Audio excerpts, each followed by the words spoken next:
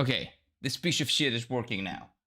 God, I'm so looking forward to never have to play a game on the PC again. Never. Okay, let's play the game. Let's get into it. Good morning, good afternoon. Hope you're having a lovely weekend because, well, I'm certainly not. Nah, it's fine. We're playing a great video game. What else would we want? Are all these the same? Yeah, they're the same. Okay, we're Gucci. God, I'm hot, dude. I'm hot. I was not planning to turn on the AC, but it's like 36 degrees in here. Like, it is insane. It is hot outside. It is hot inside. And, you know, my laptop exudes probably like 5 Celsius over what the room temperature is, dude. It is insane.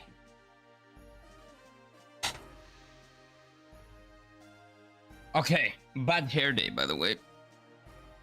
Yeah, I really need to get a haircut. I say that. I've been saying that for the past 2 weeks. Haven't been doing anything. In regards to that. Sadly. Okay. Now let me think. What were we doing last time? I got no idea. We got here. I think we need to speak to the king or something. But what does that even mean? I'm pretty sure that we need to speak to the king of this area. Hello. There's a ceremony, please come another time. Oh yeah, and I think I was sleeping until something happens and nothing happened. Oh no, that was in a previous area. It's a nice day today, but what exactly do you want me to do now? Like, how do I wait for the ceremony to be over? We came from Serdio to see the Crystal Palace. Me too, actually. Yeah, I came from Serdio, I'm pretty sure, to see the Crystal Palace. You never imagined it would be this dangerous of a journey? Yeah, it is. I have no idea how you actually made it. I came here to the city to see the National Library. Maybe I need to go to the National Library myself. Women are running this country. Queen Teresa and the 4 Sacred Sisters, all of them are women. Are they hot? That's the real question.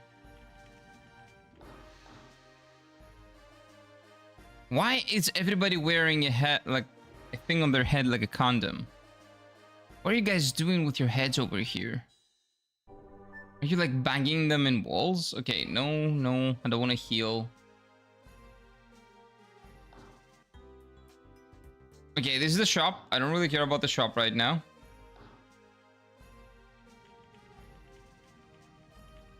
You just married the other day. Congratulations, man.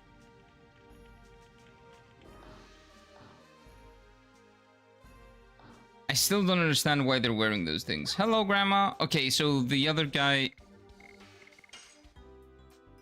This is an item shop. This is a weapon shop. Yeah, that's right. I think I checked it out last week. We did check that out last week. So the only place left is this one, I guess? But this leads me back here. Huh. There's a ceremony going on. Please come back another time. Huh. Okay, should I leave the country? Should I go somewhere else? Pack my things. Oh, what about that? What about over here? What is this? It's a church. Oh, it's the guy that was retelling the story. Okay, maybe that guy has a story to tell as well. Hello. Who are you people? Do you realize what you're talking to a librarian Ute? Yeah, why? Are you some kind of... I don't know, like... very important person? No, sorry. So, what do you want? Have you interpreted my ceremony for... How have you interrupted my ceremony for no reason? Wait, who? What was Hassel's voice? I don't like stubborn old guys because I want to be an adorable old guy. Did you say something? Please? Well, please wait. We were told by Bishop Dill that Dildo that there is a wonderful librarian here and a wonderful library. If you want, you can just go to the library. Oh, wait. I'll lock the door. Sorry. So, could you open the door, please? Are you retarded, sir? You're asking me to unlock the door that you have locked without the key? Do you want me to break down the door? Like, I would love the opportunity to touch such treasures of intelligence, and I would break down that door. Given the opportunity. Alright, stop looking at me like that. I appreciate it. I'll let you in. There we go. So all I needed to do was talk to this old man. I see. Yes, that's a hot-tailed guy. Don't say that. You're worse. We have to do what we can until Lloyd shows up. That is true. He used the dragoon. Oh, he used the dragon and a dragoon in Serdio and in Tiberoa. He obtained the corporation of the Wingley. We don't know what he will do here. We need to be careful. Okay, but where's the library again? Okay, was there any place that I couldn't access before? Guy just left. He didn't tell me where to go. Is the library over here, sir? No, there's a ceremony going on. What about in here? Nope, this is just a house. These are all just kind of houses. Where would the library be? There was no locked door anywhere. Am I going insane? Mayhaps. That is possible. Hello, sir. Do you know where the library is? The first step of faith is to accept reality. Yeah. Okay, whatever you say. We all know that you're the real bad guys here. No, this is definitely not the library. What about this one? Nope. This is just the house. So if we'll leave here, we go back to that, so we don't have to leave. We most certainly don't leave. What we need to do is find the library. Is this the library? Well, there's a lot of books here. You can find the books there. Yeah, where is it though? Like that big building is the church. This is a big door? Oh, it's the big door building. Okay. Makes sense. This is incredible. This is the knowledge source of endiness. Go look for something, anything you want. Do your thing. The entire wall is filled. I'm dying. What books? Yeah, that's big. That's library. I'll tell you that. Reminds me of Final Fantasy XIV and the what do you call them? Like the Greek people in 14.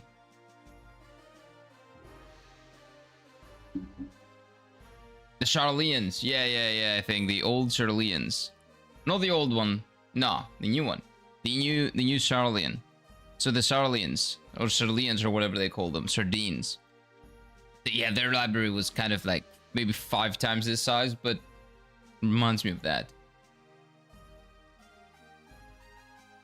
Kongol feels dizzy. Gigantos lose to books. Okay, so Gigantos are dum-dums. If this game was remade tonight, like today, in 2026, this guy would not be in there.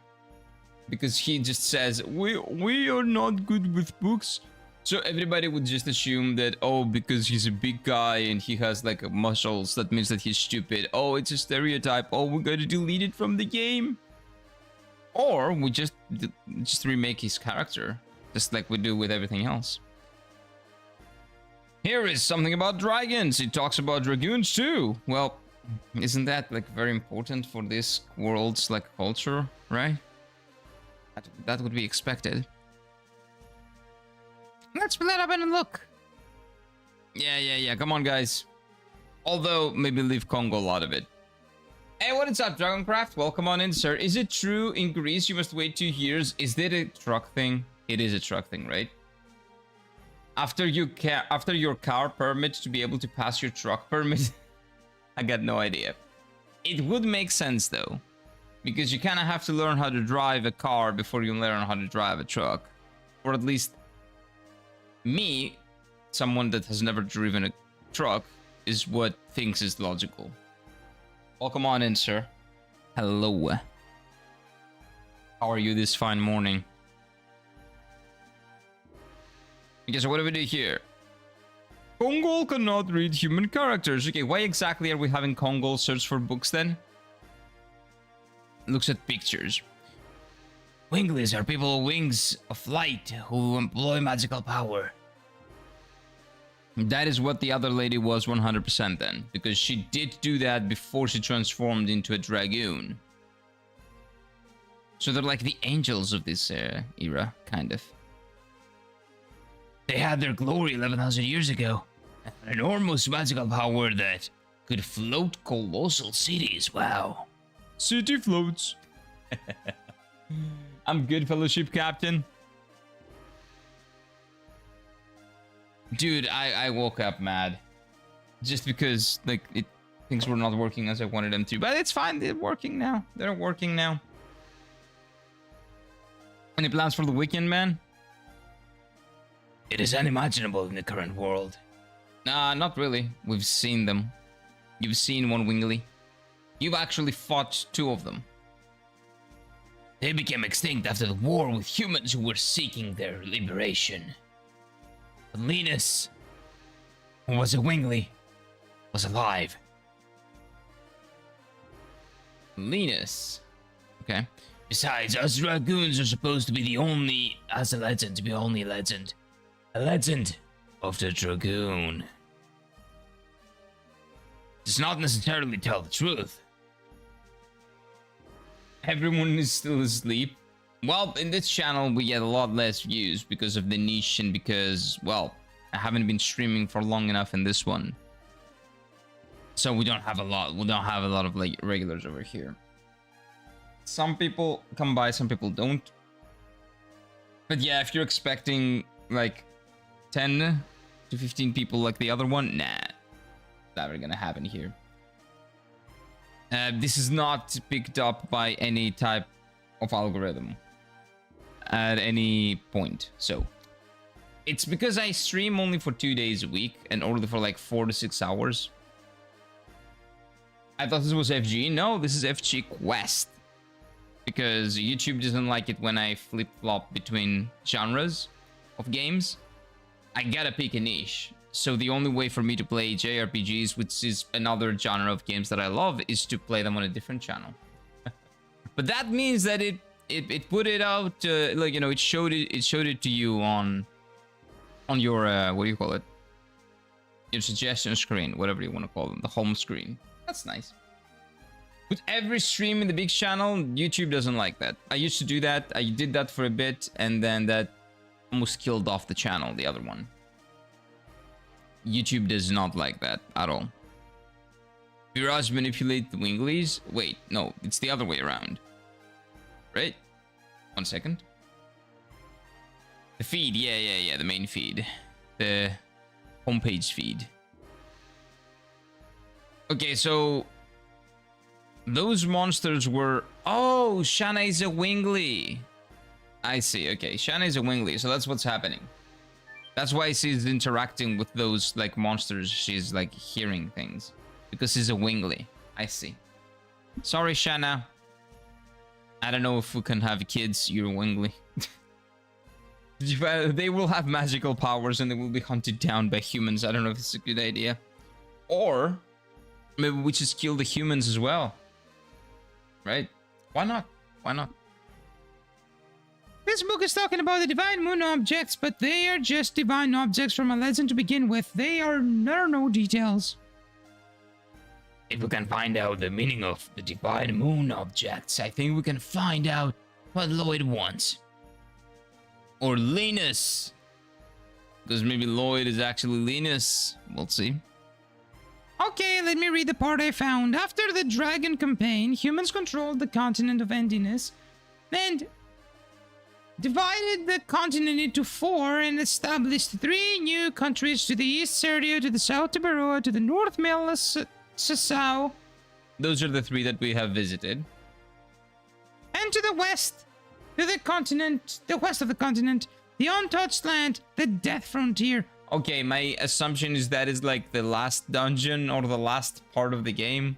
kind of like that. That's where we explore. Only if you combine two different niches and like trucking and gaming. That's probably it.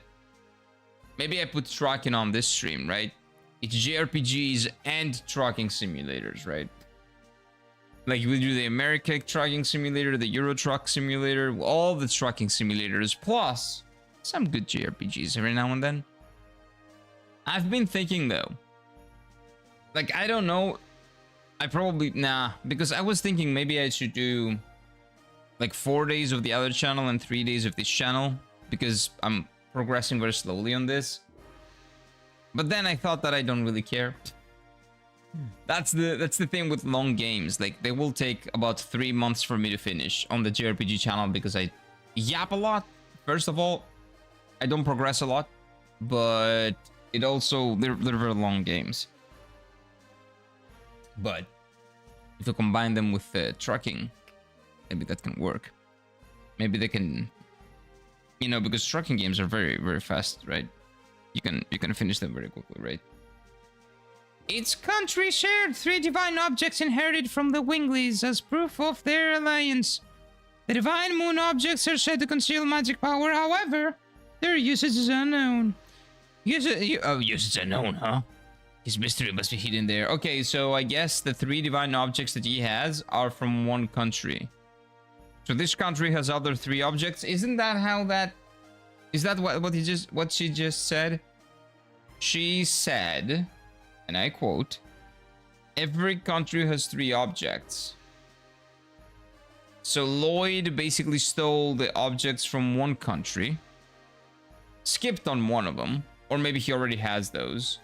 And now we're here and he needs to steal all 3? We'll see. Max Payne's games not necessarily to be the same genres. Yeah, but when it comes down to... Well, I don't know. I don't know, it doesn't work like that for me. If it worked for you, good job. But for me, it doesn't. Trucking than video games or cooking. Every time I switched between, let's say, Souls-likes, which are, again, predominantly RPG games, and JRPG games, my impressions went down to like 5% of what they are. So I've tried everything. I've been doing this for 3 years now.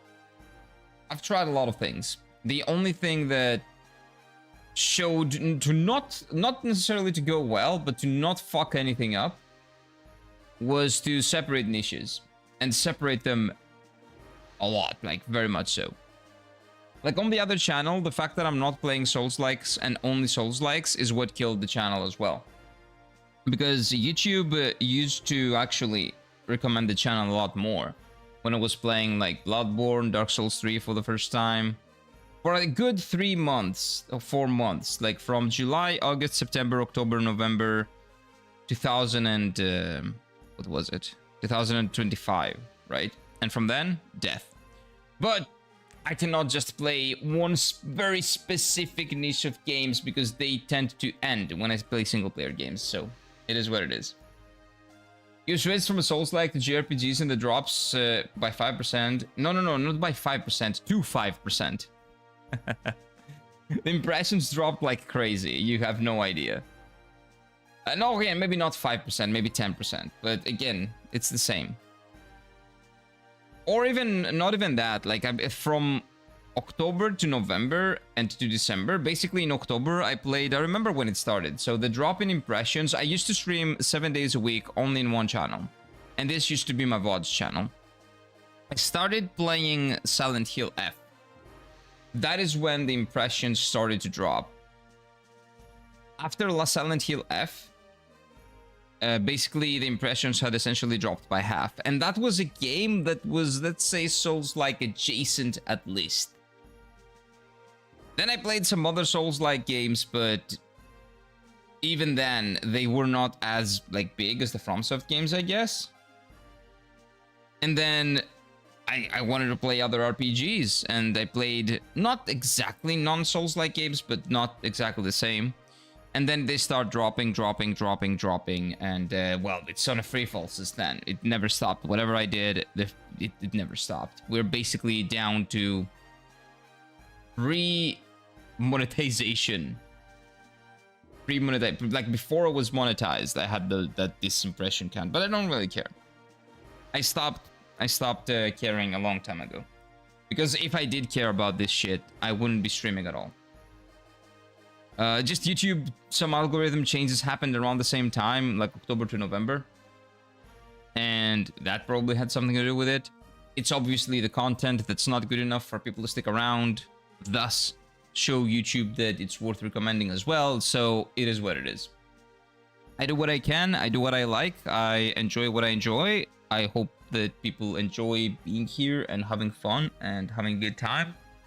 But if I actually had to sit down and think about it, I would just not do it anymore. If I was to do it in order to like make money or something, I would never do this. Like but I've been doing this again for 3 years for basically nothing. You could argue that's stupid, but I don't know. I like playing video games. I like talking to people. I like discussing with people around the world, getting different perspectives. Share the things that we love, things that we don't love. So yeah, that's pretty much it. But yeah, it doesn't make any sense sometimes, but at the end of the day, it's a meritocracy. If it's good enough, if what you're making is good enough, it's gonna go well. If it's not good enough, it's not gonna go well. And apparently it's not good enough, but I like doing it, so I'll keep doing it on my spare time.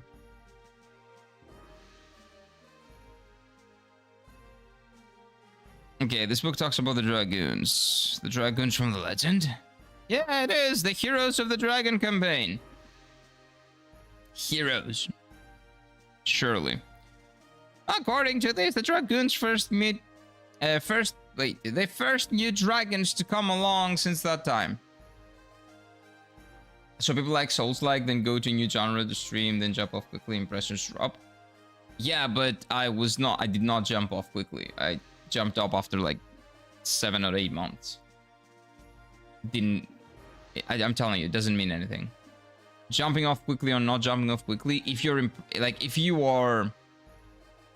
viewership is tied to the YouTube algorithm and not people that will join the stream no matter if, it pops on their screen or not, it pops on their feed or not, it's not gonna be, that's not organic growth, and that's never gonna be sustainable. YouTube changes, algorithms change, everything changes, the way things count change, like a lot of things change. So if your growth is basically tied on we're talking about the stream, right? But if your growth is basically tied to passive audiences that don't click on the stream when they see it, or they don't look for the stream because they know that it's on. People like Slendy, like Gibbs, like Zol, people that come out like Ryoshi, people that like you sometimes, like recently you've been coming by every stream. Like anything outside of that for the stream, if you're tied into that, if your growth or whatever is tied into that, that's not sustainable. It changes on a whim and it's gone very, very easily. Very, very easily. Again, I'm talking about the streams. The YouTube videos, well, that's a very separate thing. Very different thing. Haven't tried to do the longest that I've tried to do YouTube videos consistently every week was maybe 4 to 5 months on my Greek YouTube channel, not these channels. That didn't do much, but I probably need to do it for like a year consistently in order for that to make anything. Or maybe I need to make better content. Again, at the end of the day, if the content is good, people will watch it. So, if people are not watching, the sad reality is, and sad, not really sad, the reality is that the content is just not good enough. Like numbers and algorithms and all of that, those are all secondary. At the end of the day, is it good? Is it entertaining? Is it fun for people to watch? Is it interesting enough for people to be, looking forward to every stream or every video? That's like, are you building dedication because people are actually enjoying having their time and having a good time. That's pretty much it. I see even channels with like 400k plus barely get 30-40 viewers because they're not streamers. Streaming algorithm is much harsher. It's not harsher. The algorithm for the streams is very, very simple. I explained it the other day as well. It's actually extremely simple. The way that I at least see it, right? There is a big correlation between average viewership time and viewership numbers. When you have big average viewership, so for example, let's say I have 10 viewers. If my average viewership within the first hour is 40 minutes, YouTube is going to start recommending this channel a lot more. And when someone has like the autoplay on, what comes next, like there's a very big chance that YouTube is going to send it to a lot of people and it's going to autoplay on their stream. And you know, if they're asleep or if they're just doing something else and they keep it on the background, they stay for a long time, so the average viewership goes up, the average view time goes up, view time specifically, the average view time goes up, and then it shows it to even more people, and that's how it works. There's a big correlation between average view time and views, essentially. So the longer people stay on the stream, the longer the stream can keep people here, the more YouTube recommends it, essentially. So let me give you an example. I remember back in the day, at least before the channel died, right? I had about, because you probably understand, if you have like 3k subs, at least you've been into it, you know a little bit about those things. I remember that there was a big correlation between the numbers, because every time I hit 40 plus minutes of average viewership, I would get 30, 40, 50, 60 viewers. Sometimes when I hit above an hour or an hour and 20 minutes, we hit about 1 to 200 viewers. And then if it was 1 hour and 30 minutes or 1 hour and 40 minutes and above, that would be like even more than 200 viewers sometimes. So it very much depends on the average viewership time, the average time that a viewer spends in your stream, when it comes to the stream and how the algorithm promotes the stream. Because the algorithm in mind, it says, okay, so this is long form content, this is a stream. So what do I want to do? What is my goal? My goal is to promote streams that keep people in the platform. So if my stream keeps you in the platform, engaged, and watching ads and all that, because that's at the end of the day what YouTube wants, right? That is that is the stream that it's going to promote. But if my average view time is, let's say, 20 minutes, so like every person that joins stays here by an average of 20 minutes and leaves, then that shows YouTube that this is something not worth promoting because it doesn't keep people in the platform. So why should I do anything to, push it or something? That's how it works for the most part. Kalispera kid in chat. I couldn't save the stolen beautiful Liliana books in Tainted Grail. Couldn't pass the speech check. Are you talking about the porn thing that you sent on Discord? There was a dialogue said, oh shit, somebody stole the porn from Tainted Grail, I would assume. Is that the thing? CTR and retention and watch time. CTR doesn't have a lot to do with live streams. Because again, I'm telling you that most of my traffic was coming from the what's next page. Not from the main page. 80 to 90% of my traffic came from YouTube recommending this stream to people that were watching long form content. And again, people that were sleeping, a lot of people were waking up every day to my stream and saying, dude, keep doing what you do, you're doing great. I fell asleep to your stream and I woke up and you're still here or something. And then, or some other people, I have no idea what this stream is, I just woke up to it, but this is gold, you get a sub, I follow, and all that. There were a lot of people saying that. So even from my analytics, I could see that from the what's next and the autoplay thing, I got 90%, 80 to 90% of my traffic. So CTR has nothing to do with it in the sense of the stream. Watch time I think has like it's correlated to the retention. Like viewership plus retention equals watch time essentially. But the average view duration is what is important for the numbers, and then those two together basically make up your watch time. So watch time doesn't really promote your stream, but it is just the byproduct of the audience retention plus the numbers. But the audience retention is what will bring you the numbers, and those two combined are going to bring you the watch time. That's how it works on the stream. Someone stole the NSFW books. Oh no, I was shocked. Red Priest stole the largest editions, the latest editions, wow. Because he believed that the books would taint, yeah. The soldiers focus on the duty in Tainted Grail? No. Shut up. No way.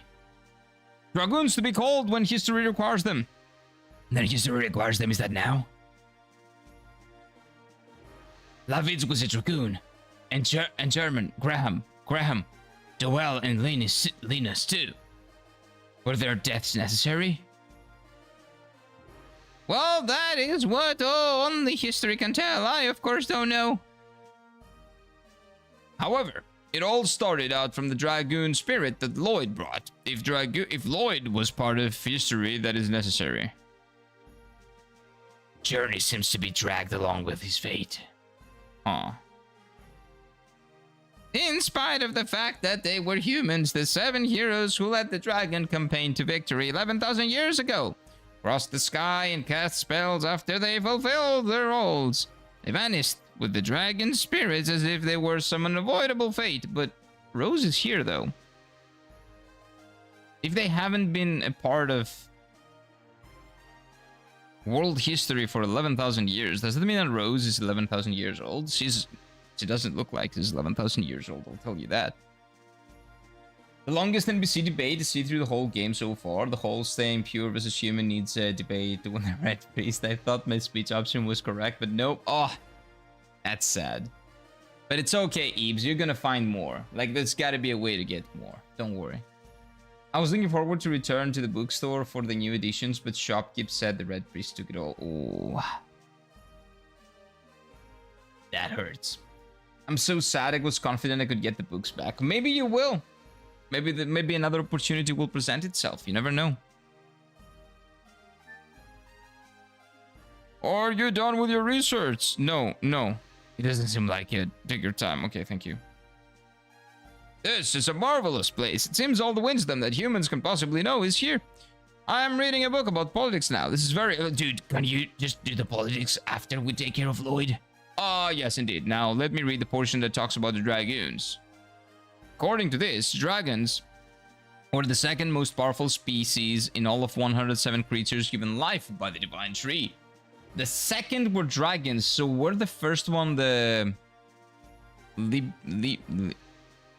those weird things, I don't remember what they were called. The Winglies, the one that controlled the Winglies. However, the creator of Soa created a balance by reducing the dragon's intelligence. So dragons were dum-dums. Oh, so they were powerful but dumb.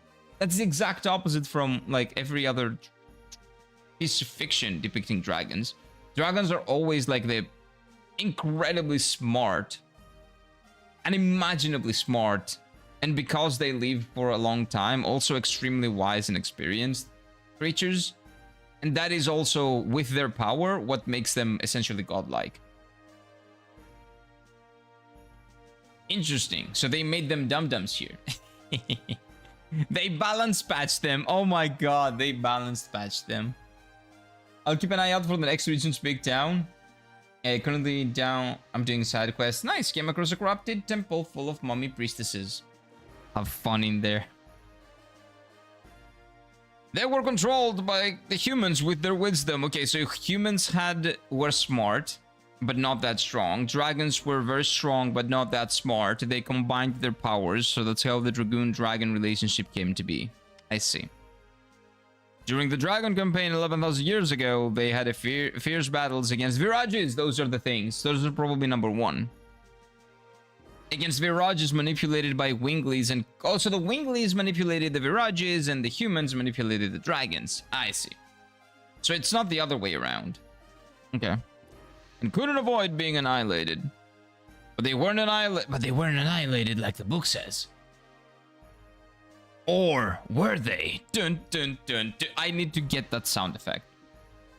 True. And again, they're ruled by the Dragoons. Are they?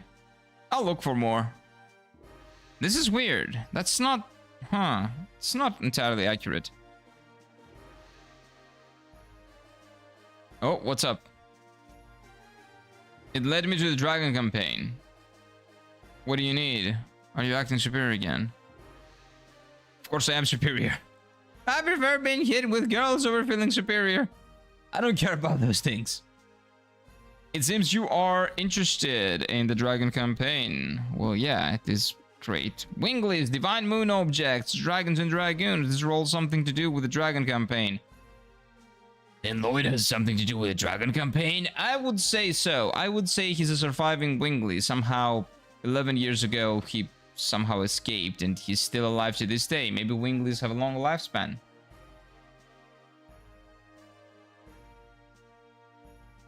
The story gets thicker. Like my forehead. Okay, I'm not gonna be giving a voice to this guy for now, okay? The Dragon campaign is my specialty. Maybe I can be of assistance. Tell me. Tell me. We only know fragments.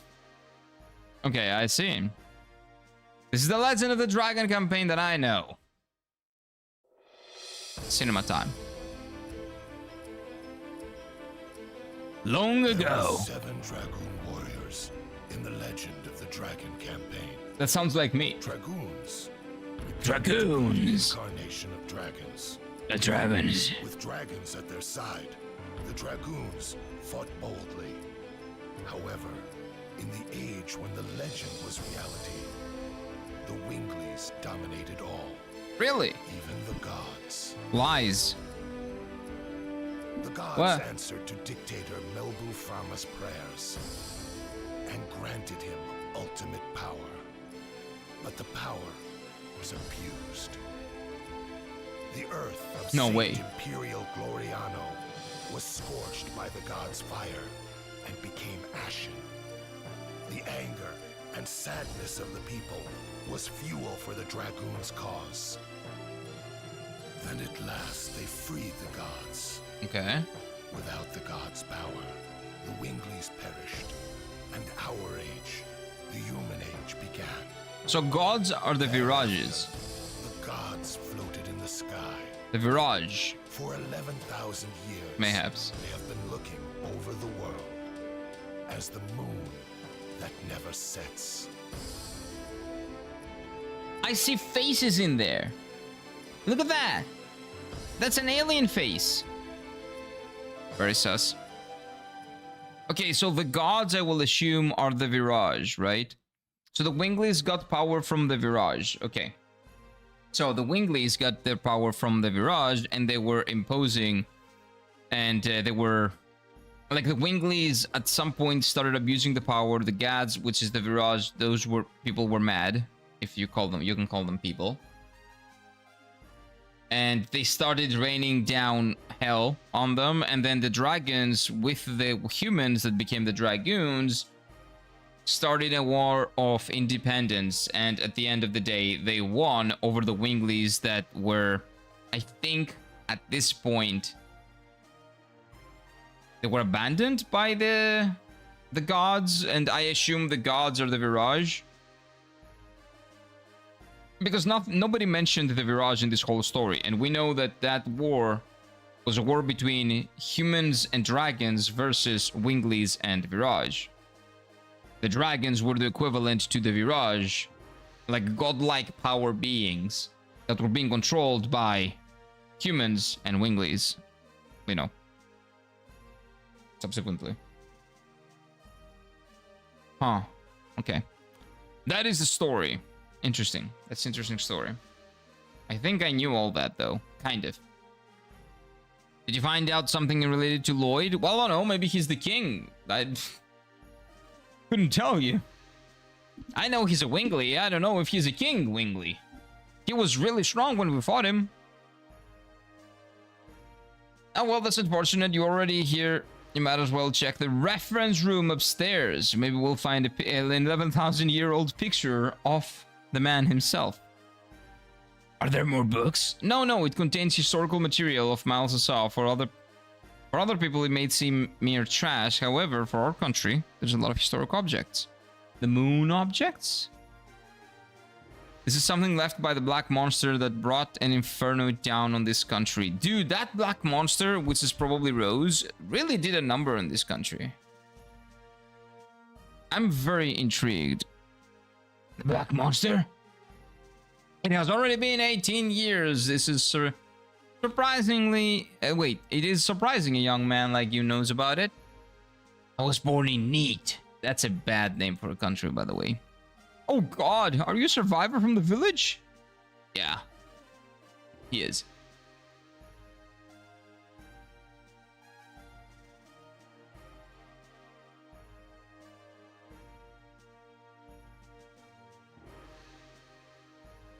One second. There we go.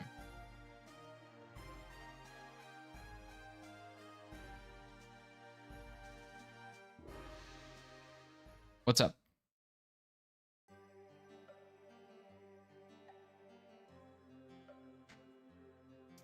This is the stained glass of the church in Neat. Do you remember seeing this? Yes, faintly, but I do remember. It was really a monster. These are the only things to survive the Black Flame. Do you know anything about what happened to Neat back then? Any survivors or... I know only one. Who's that?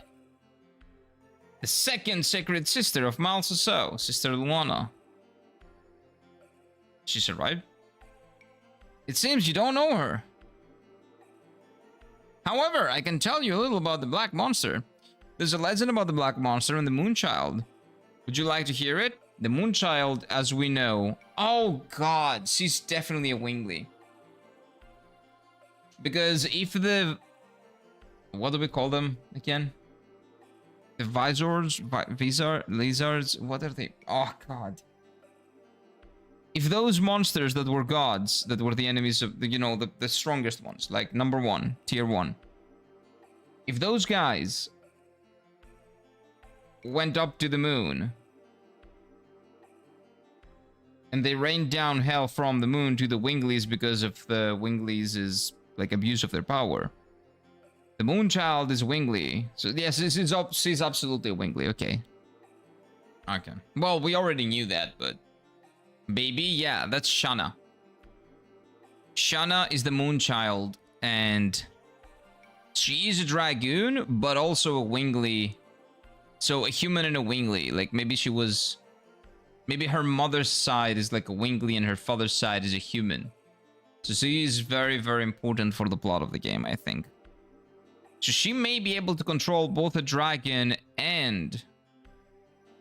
Visor or whatever those things. Virage. We'll see. Yeah, thank you. Thank you, King. Thank you. A Virage. I don't know why, but in my head, that word just doesn't stick. Never. I don't know why. I will call them Visards or something because that's from Bleach. Like back in the day. But I will never call them Virages. I don't know why. It's very difficult for me to remember that word. It doesn't stick. It just go boop, boop, and leaves. Welcome on in. Also, I think it's neat how Tainted Grail has the quest, has you debating the morality of jerking off from a theological standpoint. From a priest, it's actively weeping himself. The priest was the one who took the NSFW books. Of course it was.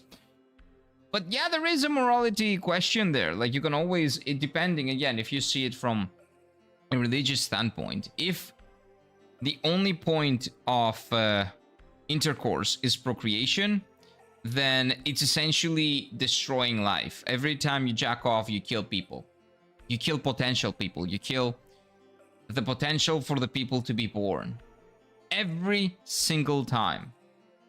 The ethics of masturbation can easily be yapped about. I can yap about that for at least 30 minutes, maybe 40 minutes. I consider that to be stupid. If there is no life, the potential for life doesn't really matter. But that's besides the point.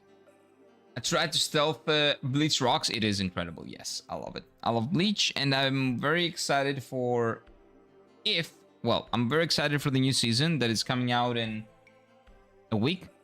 If I'm able to watch it, because the last seasons I was able to watch from both Crunchyroll and Netflix. I can no longer find Bleach on either Crunchyroll or Netflix. So that is very concerning. But we will have to wait and see. We will have to wait and see. There's a big chance that it's not going to be available for me. It's only going to be on Disney Plus. You know what I did? I canceled Disney Plus because it sucks. So if I don't have the chance to watch the final season, I'm going to be very mad. I tried to steal from him, but he had nothing on his inventory. Of course he's not going to keep everything on his inventory. He's stashing those things. You have to find his secret stash. There's a legend about the black monster and the moonchild. Would you like to hear it? Yes, please.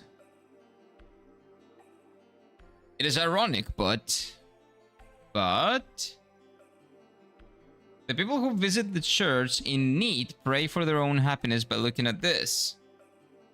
This stained glass, which shows the legend of the black monster and the moonchild. Okay. Why did the gods create him? The black monster. Damn, man. Various legends. He needs to stop smoking. As a demon who rebels against and devours the gods. Okay. A plague that rejects peace. So, a dragoon. The god that is the moon that never sets. If the god is the Virage, a dragoon is the enemy. So the black monster is a dragoon. Sets, glows red every 108 years. Okay. It is a sign that a herald is sent to Earth. The herald is known to us as the Moonchild. The Okay. legend says the Moonchild revives the gods on Earth and purifies the world. Okay, Shoshana can revive the mirages. Abhors, hates, and despises it. And Rose hates Shana. Okay, Rose is set to kill Shana. Is endless. This god stays forever in the sky. Okay. And the world is a never-ending chaos. Okay, I think I follow.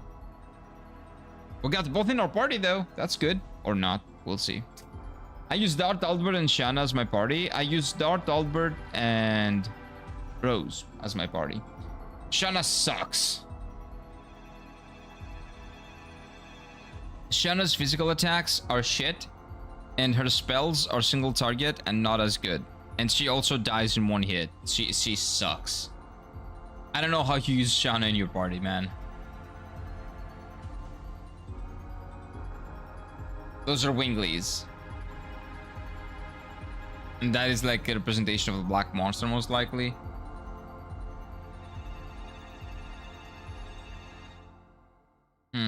Interesting. Meanwhile, in Neat. Wait, what's happening in Neat? Oh, Rose. The black monster herself, I think. Don't spoil. Don't do anything. Let me assume until I'm wrong or right, okay? Until I'm proven wrong or right. So Rose went back to this place. So it's like 100% it. Well, it's... We already know it, but don't say anything. I need people to realize the baby potential of that King Arthur Pentagon has. Merlin wouldn't let him attend his druidic rituals. The King Arthur asked the attendees naked dancing. Those, unfortunately, all those things don't mean anything to me. I need to play that game at some point. Dart, Albert, and Rose were my OG party because they are the best party members. Shanna sucks. I can see some use for Shanna. Maybe she has like some useful spells if you grind. Spells, additions, right? But even with that, not additions, she has no additions. She only has Dragoon spells. Maybe she gets additions later. That is my tinfoil hat on thing, because like she is a Dragoon, but her potential, her true potential is not unlocked yet because she hasn't awoken as the Moonchild or whatever. So I think that Shanna is gonna be very OP later. But again, don't tell me anything. Don't tell me anything. I'll figure it out. Tended Grail is wild. That's really good to see. I will play it at some point, I feel like. Heard really good things about it. Okay, wait. We need Rose's voice now. 1 second.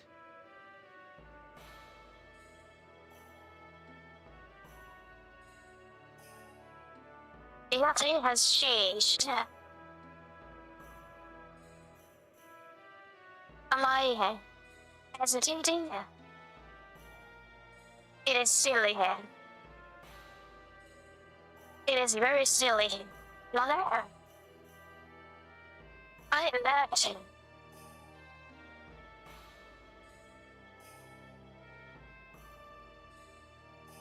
Okay, that's second secret sister Luana. That is the lady that the other guy was talking about, huh? Shanna has the best final spell. Yeah, but I'm not gonna put her in the party. Right now, she sucks. Every time I attempted to even think of putting her in the party, she was like a reason why I wiped. No. I've wiped like 2 times. She sucks. You have Druid Ghosts laughing at you when falling for their pranks. A nice zombie Creekkeeper telling a Necromancer to kill himself. And cheese spell. Priests who steal porn. Yeah, it sounds like a wild ride. Voice rocks. Well, I'm not doing that voice. That voice is from the voice changer.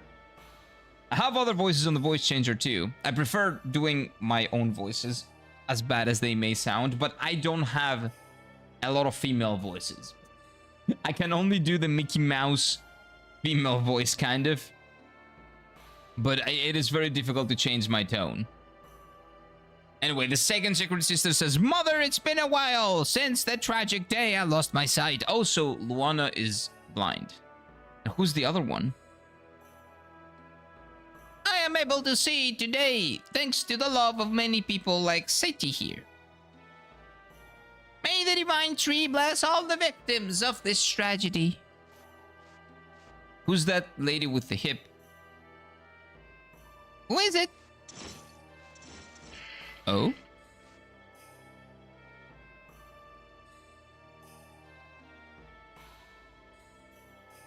Excuse me, I did not surprise you.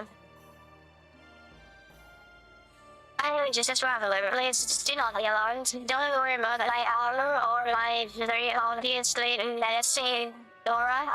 I not going to show you like I did all these people so many years ago. Presumably accidentally.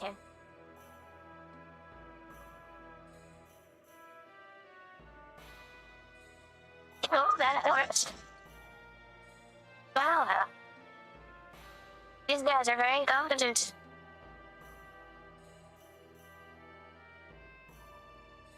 There are people of Neat and my mother sleeping here. Oh, and that's the 4th secret sister. So it's not only the 2nd, it's the 4th as well. So 2 of them made it. Oh, I guess the 2nd was the one that was living in Neat. The 4th one is somewhere else. Okay. I used to think she sucked, lol, so all good. Well, yeah. Well, she does suck, but maybe I will need to have like 100 hours into the game and like learn the intricacies of the system and everything. But as far as I'm concerned, for the time that I've put into this game and all the things that I've done, and I haven't grinded at all, like no grinding whatsoever has happened. Well, besides the, you know, sometimes grinding that happens when I'm looking for things, like unavoidable. She sucks, but you know what? Eventually, maybe I'll figure out a use for her. But right now, old man, useless. Hongol, useless. Shana, useless. I'm not sure about the other one, the blue dragoon. I just got her, so I haven't put her in the party. I haven't used her a lot. We'll see. Maybe she can be a little bit useful.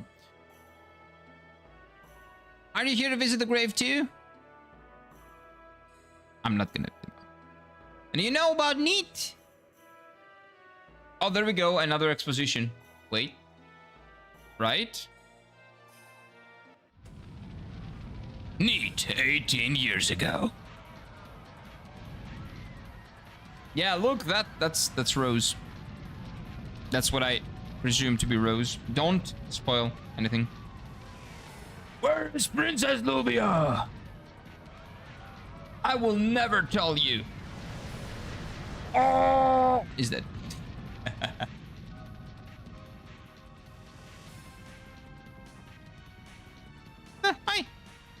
I can't see, Mom. I'm scared. Oh, she's a little child. Yeah. Well, her mother's dead. Absolutely dead. Don't come. That's what she said. Okay. Wait. Where is Princess Luvia? Where did you hide the Moonchild? We don't know. What kind of spitefulness do you have towards your village? Leave me alone.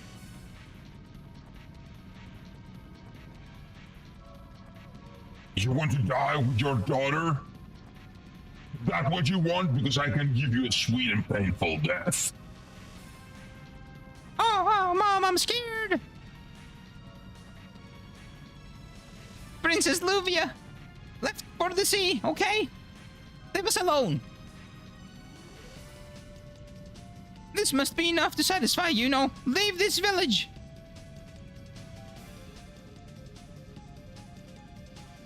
The chance to eliminate the Moonchild comes only once every 108 years. It's the time of birth when the moon glows a blood color. The newly born Moonchild has a magic power. That magic power changes everyone around and into an evangelist for the god, a servant to help prepare for the descending of the god. Ah! Oh yeah, that's not a nice death. That's not a nice death. When I first played, I did not understand additions, so I beat the game with double slash harpoon and whip smack. Wow. That is dedication, dude. I was in 3rd grade. I did not, at least you were fortunate enough to be able to play this game or like incredible games like this in 3rd grade.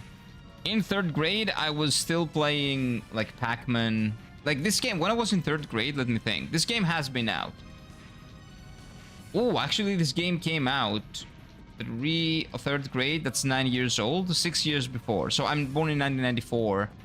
This came out when I was 3 years old, so there was no way I would play it. But again, being Greek, my native language is not English, it's Greek. So when I was a small child, like 5-6 years old, I couldn't speak English. So when I was very young, I couldn't play these games.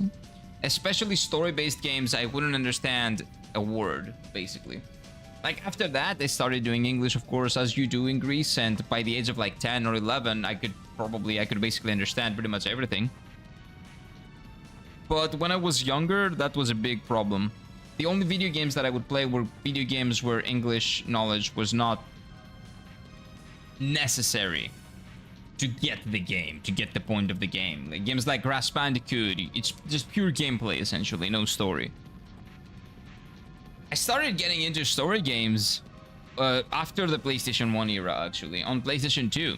Like I was not playing any story games on PlayStation 1. I was only playing story games. I started playing story games on PlayStation 2 with Kingdom Hearts 2, which was 2005 in Japan, 2006 over here. So in 2006 I started playing story games, and then I realized, whoa, what have I been missing? What have I been missing out on? That is incredible. Oh, Kingdom Hearts 2, which is my favorite game of all time to this day, opened my eyes to what a story game can be and what RPGs can do. So I went back and played a lot of other games, like the Final Fantasy games, like right now Legend of Dragoon, like Secret of Mana, you know, a lot of games, a lot of story games that I missed from the Super Nintendo era to the PlayStation 1 era, to the PlayStation 2 era, of course. 3rd grade, I had a Dragoon, Final Fantasy IX, Dino Crisis, and Resident Evil 3. I haven't played Dino Crisis. I'm not a fan of the Resident Evil franchise because I haven't tried it yet. This October, I will probably get into it. Resident Evil and maybe more Silent Hill as well. But yeah, Final Fantasy IX is my favorite Final Fantasy game. I have played it I'm pretty sure that the VODs of the Final Fantasy IX playthrough are on this channel. Because back then I was not streaming them on YouTube, I was manually uploading them. And I think they are all on this channel. Yeah, I love Final Fantasy IX, my favorite Final Fantasy game. Secret of Mana is so fun, it is really fun. Like, I wouldn't say it's my favorite, like, old school JRPG, but it's like, it's really cute. It's really cool. And I got an original, a copy of the original Secret of Mana back there. For the Nintendo, Super Nintendo, the SNES anyway. The equivalent to that in Japan, the Super Famicom, I'm pretty sure they were calling it. Very cool, I love Kingdom Hearts 2, me too. I love the Kingdom Hearts... okay, no, I don't like the franchise. I love Kingdom Hearts 2, it's my favorite game of all time. I love Kingdom Hearts 1, Birth by Sleep is really good. Everything else is trash. And Kingdom Hearts 3 is just mid, unfortunately. Unfortunately. I could not get into Final Fantasy. 9 Final Fantasy X was my favorite. Oh, you could not get into Final Fantasy 9. Final Fantasy X is your favorite. I also like 8. I love Final Fantasy 10, but it's not my favorite.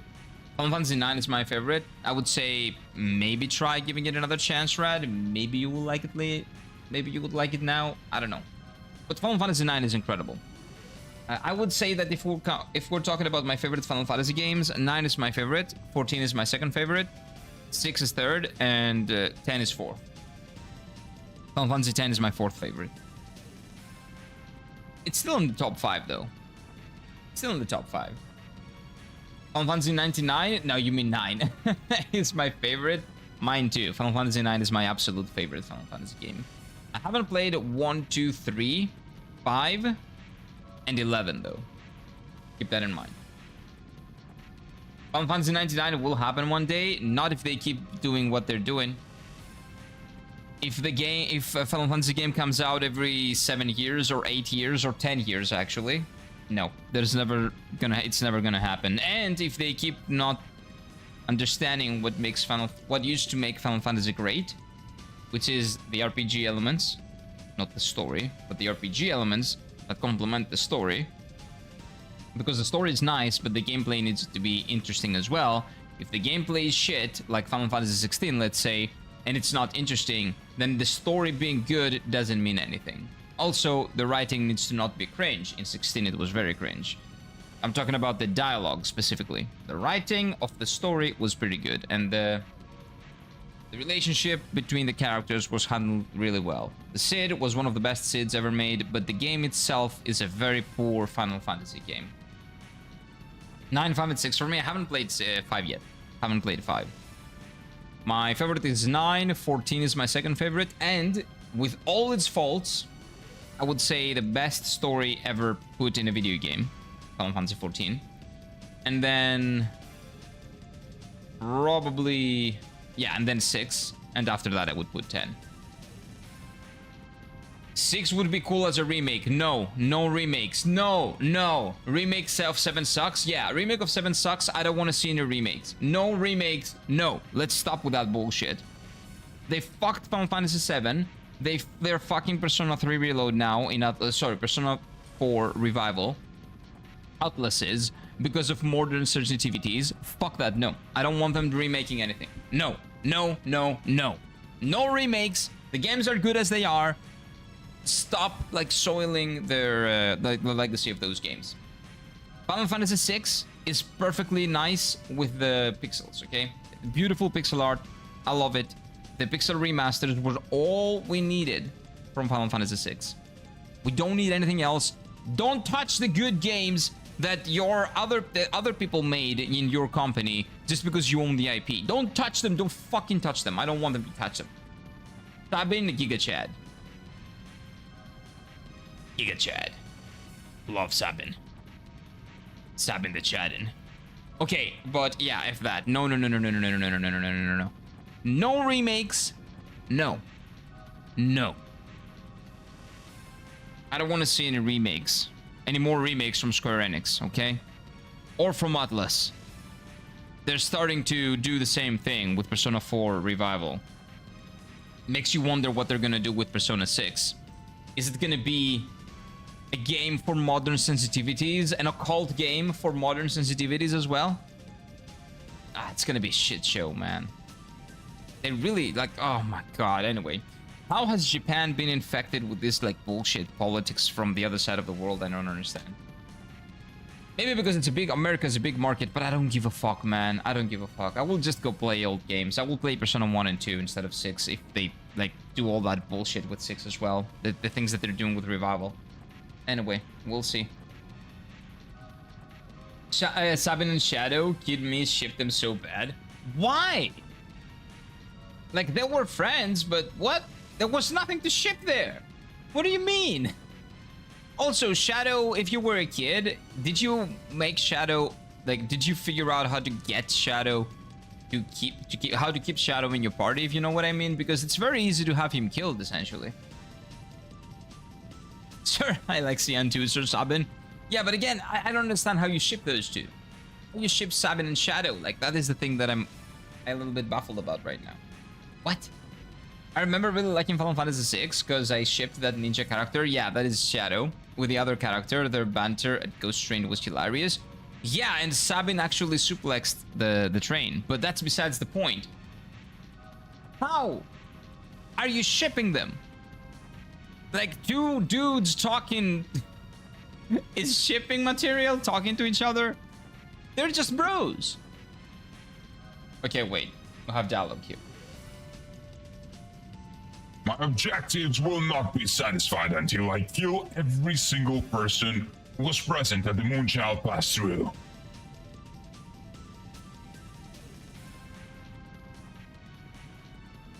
Mom, answer me! No, mom is dead. Mommy's dead. Luana! It's hot! It's burning! Mom! Yeah, she's dead. She's dead. Yeah, don't worry about it, Luana. Mom! Yeah, she's dead. I forgot how far in the game... Wait, I forgot how far I was in the game years ago. I only remember shipping them. Have you finished it? If you haven't, I think that you will appreciate it even more nowadays. I'm American, but I hate modern audience stuff. Of course you are. Most Americans hate that. But the problem is that developers don't realize that. Developers don't realize that the people that yell are a loud minority and nobody really cares about that stuff. Developers say that, like, there are things that, like, they see, but I guess social media outrage only comes from, like, a vocal minority, and that vocal minority is very annoying to deal with and creates a false perception online that they're not the minority, that they're the majority. So now it's come to a point that even Eastern development studios like Square Enix and Atlas, even Atlas, I don't understand why Atlas is doing this, but even they are starting to accommodate those, like, retarded ideas of a modern audience just to please the Western demographic, without realizing that the only thing they're doing is pushing them away instead of pleasing them. And then it will basically happen the exact, they will have the exact same thing happen as Final Fantasy VII Remake. They make a Final Fantasy VII Remake Disneyfied, all the characters are butchered, the atmosphere of the story, everything, the meaning of the story, whatever, basically exchanged for like some Avengers type of bullshit with like different timelines where people die and people don't die, and ghosts and Disney humor and like weird fucking musical, High School Musical things. I don't understand it. I don't. They're driving away their audience, and they will keep driving away their audience if they keep doing stuff like that. They butchered Final Fantasy VII. They butchered it. I think it's they legitimately butchered it. If they do that with another Final Fantasy game, I'm not buying Final Fantasy VII Rebirth or Remake. My brother has bought Rebirth. If I ever play it, that's gonna be because I didn't like Remake though. But the second I played Remake, I own Remake, I'm not gonna buy Rebirth. Then the third one I'm not gonna buy either because it sucks. But I have access to Rebirth. I could possibly play it at some point. I don't think that I will though. Shipping can come from anything, I know. I'm very well aware. I don't know, man. I started out as a shipper early. Very, very early. Very early. I got you, bro. I blame the investors, big cheers investing in game dev studios. The problem with that is that Atlas is not a developer that is publicly... It's a company that is publicly traded. I understand it for Square Enix. Actually, no, this is my favorite Atlas series. I haven't played it. Sub, thank you, man. Oh, come on in. But, yes, it is true that it's the investors that's the problem, because they see numbers and they see social outrage and they see all this like fabrication that has been created, and they decide that we need to be risk averse, so don't offend anyone, so make the game as palatable as possible to the detriment of the experience, of the creative vision of the, you know, the creators, the directors, and everybody else. Make it as numbed down and as brain dead as possible, in order for everyone to be able to consume it so we can make more money. That is basically the logic. But Atlas is not a directly publicly traded company. Atlas is published, for the most part, I'm pretty sure, by Bandai Namco. Is it Sega? Oh, it's Sega, not Bandai Namco. And that is publicly traded. I think it's Sega, right? No, who is the publisher? Unfortunately, they're not publishing. Their publisher, I think it's Sega, but I want to make sure. Who is their main publisher? I think it's Sega.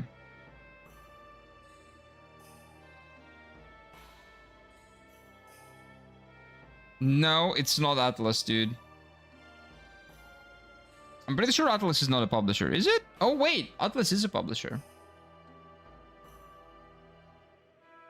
Why did I think I had that soft mentality?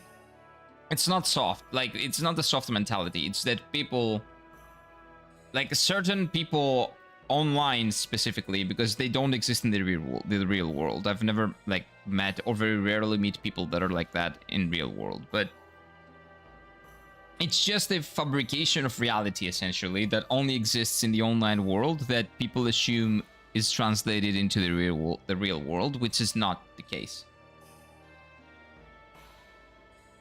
Oh, okay. So, okay.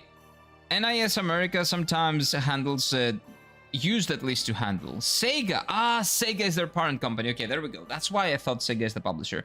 So, Sega is the parent company that, of Atlas. So, that is a publicly traded company. So, if investors, you know, start pushing, Sega will push Atlas, etc., etc. The same thing with FromSoft. Same thing is happening with FromSoft.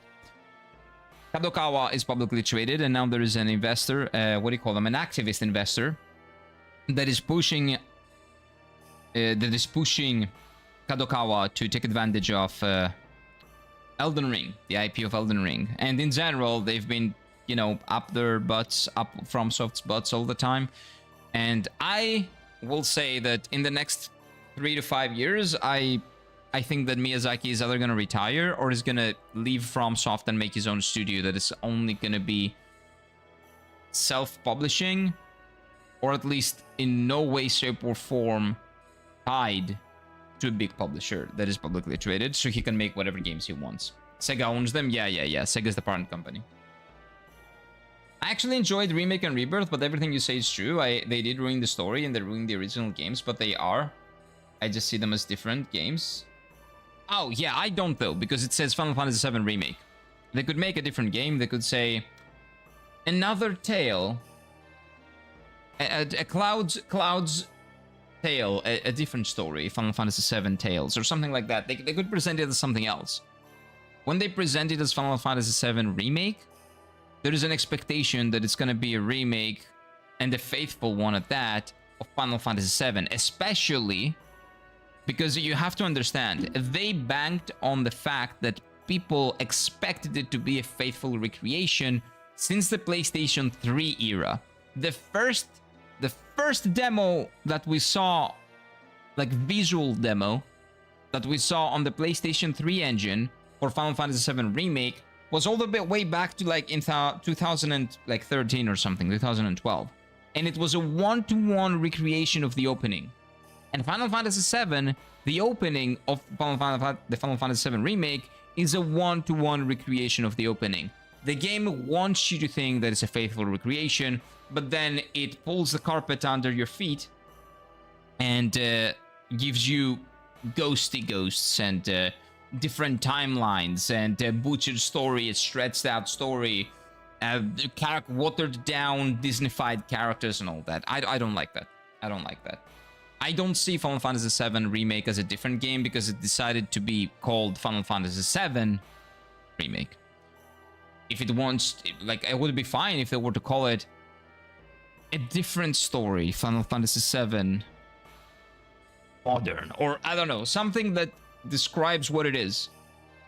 Not a remake of Final Fantasy VII, but a reimagining, if you want. They could call it Final Fantasy VII Reimagined. That would be more appropriate. But they were trying to get people to buy it because it's supposed to be a one-to-one recreation, but it actually wasn't. That was false advertising. But technically not, but actually yeah. So I don't like what Square Enix did. I don't like it. I don't like it at all. And I don't like what they did with Final Fantasy 16, but at least 16 was honest. 16 was like, yeah, it's not an RPG anymore. Deal with it. It's Devil May Cry with a good story. It's a Devil May Cry Game of Thrones. Reboot? It's not a reboot, Trunks. Final Fantasy VII is a game that already exists. There is no reboot. You want to call it a remake? You better remake it faithfully. I just know that if Dragon Age Origins was released today, it'd be cancelled by the second day of release because of that one NPC. That's the thing. All that, the cancel thing, the cancel culture, that is fake. It's the same with Hogwarts Legacy. Like, people were trying to cancel the game. The game sold better than like 99.9% of video games that come out. Like, all those people that cancel games and cancel things and cancel people, like the outrage that you see online about like social and political things that are like leaning towards like one or the other side of the American political spectrum, because we're talking about America specifically, because that shit does not exist outside of America to the extent that it exists in America. That is like America's like a bubble, essentially. All that bullshit is fake for the most part. Doesn't really do anything. Like, you say it would be cancelled, I will tell you that yes, there would be a couple of thousand idiots yelling about it online. I don't know what NPC you're talking about, but I don't care. Whatever it is, there would be a couple of thousand idiots online yelling about it, and then the rest of the people would enjoy the game for what it is. Like, common sense is not dead. It's just that the people with common sense don't really bother like, you know, making their voices heard online because they have better things to do in their life. Homie Krelly? Okay, Krelly. Hey, King is good. When I say King, I think of Kingo in One Piece. Giga Chad. Although, left a lot to be desired. A lot to be desired. Have you ever watched Sebi Webs? Yes. I do not agree with Sebi on everything. He shares your opinions. Not really, because Sebi, like... Sebi from what I understand, I have watched Sebi for the longest time. You have no idea how long I've been following Sebi. Like, all the way back in the day when he was just playing games. I've been following Sebi for what?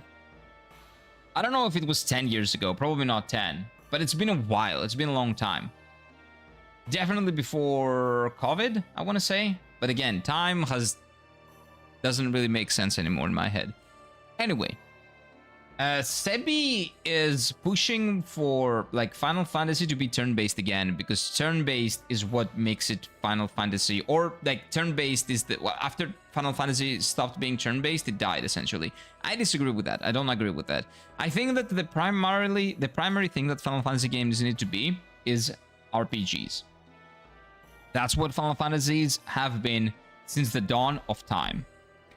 What the battle system is, it should be command-based I would say. Like, it has a command menu. Like, Final Fantasy VII Remake is an excellent example. As horrible as it is in the story department, is an excellent example of how they could do combat in a modern Final Fantasy game. I say modern and I want to puke, but you know what I mean, right? A Final Fantasy game made in 2026, the combat in Final Fantasy VII is a perfect example of how they could adapt the turn-based combat, or the ATB combat, if you will, that they had back in the day with Final Fantasy VII, 8, 9, 4, 5, 6, 7, 8, 9, actually. And they could translate that into a hybrid of real-time combat and also the, you know, menu-based combat that we all grew up with. Well, I didn't, but I later, as a teenager, I grew up with it, I guess. So I think that the thing that Final Fantasy XVI was missing, and where it went way off, and the reason why it's not a good Final Fantasy game, it might be a decent game overall, but a really bad Final Fantasy game in my opinion, is that it's not an RPG. There is no sense of exploration, no sense of wonder. It is basically a Game of Thrones clone with Final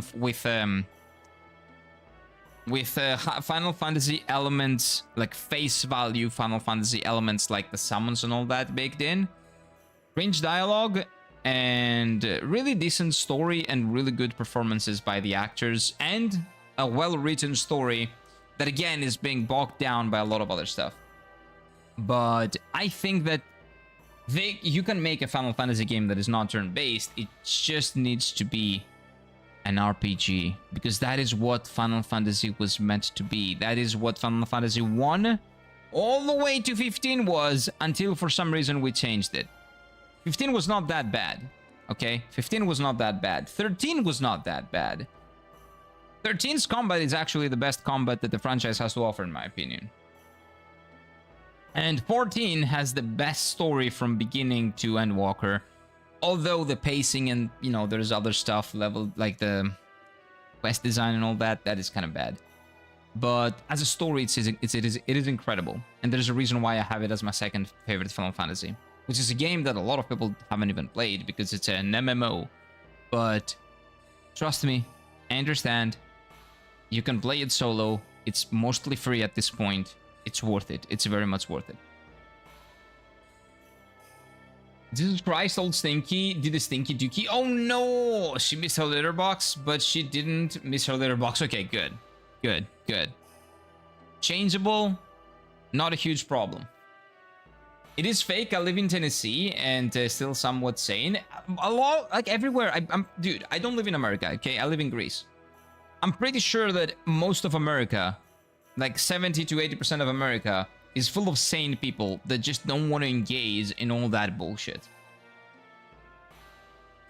One Piece rocks. I love the manga. Me too. I have the manga. I don't have the manga. I have actually volume 1. And I got volume 1 all the way back in 2008. And it is actually a golden thingy. Like, I think my volume 1 of One Piece is like very rare. It actually is worth something. I'm keeping it though. I love it. I bought it all the way back in the day. I do read the manga though, but I read the manga online because, well, if I was waiting for the physical manga to come out, everything would be spoiled for me. I miss the world maps of the old games. Yes, that is a big change from 9 onwards. Like, I didn't like that in Final Fantasy X. That is the criticism that I have for Final Fantasy X. The world map is non-existent. It's not there. The same thing with 16. 16 also fucked it. 13 also fucked it. Before chapter 11. Or was it 13? No, before chapter 11. Final Fantasy 4 to 10 was the golden era. Yeah, the best games. Actually, I've made a YouTube video on my Greek channel about exactly that, essentially. Like the Final Fantasy series. Like, it was a 45-minute long video, but it's on Greek, so it's in Greek. Like, it's a very long video. It took me like a month to make. But I separated essentially the Final Fantasy games in 3 eras. Like the baby steps, like the beginning, Final Fantasy 1 to 3. Then 4 to 10, which was like the golden era of Final Fantasy with its ups and downs, but It started on a high, it ended on a high, and everything in between was for the most part a high, and they were one-upping each other every single time. And then from 11 onwards, which is like the confusion era, because we got MMOs, we got MMO combat in single-player games, we got weird level design, linear level design, and really good combat, but a lot of conflicting things and conflicting game design choices in Final Fantasy 13. We got another MMO in 14. We got 15, which on paper was everything that Final Fantasy should be, but it had horrible development like cycles and incredibly stupid decisions made early, and then they decided to just release the game at some point and from an open world beautiful RPG and a really nice story and a really cool world to explore and find out at your own pace. Like at some point after chapter 7 or 8, I don't remember what chapter it is, you just go down a linear path and the game just gets you even... It basically does the opposite thing that Final Fantasy 13 does. 13 just opens up randomly in the end of the game. Well, the same exact thing, but the inverse happens in Final Fantasy 15. It's open, and then at the end, it's just linear for no reason. It takes away your freedom, which is something that Final Fantasy never did. Besides the final dungeon. Like, it takes it away in the final dungeon because it's just a dungeon. But 15 just shut the bed in the end because of the, situation with the different directors. They changed directors because the game would never finish. I would be fine for the game to be finished like 5 years later or 4 years later or 3 if it was the complete vision of Nomura, who was the original director. And to be honest with you, that vision for me was great. I love the first part of Final Fantasy 15. The second part, not so much. But anyway. And then 16 decided that it's not RPGs. It's not an RPG anymore. That is where they went wrong with 16. 15 was still a Final Fantasy game. Yes, it had its problems, its fair share of problems, but 16 is not even an RPG. But I think that they got the message. I think they realized what they did. I think they know what's wrong with the Final Fantasy series by now. Oh, also, because you mentioned Sebi. Sebi makes an argument that doesn't really hold up. He makes it a lot. Or at least in my opinion, it doesn't seem to hold up. Because, he always presents, and a lot of people present, not only Sebi, a lot of people present Final Fantasy, Expedition 33, which is a phenomenal game, by the way. I love Expedition 33. I got the collector's edition for it. Right? I love Expedition 33. This is the music box that you get. And I have a physical edition of it as well, and I also bought it digitally. But Expedition 33 sold 8 million copies, right? 8 million is not that big of a number. People are talking about... I think the comparison that they make, the thing that they say is... If Expedition 33 sold 8, then a turn-based Final Fantasy game would sell 15 or 16 or 20 million. But there's no way to know that, given that it hasn't been turn-based since 10. And a lot of people have grown up and have grown out of Final Fantasy. Yes, sure, there is the assumption that those people will all come back. That is true. But the figure, the 8 million figure for a third-party game, for another studio's game, is not as strong as, let's say, 30 million from, what do you call it? From FromSoft, from Elden Ring, right? An open-world action RPG, which is a lot more than that, but you know what I mean. An open-world action RPG sold 30, while... and that's an outlier, but it sold 30, and the other outlier for the turn-based combat sold 8. So if we want to get other companies, like outliers from other companies, there's no comparison. If we're gonna go by what's popular, and if we're gonna make a game by what's popular, then they will still keep making action games because that's what's popular. Of course, that doesn't mean Devil May Cry. I don't know why they thought... But Devil May Cry, I guess Devil May Cry 5 sold 10 to 15 million units. So even that is better than the 8 million that Expedition 33 did. And again, I love Expedition 33, and I do believe that a turn-based Final Fantasy game will sell better than anything that they can make with action. I do believe that. But that's not a good argument for the investors.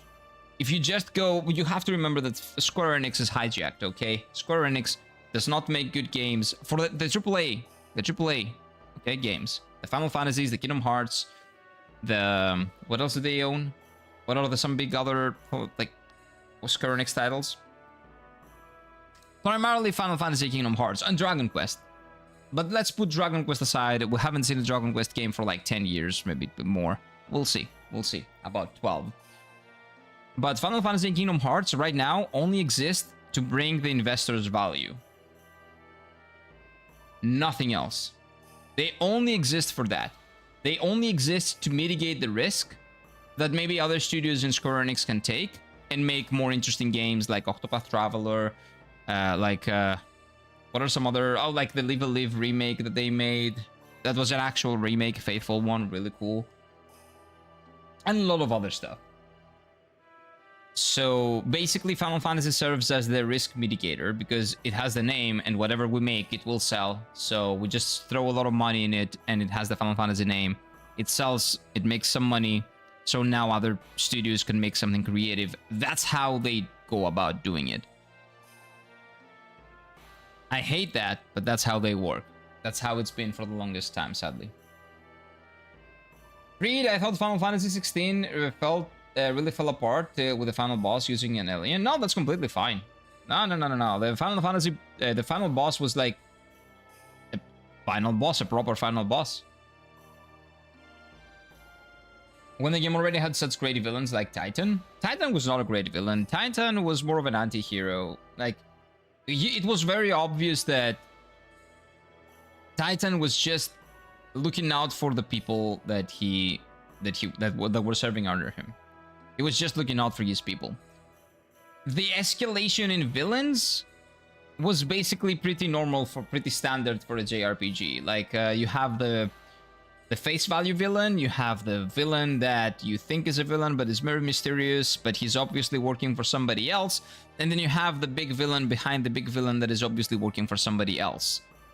And that was Odin. You know, the face value villain was Odin, and then the guy behind him was basically the god who fought in the end. No, that was a very natural escalation for a JRPG. That was not my problem.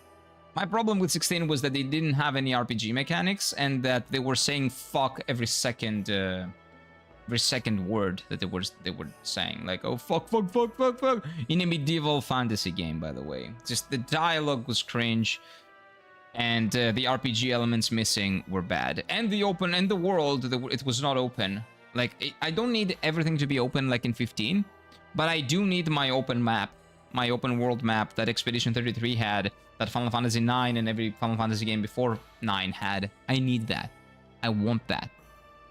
I miss that. And everybody misses that. Like, give us what we want, man. It's very simple. But yeah, Titan was a great villain, but it served as not a villain per se, but an antagonist. The villain was the god. Titan was just an antagonist. A pretty good antagonist. Right? But an antagonist nonetheless. Like, what do you call her? Garuda. I don't remember the name of the woman, but Garuda is a similar situation. More troubled one.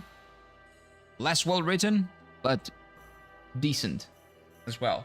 But an antagonist, not a villain. Chocobo Hot and Cold was all about exploring in 9 and it worked because of the map. Yeah, and you will not have anything like that. Well, again, you can do something similar with a game like Final Fantasy 15. There's no way you can make it work in Final Fantasy 16. I hate the fact that there's no world map in 16. 15 was an open world game where you basically got to explore the world map and dungeons and all that. More like a traditional Final Fantasy game than anything. More than Final Fantasy 9. More like Final Fantasy 9. Like, 15 was the closest that we ever got to 9 and before, right? But for some reason, 16 needed to be...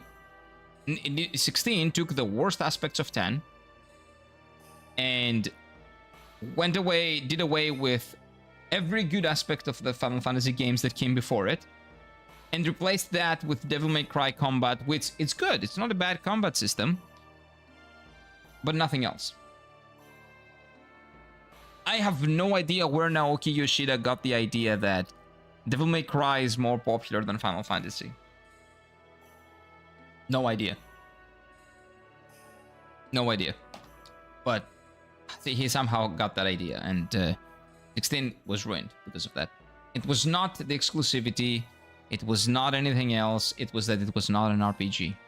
That's the only thing that held it back, and that actually, like, it ultimately destroyed Final Fantasy 16.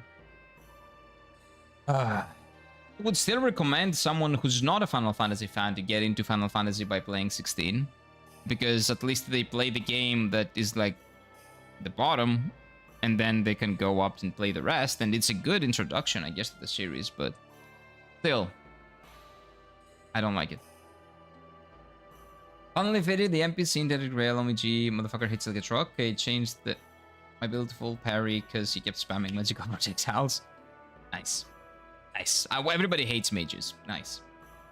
I don't always agree with Sebi, but he's cool. Of course he's cool. You don't have to agree with him on everything. Like, I agree with him 60% of the time, and even if I agreed with him 40% of the time or 30% of the time, I would still watch him. He's very entertaining. He's a really cool dude. Agree or disagree, like, that's human, man. We just talk and agree or disagree with opinions. We have our own opinions. We talk about them. We share them. We, you know, like, huddle and talk about opinions of other people and our own opinions.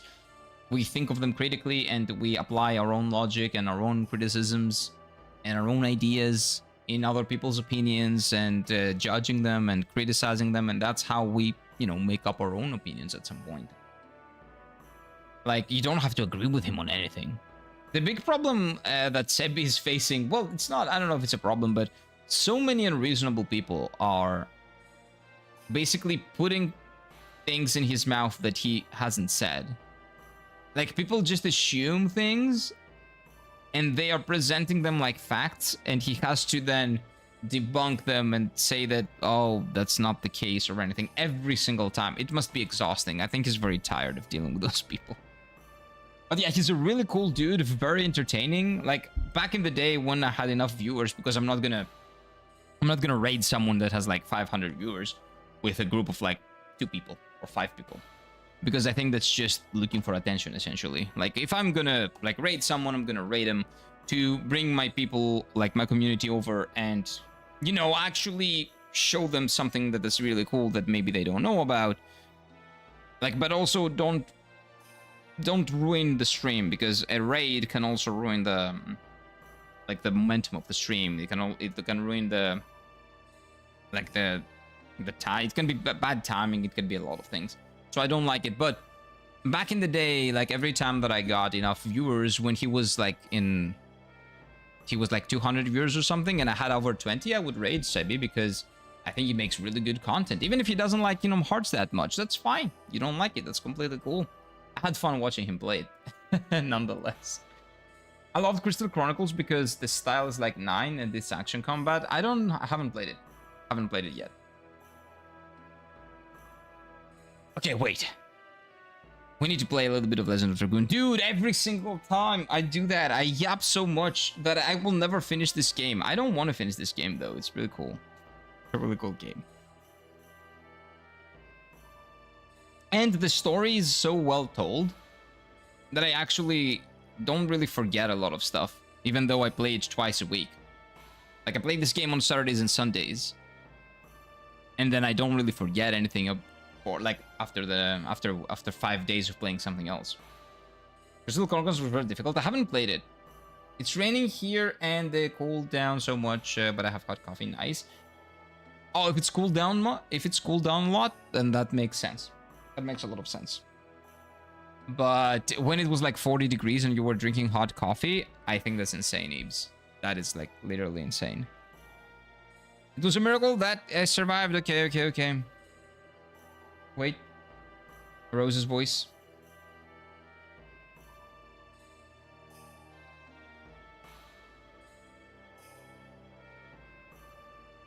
I see you on London Island. Yes, however, the god impaired me with something else. Sister Luana can see people's souls. But she can feel their pain too because of this Sister Luana has suffered.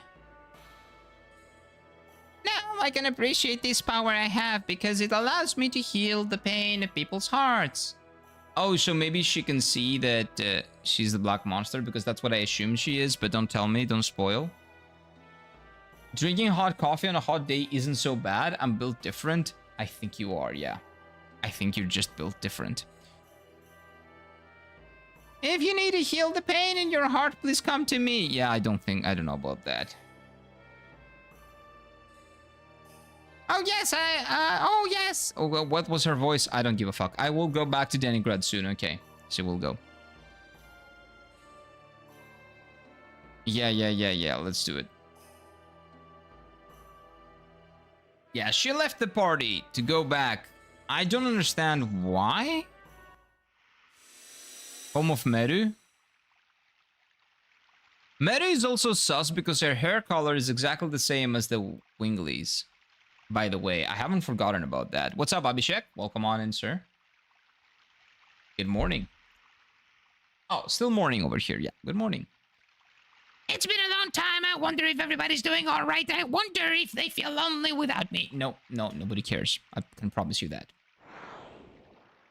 Whoa. Wow.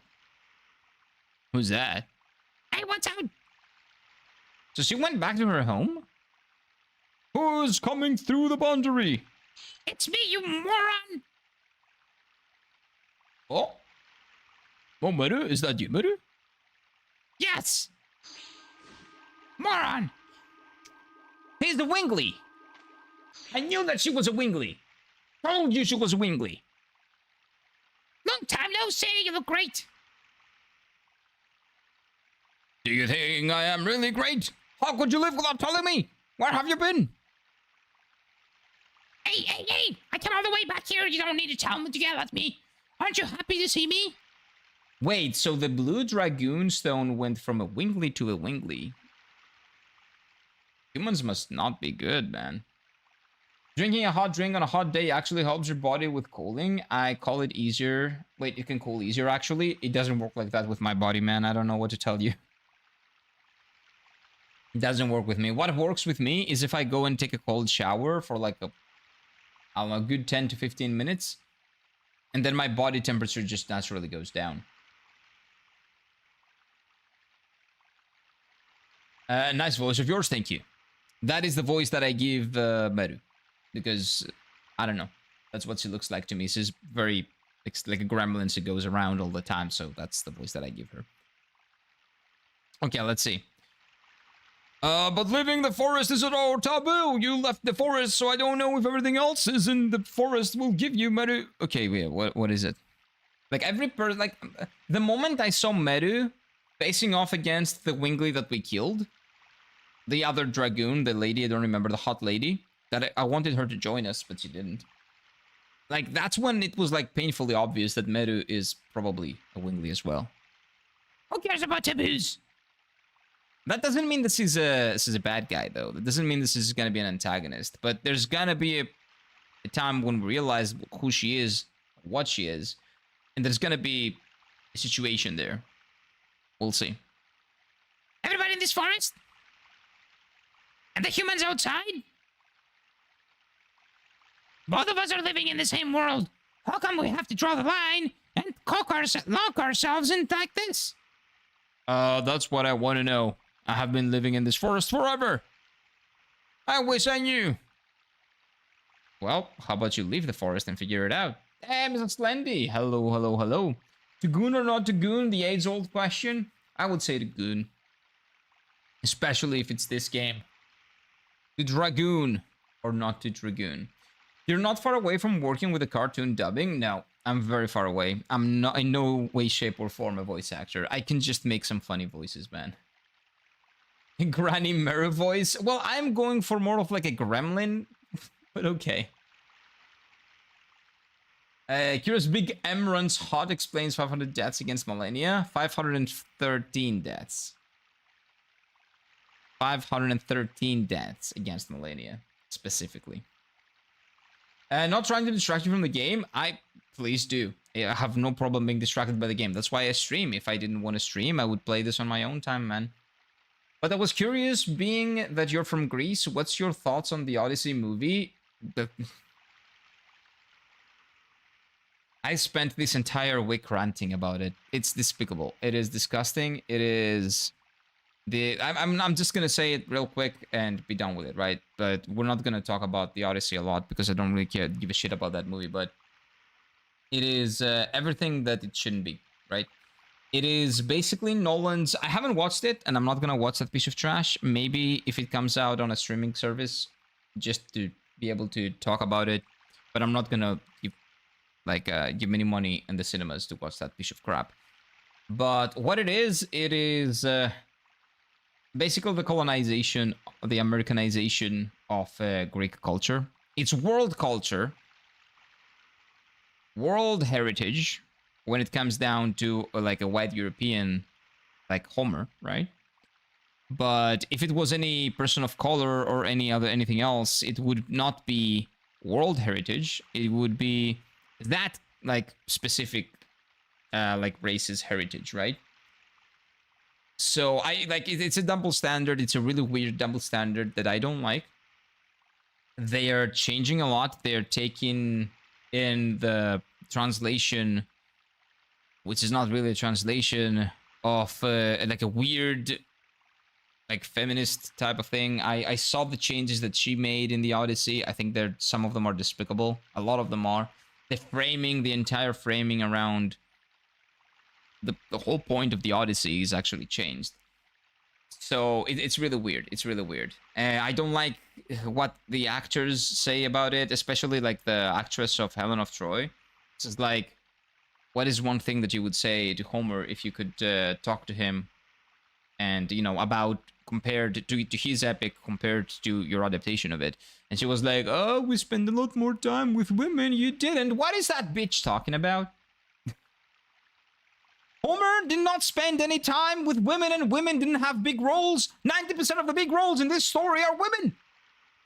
Everyone besides Homer is a woman. Anyway. Oh my god, it's so annoying. So yeah, I hate it.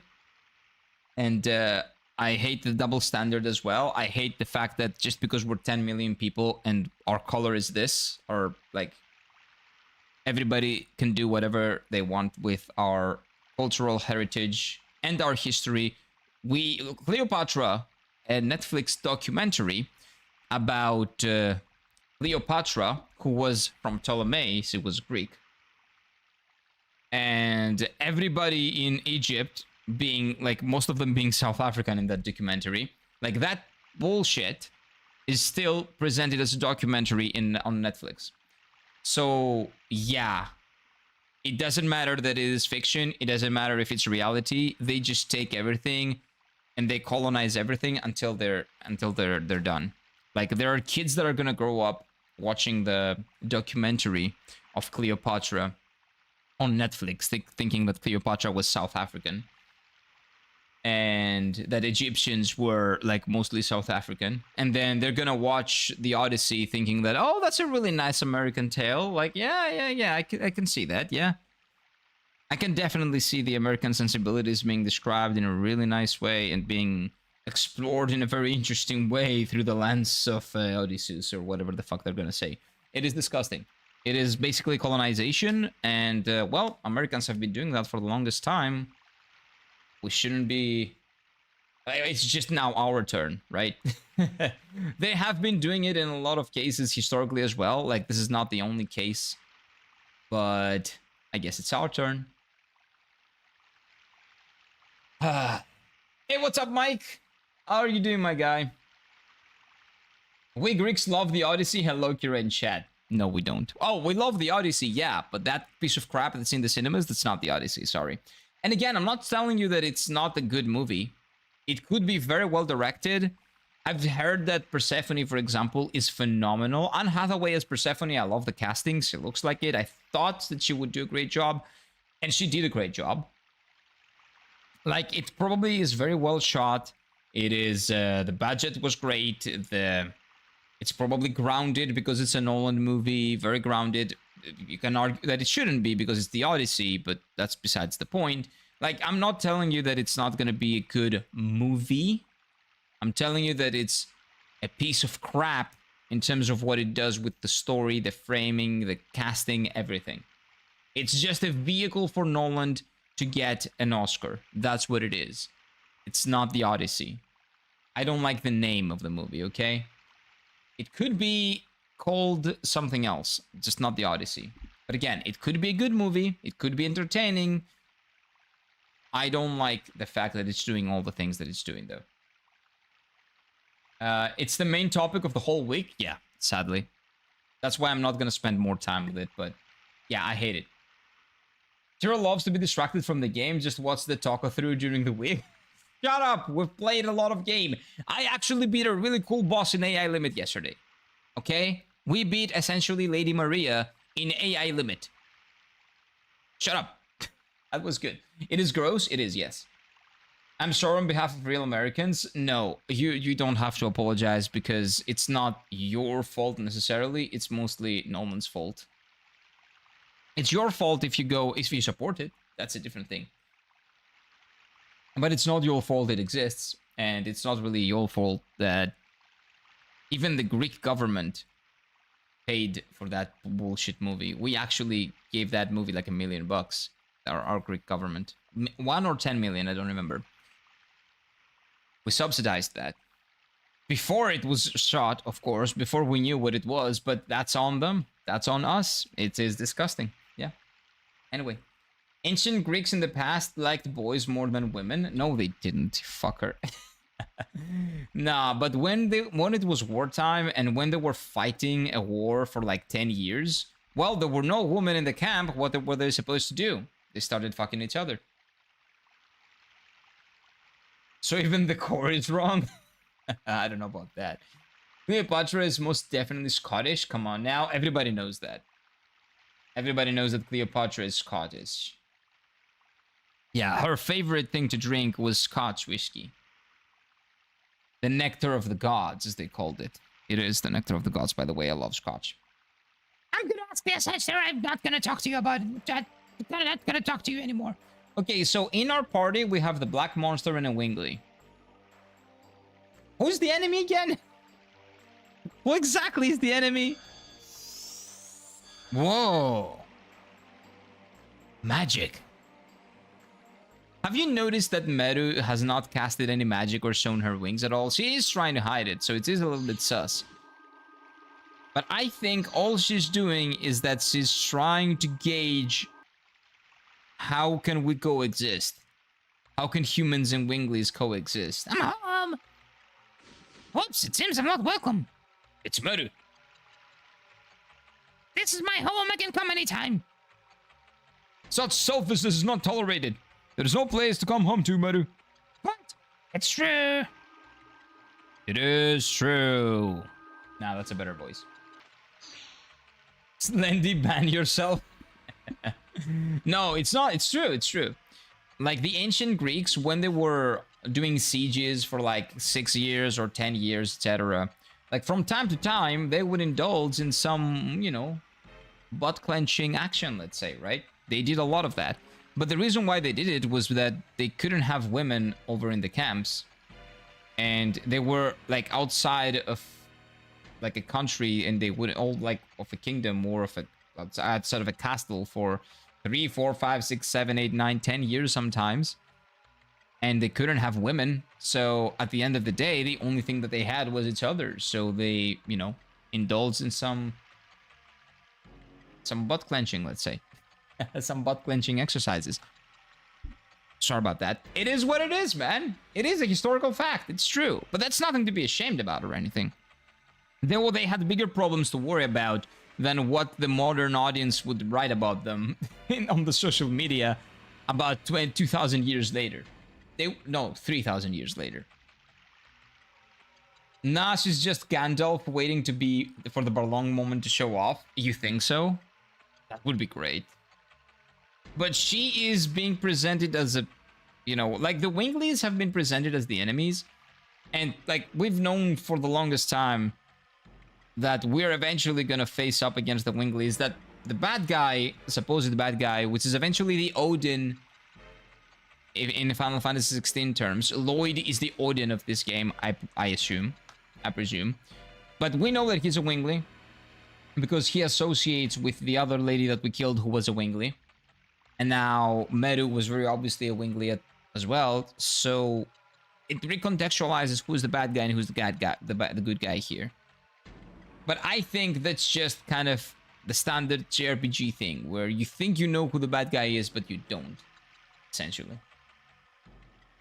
That explains the bikini armor? No, it doesn't. None of those people wear bikinis. Although, both Winglies that we've seen, both women Winglies, do wear bikini armor. The other hot lady also wore bikini armor, so you might be onto something there, Reeves. Butt punching action? Yes. How are you doing? Are you doing all well? Oh, are you talking about the 300, Eebs? Glad I joined the weekend stream. Welcome on in. Yeah, you never know what you're gonna join in, right? My first stream. Yeah, we yap about a lot of things. Don't worry about it. We talk about a lot of things. I would commit seppuku if master wishes so. I don't know who your master is, but never do that. Don't be a coward. Is that Vaughn? Yes. What's up, Vaughn? Welcome on in. Oh no, you don't. Not until you help me with enhanced goat man. Yeah, in Night Rain, good luck with that. He will never go back from what I understand. It's so bad, man on man, I will run away to kill myself. No. Come on, man, it's not that big of a deal. Like, people do what they want to do in their own bedroom. Like, who cares what people do? And back in the day, ancient Greeks certainly didn't care. There was a lot of man on man action back in the day in ancient Greece. And because they were not treating sexual intercourse as something sacred only to be held to marriage and, like a very holy thing you do to procreate, they were like, oh yeah, sex is fun. You just do it for fun. It's something that you do with your brothers as well. Not brothers like Sweet Home Alabama. Bros, like your bros. It was like that. Like, people didn't care about who other people had sex with. Like, it was really not that big of a deal. And I think that's what it should be in general. Who cares what people do in their own bedrooms? Do whatever you want, boys and girls. Have fun. Just stop making that your identity and, I don't know, like, yell about it online and offline. Nobody gives a fuck who you're banging. Nobody cares. Right? It's not a bad thing. It's not a good thing. It's just a thing that you do. Enjoy it. Have fun with it. Stop yelling about it. Nobody gives a shit. You're just being annoying. And you make people care, but on the other end. Greeks were cool. They had fanboys and shit. They did. They had a lot of that. They had everything. Back in the day, we had everything, man. The center of civilization. Like, about 3,000 years ago. This conversation is taking me back to the debate in Tainted Grail with the Red Priest. The guy with the porn magazines. It wasn't that big of a deal historically, just a vice until the church made a huge sin that you burned in hell for. Exactly. So Greek history is not necessarily tied, like the entirety of big Greek history is not tied to Christian values. The Christian values just took over before the Middle Ages, after the Romans took over, and before the Ottoman Empire just destroyed everything, essentially. And the only thing that held Greece, the Greek people together, or one of the things, was the Christian values. So that's why they're so highly valued, essentially, nowadays. Even in Greece, we are like the most Christian people there are. That's mostly why, because we were taken over by the Ottoman Empire, and those values were the only thing that kind of held us together as a people. That and language and, some cultures, some like cultural heritage that we still have. But like religion was the biggest. And that was not even a thing some thousand years ago, right?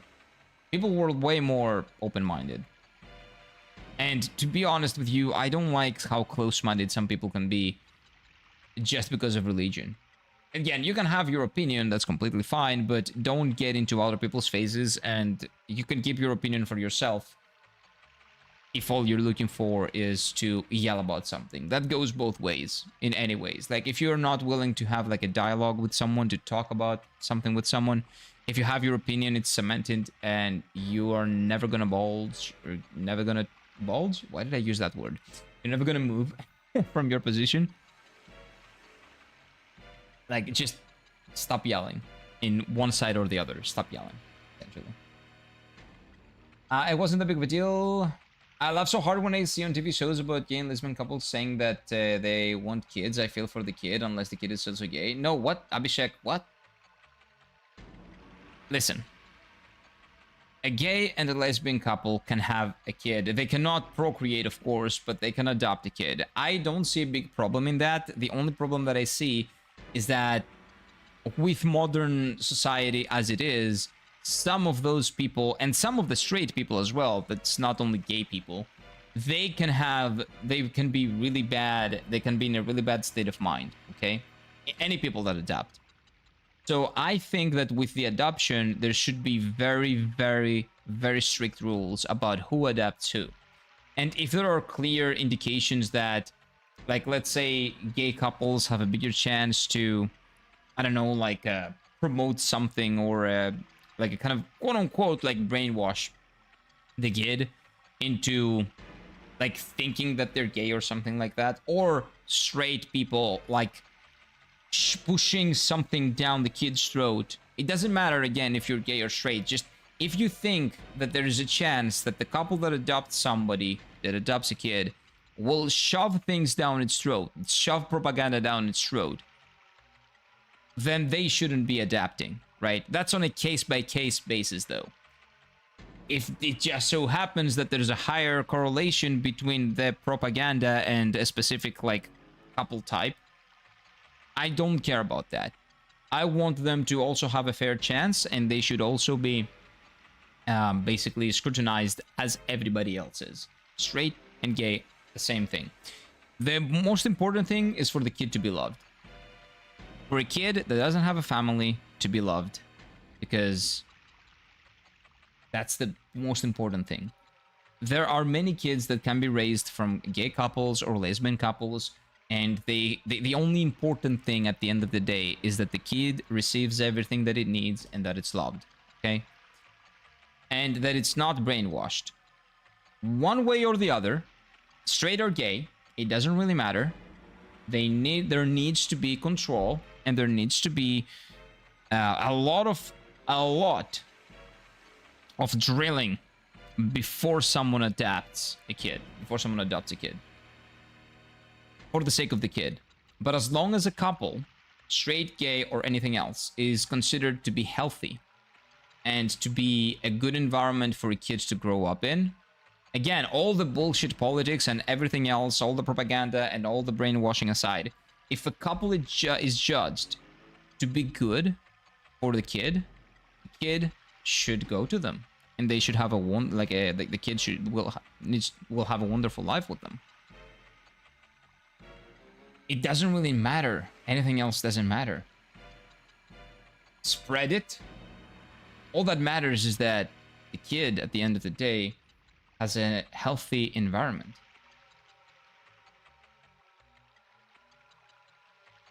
No, I saw the Originals TV show. Wait, the Originals? I have seen that show. I don't remember anything like that. There is a witch persuading them to donate sperm. Like, we're talking about the vampire show? A witch persuades someone. I don't know. I don't remember anything. Like, if it was intrusive and weird, I would remember it. I don't remember it. That means that I think you're overreacting. Maybe you have a certain bias and you're just putting your bias on everything that you consume. You see even a little bit of it and then you're like, I don't like that. I think you're just overreacting. I've watched that show. There's no problem with anything in that show. I do not remember finding anything problematic.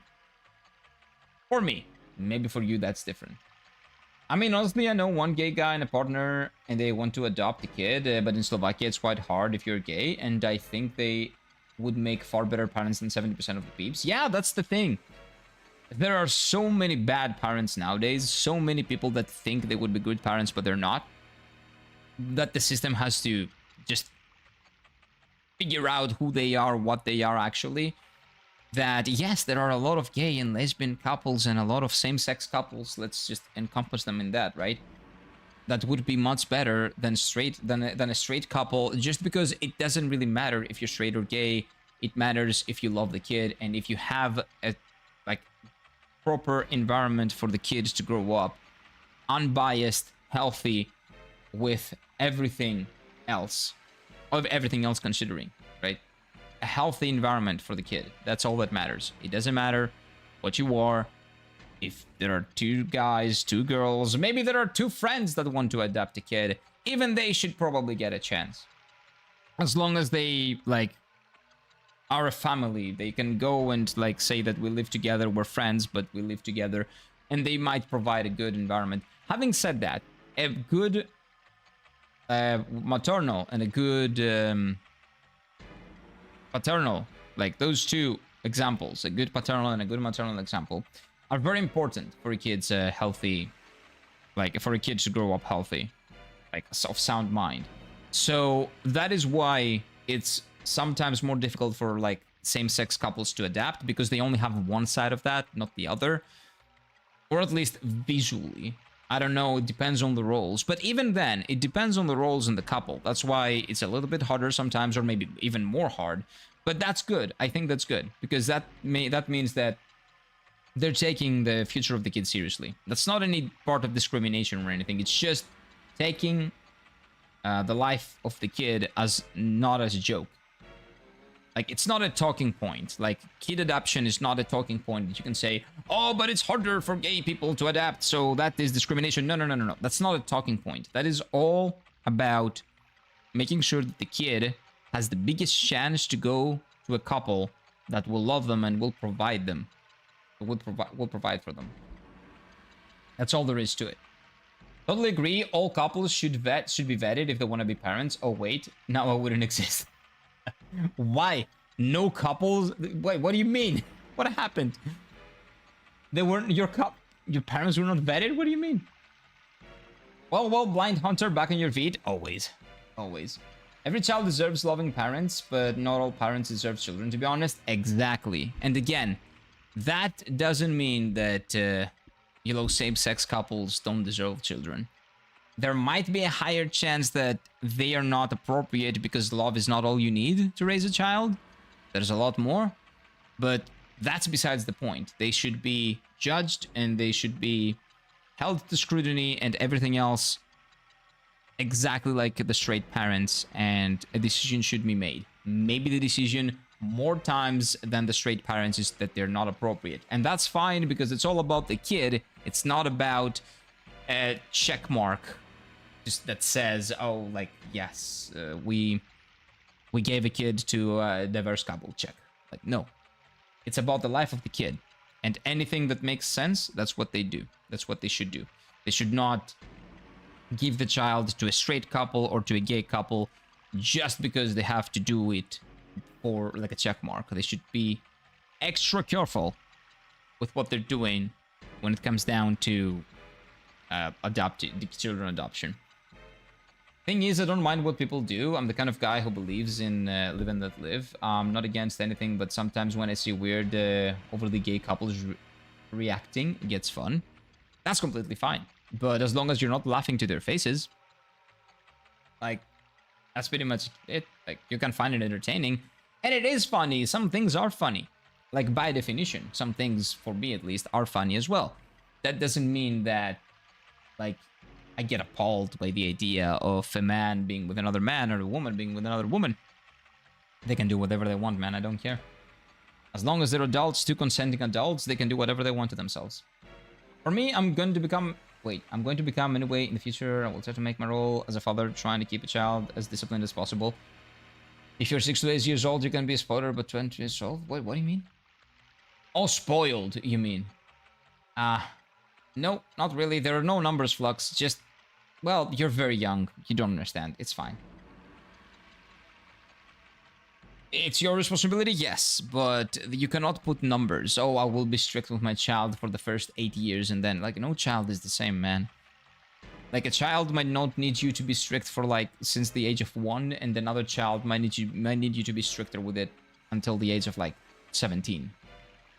No children are the same. There is no child that's the same. So, you will just do what you need to do when the time comes. Nobody's prepared. Nobody has a plan for becoming a parent. Nobody knows what to do when becoming a parent. So don't think that it's going to be any different for you. It's not. You do your best when the time comes. That's what it is. Are we winning or what? I don't know. A lot of betrayal, a lot of sus things. I think the Black Monster and Wingley are in our party and they're hiding it. So we'll see about that, Black Flare. We'll see. Well, come on in. I don't know where I know about the Wingley thing now. I don't know about the Black Monster. Okay? That is just my assumption. So don't say anything about that. Please don't spoil. Seriously, planning to have children can get emotionally intense, especially if one of you doesn't have enough healthy sperm, egg, or egg to looking into adopting. Yeah, it is. And it's to make it work. Yeah, it's very, very stressful. And I know I have known couples that have struggled. Maybe at the end of the day they did it, but still. Again, that's besides the point. It is very stressful, one way or the other. My child will need to no-hit a tree sentinel to get fed. I can see that. I think that I know who to call child services on. When the time comes. I can understand the paperwork hell for gay couples if they're looking into adapting. I can definitely understand it, yeah. Because, again, not only the paperwork, but the scrutiny that they have to, that like everything that the control, the tests, the like 100%. If in a household, a paternal and a maternal, a clear paternal and a clear maternal figure does not exist, well, history has shown and a lot of studies have shown that that is a problem. So you have to see if that environment is good enough for a kid to grow up in. Okay? It doesn't matter what the couple is, if it's gay or straight or whatever, but it's for the kids, it's not for the people. Adoption doesn't happen for people to buy kids, it's for the kids to have a proper family.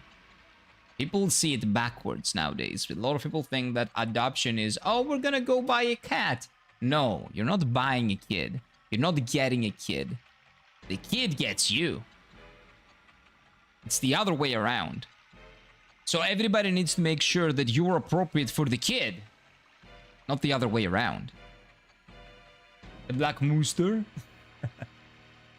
Give it time, Pips. Well, you will have kids. Your opinion about everything is related to the kids will change in ways you cannot possibly predict or imagine. Oh, you get much more overprotective. I can assure you of that. I don't have kids. I am already overprotective over kids. And I don't have any. Brutal, but again, I wait for the day for my wee little nephew to start playing with Souls games. It's gonna be a good day. Gonna be a good day. We're still quite conservative country, like average Slovak person is racist or sexist as fuck. Conservative doesn't mean racist or sexist.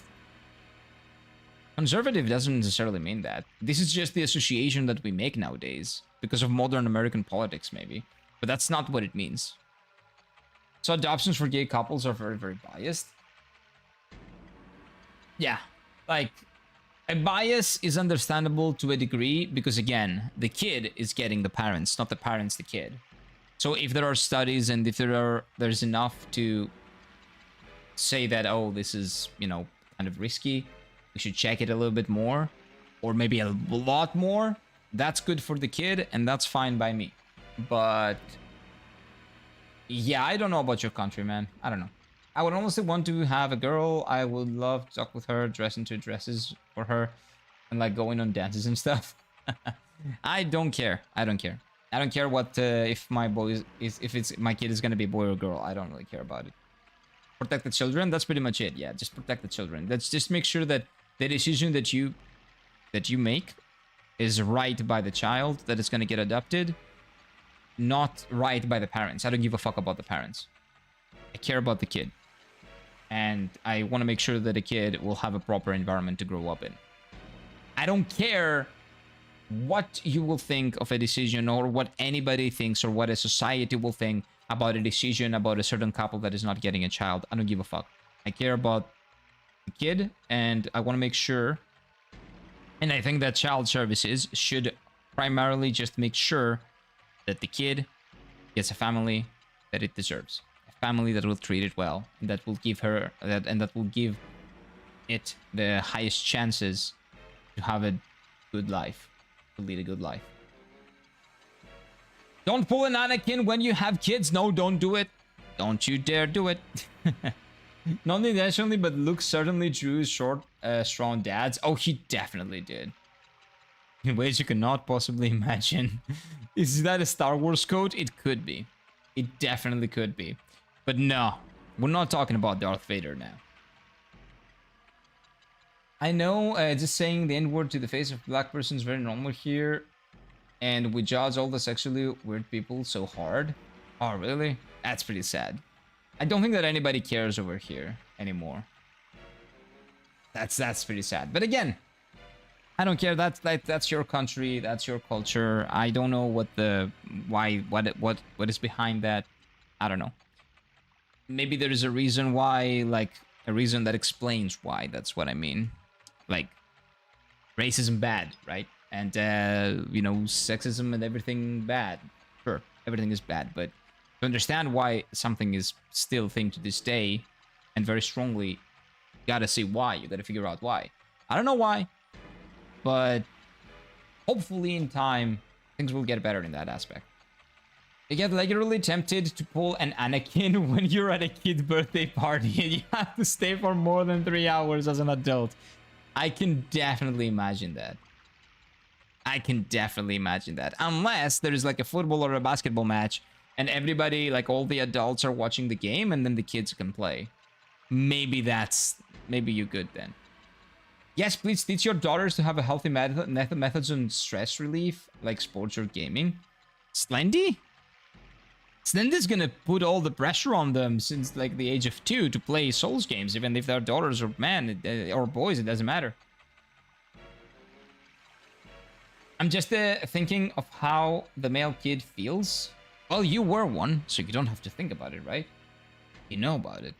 When they have 2 men as parents, the kid grows old, he realizes he didn't get a motherly love. That's the thing.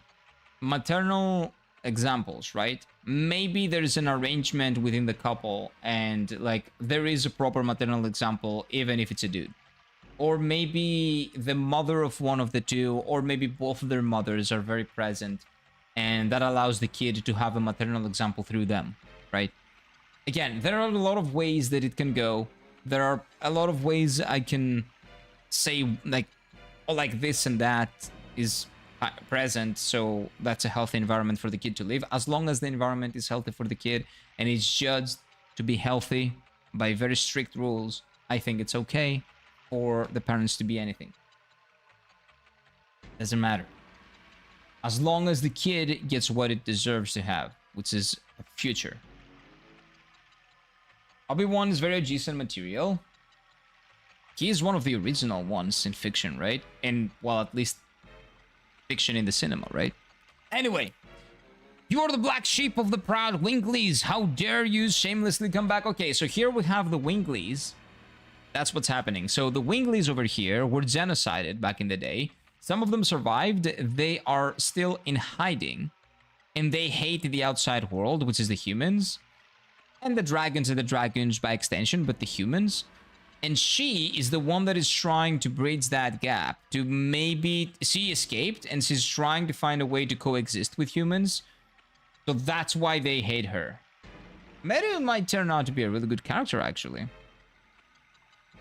I thought you were satisfied with your with a decadent human life, weren't you? Like, they don't like humans, you can see that. But she's trying her best to, like, be one of the humans or live with the humans and live alongside them. But they cannot let go of their pride and the fact that the humans kind of killed them, genocided them, which is understandable, right? Interesting, interesting. Pardon? What are you talking about? Go back to the humans.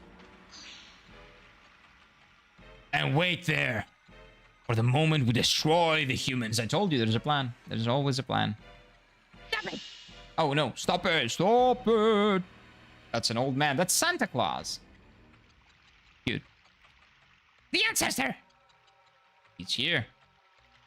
You left the forest on your own volition. How come you came back? I was just wanted to see everybody. I missed you guys. Leaving the forest is an unforgivable mortal sin. Well, that's what you say. Who decided that? Didn't you know that when you left for the world of the humans? As well as that, you could never come back here. Oh, yes, I did. But it's strange. The world is 100 times bigger than this forest. There are, of course, bad humans. But there are many, many good humans as well. You never met them, and you shouldn't hate them. Meru speaking the truth? She might actually grow on me. There are people who hate and detest humans just because they are humans. But their number is few. We just want to protect our life. That is all. Okay, so there are not every Wingley hates the humans. Yeah, but when you do not mingle with them and you keep everybody a prisoner in here, of course, like, I don't think that this old man knows what's happening. I think most Wingleys actually hate the humans now. This old man is like 100 years ago. Like, he's stuck in his old ways. Gosh, I had the biggest crush on Qui-Gon as a kid. Qui-Gon. That's Star Wars reference. I don't remember who was Qui-Gon. How about we start treating people with respect, regardless, as long as they're... Oh, they're hurting no one, you mean? Yeah, exactly. Who cares about what people are attracted to and what they do as long as they're not hurting anyone or anything? Yeah, exactly. As long as it's two consenting adults doing their own thing, we shouldn't care about what they do in their bedroom or what they don't do in their bedroom or this or that. Like, nobody really cares. That's the thing, though. We are in 2026 and nobody really cares about that. Except for those people that are trying to yell about the fact that people actually care, but people don't care. That's the thing. Like, at least where I live, people don't. For the most part, people don't. And there are some old people, yeah, but you're never going to change the mind of a 60-year-old, a 70-year-old man, okay? Or 80-year-old man. Or a 60 or 70 or 80-year-old woman. You're not going to change their minds. That's besides the point. But yeah, at the end of the day, just treat people kindly and don't care what they do in their own bed. That's up to them. As long as they're two consenting adults, that's completely up to them. Well, our feelings are very, very, very, very, very tough. We don't break just because of some words. Well, you have thick skin then. We have thick skin as well. But like us Greeks. But I guess we're a little bit more accepting. But maybe that's just my cycle as well. You never know. We're usually not like the, ooh, you called me that, I'm hurt, now you cancel on social media. That's the Americans. That's only Americans. Well, to be fair, that is primarily Americans, and I think people from the UK have the same problem, or at least England specifically. English people nowadays, with their strict control on social media and on phones. You know, when you say something to someone, it's an offense and it can be punished by jail time in England, which is very concerning.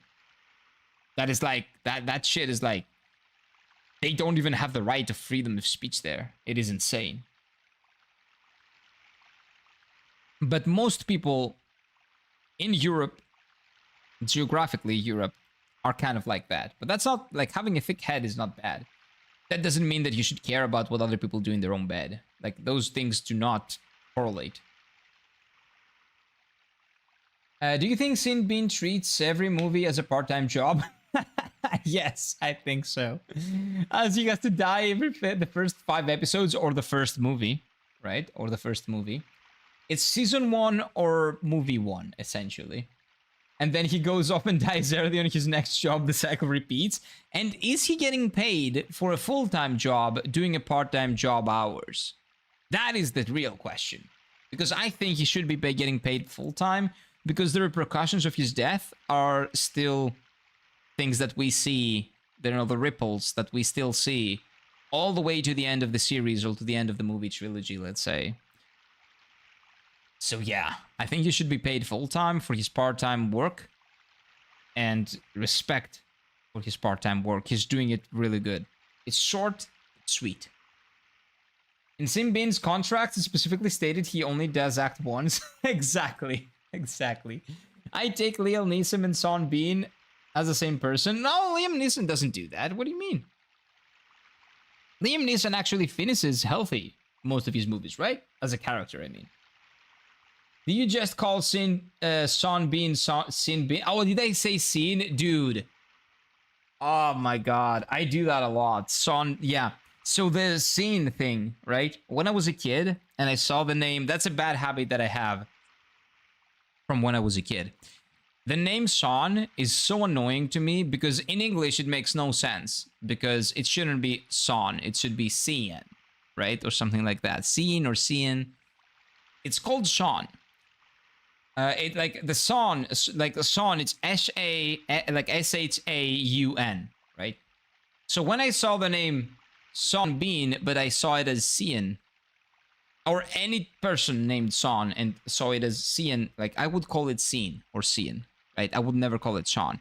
So when I grew up and I learned that that's how you pronounce the name at the age of like 17 or 16 or 15, because we didn't interact a lot with people with that name over here, if you believe it or not. Well, that was stuck inside my head, and it was very, very, very difficult to get out. It's not an English name, I realize it, but in Greece we don't have those names at all. I don't know where it comes from, but it is stupid, and its pronunciation shouldn't be that, or it should be spelled differently. That's pretty much it. So yeah, like sometimes my old habits, when I yap a lot and I speak without thinking, because I usually speak without thinking, like I speak in English while thinking in English. But when there is something that I haven't said a lot, the like old Greek reflexes sometimes kick back in. Sin sounds like German. Sin sounds like the bad guy of Final Fantasy X. Sean Bean is quite the Sin Bean. I don't know about that. It's not a sin to die in the first movie, is it? I mean, you have a much higher chance of getting beaten up here if you don't watch your mouth. Same in Greece. Also, calling a black person dumb has often much higher chance of getting smacked than N-word. Wait. Oh, so calling a black person the N-word is okay, but calling them dumb will get you smacked. That's a different type of discrimination. But you know what? Again, I don't live in your country. I don't know what the cultural norms are, and I'm not going to claim that, you know, this is good or bad. I will tell you the normal thing that everybody will tell you, and that is true, that racism bad, but in both ways. Being racist against white people is not good either. Just saying. Just because white people were racist against black people, that doesn't mean that, you know, other kinds of people, or even white people, get to be racist against white people, okay? Nobody should be racist against anyone. Nobody should discriminate through color. That's pretty much it. Liam Neeson is the opposite. He might appear in Game of Thrones' final episode, murder everybody, become the king, and everybody would say, okay, this makes sense, I love the ending. That's what they should do in Game of Thrones Season 8. That would have made way more sense than what happened in the end. He reads subconsciously and speaks out loud. Well, no, I don't read subconsciously. I just don't think when I read. I just read. Like, I don't translate it from Greek to English. Like, when I speak in English, I speak in English, right? But when there is a word or like a pronunciation that I haven't been messing around with, or that I have a very bad habit from like back in the day when I was a kid, then sometimes that kicks in. Son is an Irish name, yeah, but it shouldn't be spelled like that in English. So fuck that. I'm not wrong. Sean Bean takes his acting to another level. In the first Lord of the Rings movie, he actually tracked up a snowy mountain. He has been afraid of riding the helicopter in the last members too. He is an incredible actor. He is an incredible actor. I love him. I love him in every movie and everything that he has ever played in. But it is an unfortunate reality that he does a part-time job for full-time pay. And that is worth it. I don't know if he does get a full-time pay, but he should. He's an incredible actor. He deserves it. Him being out of breath in that scene with Frodo and Aragorn, him genuinely being out of breath, yeah, because he's a great actor. I like how Vego broke his toe in the scene with Aragorn kicking the helmet. I don't remember that. I'm betting he's fought with the writers about why they didn't call him on the mountain, kill him on the mountain. The mountain? In what movie? He's dead in every movie that I've seen. Mr. Bean is far better. Or what? Hot take, Mr. Bean over Sean Bean. I just now realized that his name doesn't even make sense if you see his name and last name. English. S-E-A-N, Sean. B-E-A-N, Bean. Make sense of that. Make sense of that. Try teaching that to a Japanese kid. Oh, that's gonna be insane. That's gonna be really fun. The many black people are quite fun with N-word here. Mostly don't care. The word basically only means black, so many people just only see the black person called the N-word, but translated. Ah, I see. Yeah. So over there, it's not a derogatory term necessarily. It's just the word for black person. Like how it was used, like back then in another country, in another continent, it doesn't really matter to them. They just care about the intention behind it, right? That makes sense. Kira doesn't remember. That's cultural differences in countries. And Kira doesn't remember the scene where Aragorn, son of Arathorn, kicked the orc's helmet and screamed in agony because he broke his toe. No, I don't. Sorry. Mr. Bean is goated. He is goated, yeah. Roman Atkinson, phenomenal. That's his name, right? Roman Atkinson, I think. Atkinson is his last name. I'm almost certain. I think Roman is the first name. Oh, is it Rowan? Oh, man. I always forget his first name. But anyway, Mr. Atkinson. Great actor. Incredible actor. Scene Peen. Yes, you said it. You said that very well. That's basically it. Yeah. Like, I understand that because, again, it's not that the history is not the same everywhere. And people are treated differently in different places, and language evolves and is different in different places. Like, here, it doesn't really mean anything. Like, the N-word in Greece, there is a Greek translation with that. We never say it because it's not derogatory or it's not anything. It basically has exactly that same, like, meaning of, you know, like a person of color, but not in a derogatory way. There is a derogatory term that we have, but that derogatory term actually comes from when we were, like, we have a word that's called, that is very interesting, by the way. Mike, I don't know if you know that, because I didn't know that, but I realized it like recently when I was watching, was it a documentary? I don't remember what it was. Wait, now I have to watch Lord of the Rings. Rowan Atkinson, okay, it's R-O-W-N, okay, yeah, it's not M, it's W. Okay, good. Rowan Atkinson, he's also a kick-ass race car driver. Yes, he is. I know. I wonder if Mr. Bean channel is his channel. I don't think so. So, in Greece, the N-word, let's say, word that we have, like the derogatory term that back in the day, not anymore, but back in the day for the most part, was used not only for black people that we didn't like, but for, like, maybe all the people of color? I don't know. I'm not really sure exactly. But it's called Arapis, right? Listen to it. Arapis, right? So, how does that come? Let's do, like, how does that come to be? That has nothing to do with the N-word. That is not the word you guys know that in America they associate it with the bad, you know, the bad association that comes with, you know, slavery and all that. That is a very different word. Why is that? Why in Greece do we have a different word? Well, it comes down to our occupation by the Ottomans. So, as you may or may not know, the Ottomans do not like the Arab people, right? So the Ottomans never liked, and to this day I don't think that they like them, the Arabs.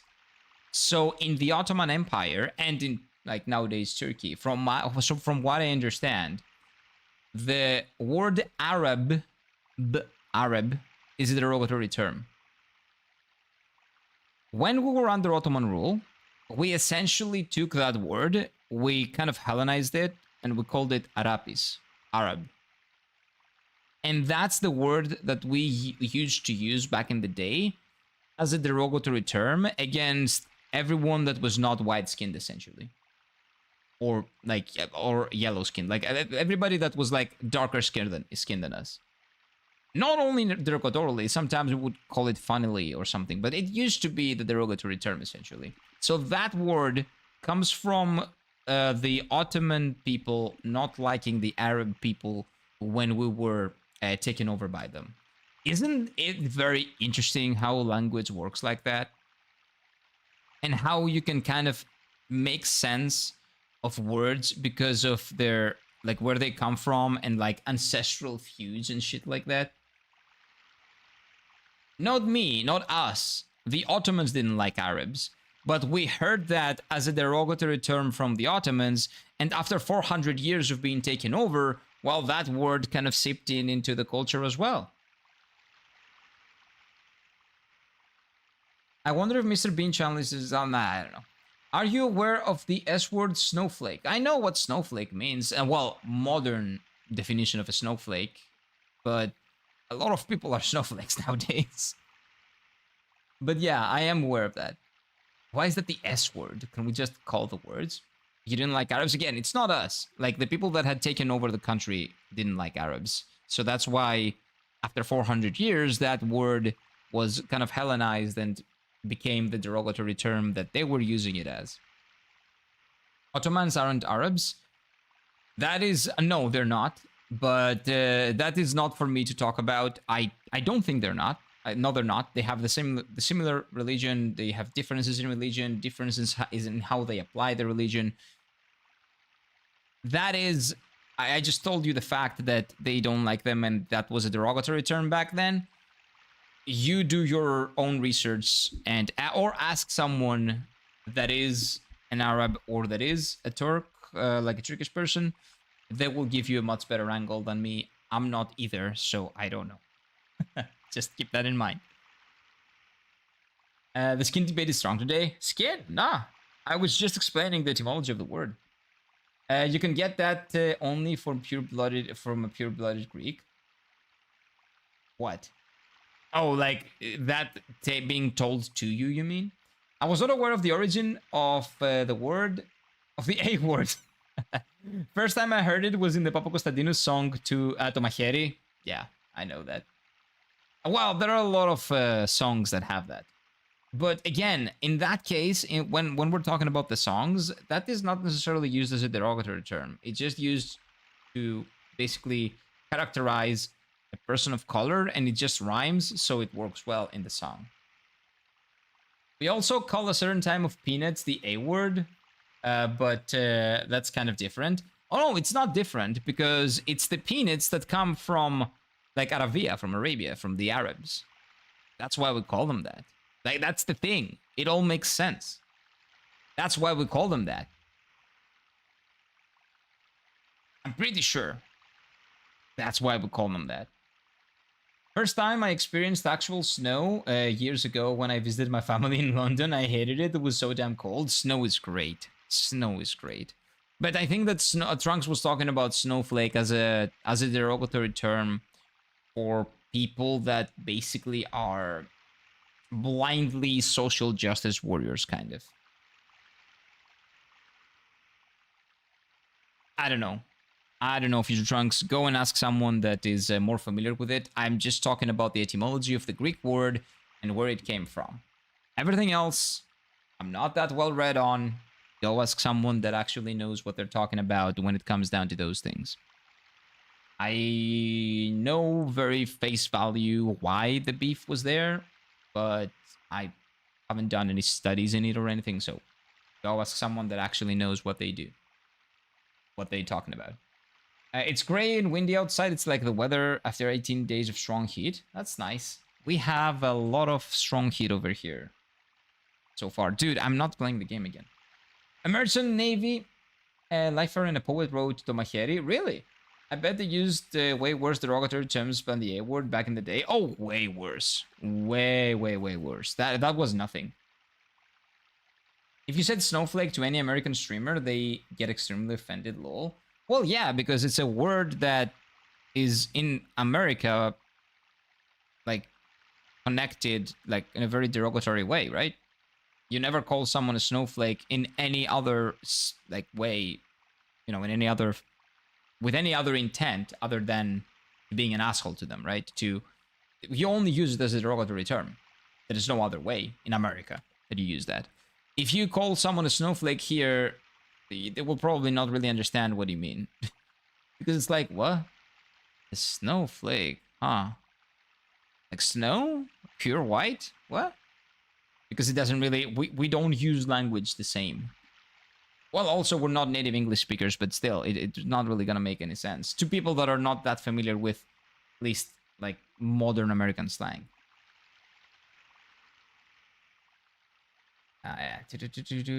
Anyone interested in oceanography? What? What does that have to do with anything? Yep, Cavadias, he was a mariner. Oh, that's right, he was. Through and through, almost all of his poems were about season life and adventures. That is true, actually. Yeah. Interesting. But what does oceanography have to do with it? Anyway. Mr. Blano is talking. Also, pro tip, YouTube hasn't got Arabian on its ban word list yet, so knock yourselves out. Is that a bad word? Like, being Arab is not bad, so why would that be a bad word? I don't get it. I don't know. Like, there was only one country in the world where that was a derogatory term at. But I don't think that's a bad thing. So why would they ever do that? Anyway, I don't know.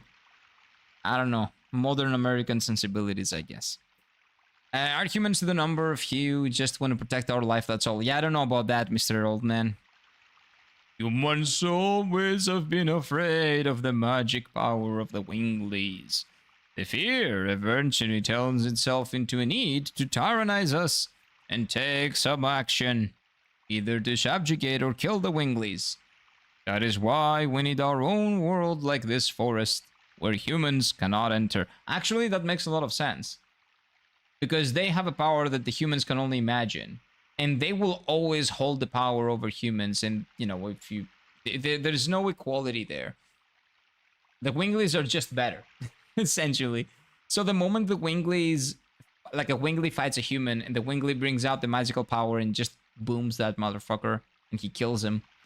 Well, that's him exercising his power over him. That he was born with. So they're just... Like, the Winglies are just better. They're just better humans. Unless there is something that makes them worse, that will give the humans a competitive advantage, so that can, like, balance itself. Maybe humans are smarter? I don't know. Maybe the Winglies were nerfed like the dragons were nerfed or something. I don't know. It doesn't seem like they're stupid, though. Although Meru is kind of stupid, but it doesn't really look like it. So yeah, now I can see why they're hiding in here. Plotting for the destruction of humankind. I can kind of see it. I was watching videos about how deep the ocean is, and it's amazing that there's so much mystery about the species being discovered in the ocean. It is, right? The ocean is like a whole different world. It's a place that we haven't explored, not even like 20% of it, I'm pretty sure. My favorite Greek word that no one in Greece ever uses, thalassophobia. I use it. I've used that word. That is the being afraid. Oh, because most people don't have it. Is that what you mean? Probably. That's what you mean, probably. But having thalassophobia means that you're afraid of being in the middle of the ocean, essentially. People that have thalassophobia, it's very, very difficult for them to be either on a ship or swimming, like, very deep in the sea. But I know the word. Abhishek, we use the word. Nah. Have I heard anybody use the word thalassophobia? I have. From time to time, but very, very rarely. That is true, though. Yeah, because most kids grow up swimming here, so almost nobody has thalassophobia. Or we grow up going from you know, like island to island via boat. So nobody really has thalassophobia, or at least very, very, very few people. They also call a black man with a round head 8-ball, or someone was young, white, cute, like milk chicken. What are those? What? That doesn't make any sense to me, but okay. Via sounds like a Piper Mario character. No, it's basically what we say, what we used to say to describe the area where the Arab people live, essentially. Like Saudi Arabia in Greek is Saudiki Arabia. Arabia, Arabia.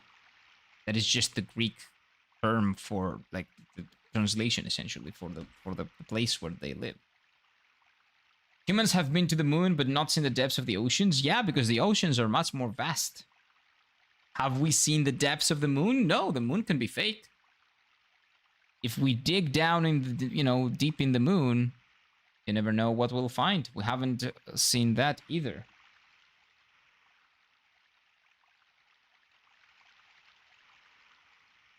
If you've seen enough American shows, it's common, but not fantasy stuff like... Okay, I don't know what that is. Araviki Pita? Oh, yeah. Araviki Pita is great. I love Araviki Pita. When you take out all the water from the ocean and the seas, what would be the shape of the Earth? I got no idea.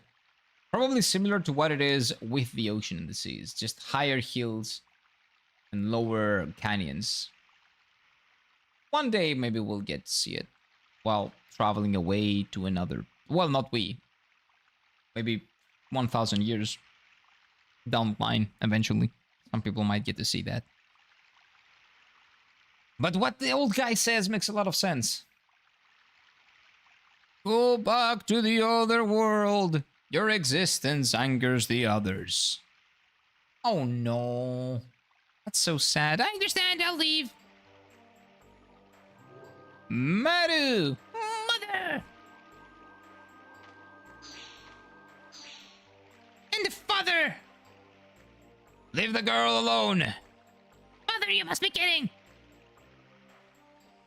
That is the rule. We are going. Oh no, mommy's going. Mother! Father!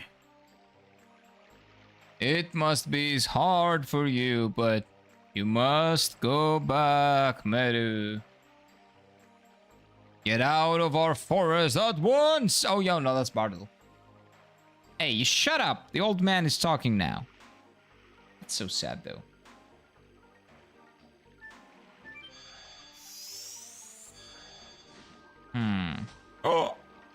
Oh. Helping, right? Yeah, just helping out. Quiet, I want to talk between you, just the two of us, between you and me. What's happening here?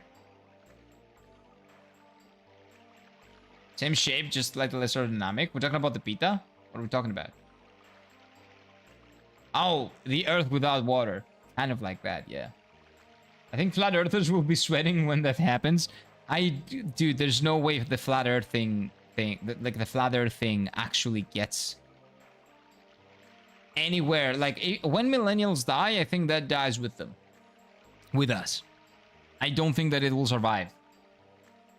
I think Saturn is flat. I don't know how to respond to that. It seems you received a horrible welcome. It's nothing to me. Stop talking, though.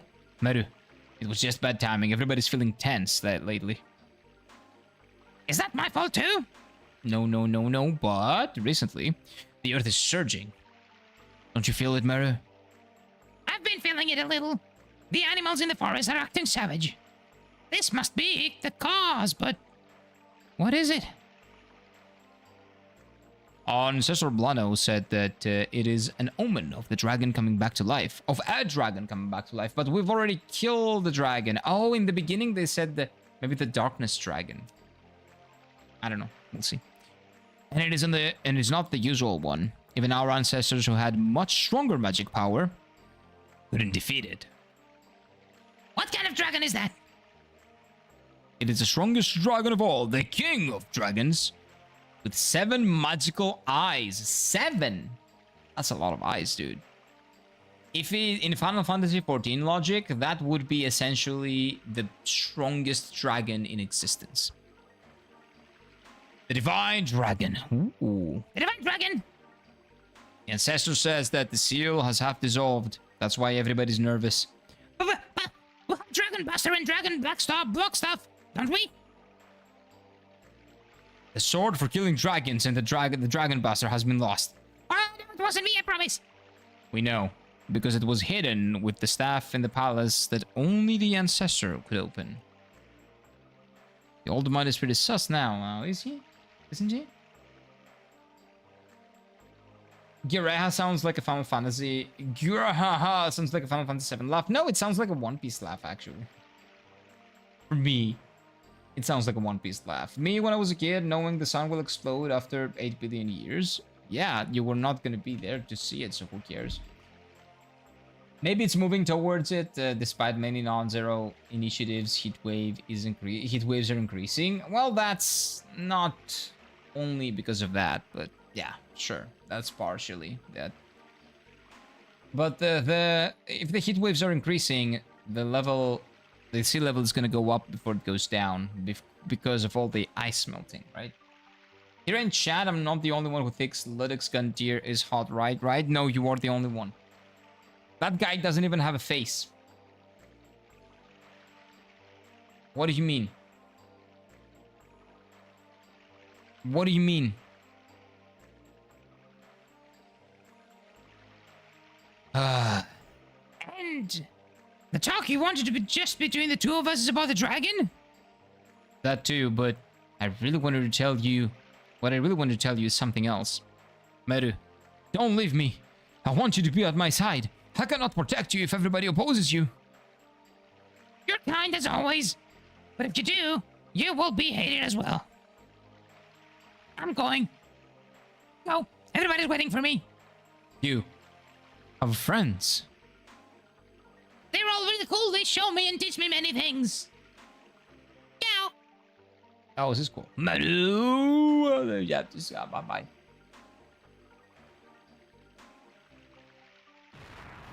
Oh. Sudden cutscene out of nowhere. Is that the dragon coming back slowly but surely? The Divine Dragon?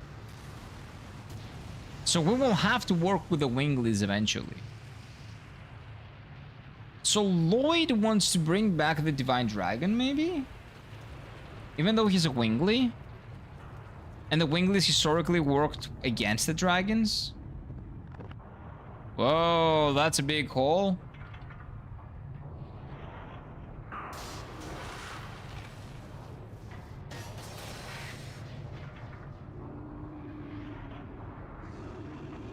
Oh, that's an eye. And that's a face. And that's a tail. Oh, that's a big boy. Is that the Divine Dragon? That only has one eye, though.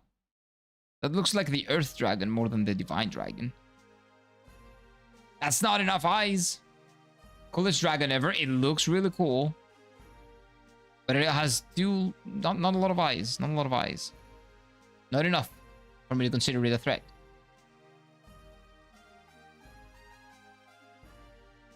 Yeah, let's worry about the Earth 500 years in the future. Nah. Let's worry about the Earth right now. Can you pet that dog? Yes. Oh, not the dragon. No, we don't pet the dragon. Don't worry, we'll be long gone before that happens, but it's actually more likely the sun will explode earlier because some human idiot pressed the wrong button or something. Yeah. Yeah, we will be extinct much earlier, not because of the sun, but a lot of other things. We don't need the sun to destroy us. We can do it on our own. I'm not impressed. My mother-in-law is way scarier. That is true, though. There is no mother-in-law that is not scarier than that. That's just normal, right? That's normal life. Ban Mike 2, ban everyone. It was very scary though. Really scary dragon, but not scary enough. When you get the time, go visit Neat. You cannot change the past, however you can face it. By facing it, maybe you can find out where you are and where you want to go, and what is it that you want to do in life. Okay, old man, leave me alone. I'll do whatever I want. We'll have to wait for Rose and Meru. Okay, yeah, both of them are gonna come back now, right? Is anything wrong? What? No, I just felt a little shiver, that's all. Ooh, a shiver when the dragon rose. Huh. You felt a little shiver when the dragon rose. Huh. Interesting.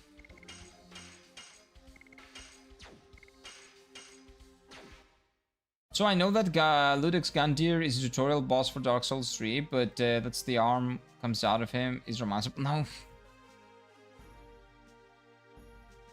Shut up. No, he's not. And he shouldn't be. You don't even see him. Okay, so now there's a ceremony happening. Does that mean that I just get to leave? Like, where can I find the other two?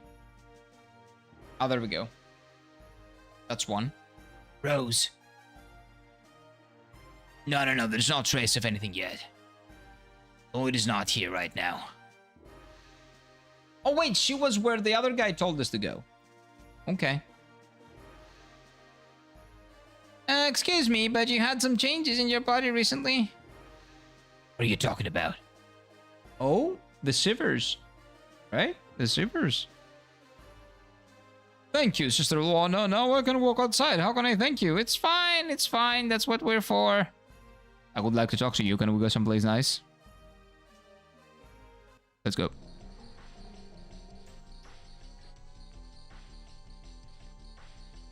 Huh. You are the renowned sacred sisters of Malsasa, Sister Luana and Sister Seti. It is my pleasure to meet you. It is my pleasure to meet the heroes that defeated the Sea Dragon in Lisa Bay. I was really lucky to follow you from Neat. Sister Luana, I heard about you from Librarian Ute. We have something in common. We're survivors of Neat. So you went through that tragedy. Do you remember anything about the other survivors or whatever, about the black monster or something? Anything?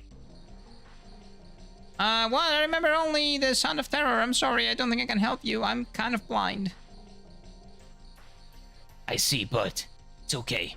The fact that everybody survived the tragedy means I can have a hope that continuing my journey is okay. I will someday lead to the Black Monster. The Black Monster is over there, I think.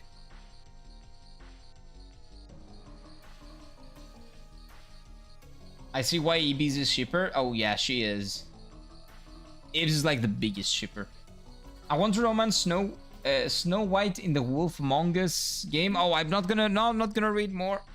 Not gonna read more. I want to play that game. If the option is considered as forbidden, I will select it. Of course, you will. Solid gameplay choice. I don't know about that. Is the dialogue dense or shallow? Shallow. In the game? No, the dialogue is pretty good.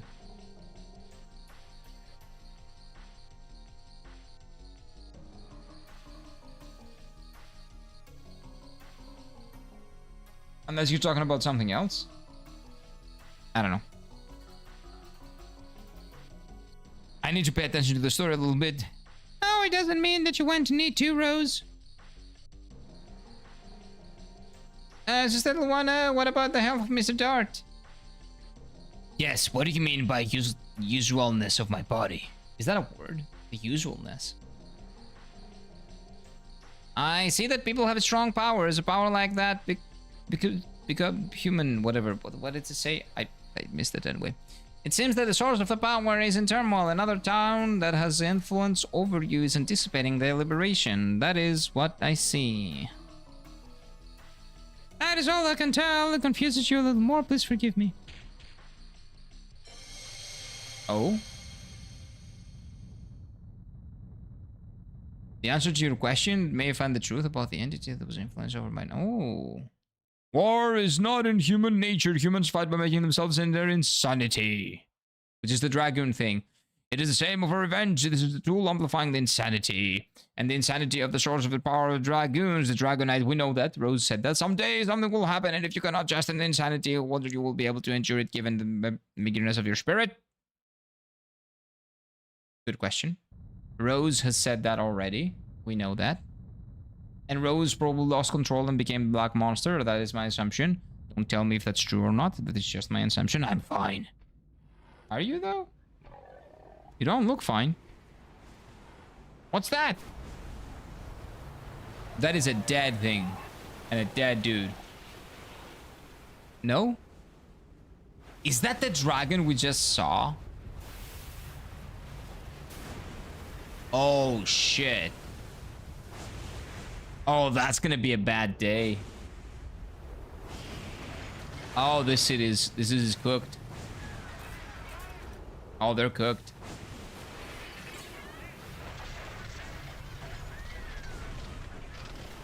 Well, that's a big boy, dude.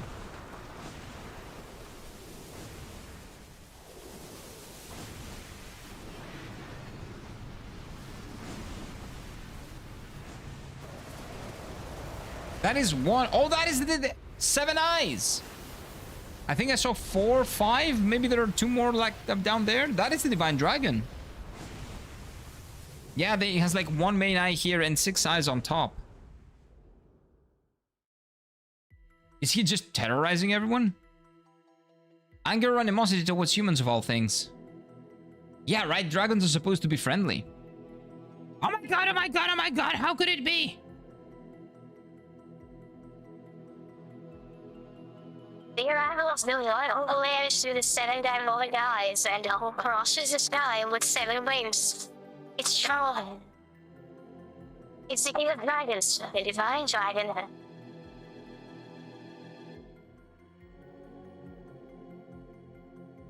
Okay. The legend was true. The dragons sealed but a long time ago by the Winglies rests in the ground of Miles Saw. Once it awakens again, it shall bring terror to the world.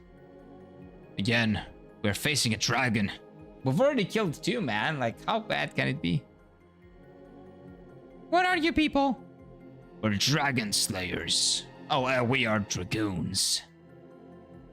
We are the dragon knights who have the power to rule dragons. But instead we kill them. Because that's more convenient. The chains add to the intimidation factor. That is true.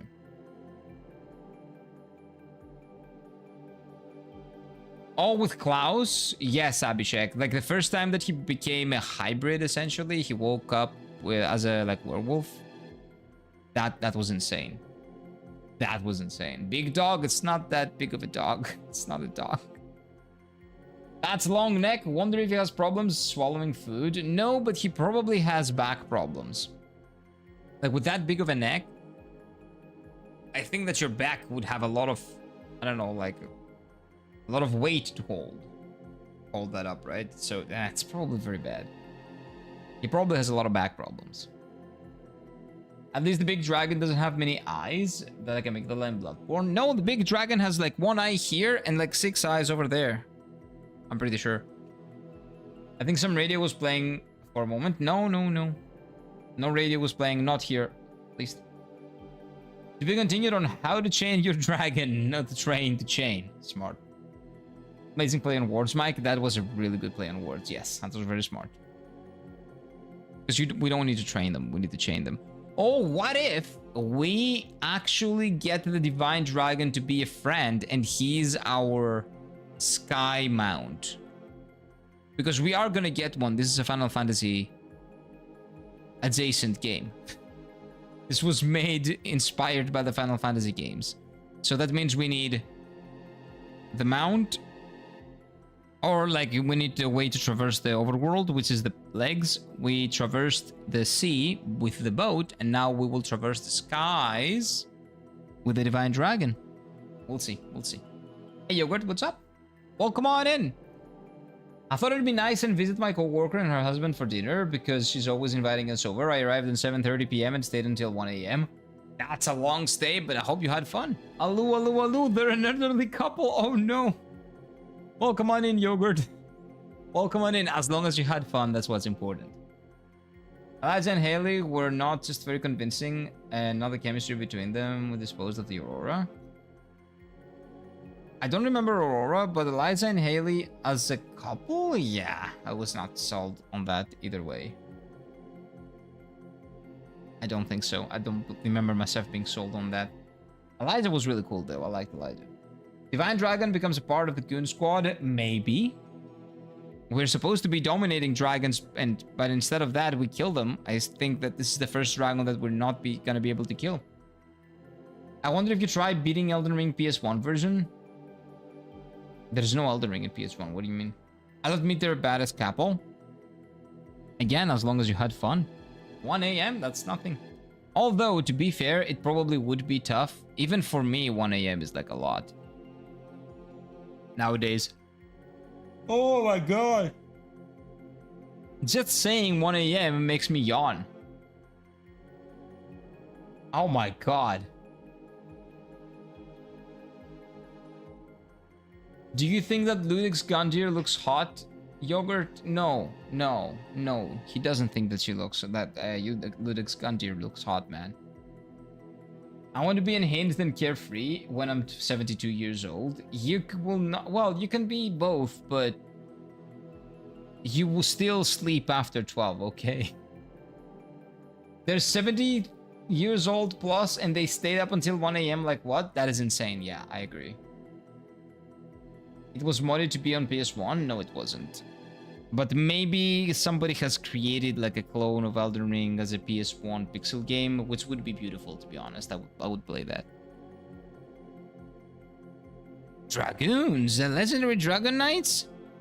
What is the reason why I feel strong power from you, but why did the Dragoons come to this country? Is it because of the dragon?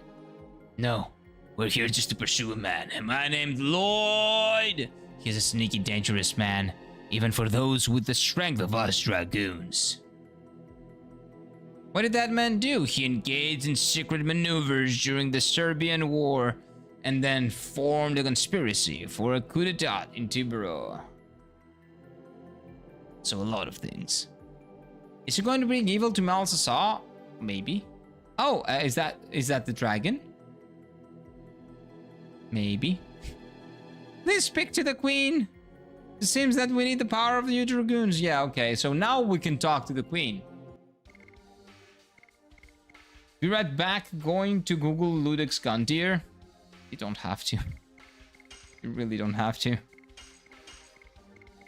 I do want to try her. Like, I want to try having her in the party, but she's level 20 at it. Nah. He's hot inside and sweating in that armor? No. No. Is this severe chains? Yes, it is severe chains.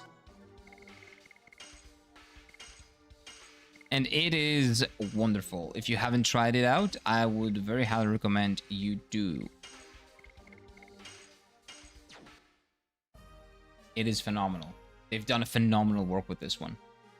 61.9. Oh, why didn't you just do 69? 619? That is Rey Mysterio, by the way. I know. So you're at least as old as I am. You're a millennial as well. I think that was Rey Mysterio, right? Back in the day with WWE SmackDown.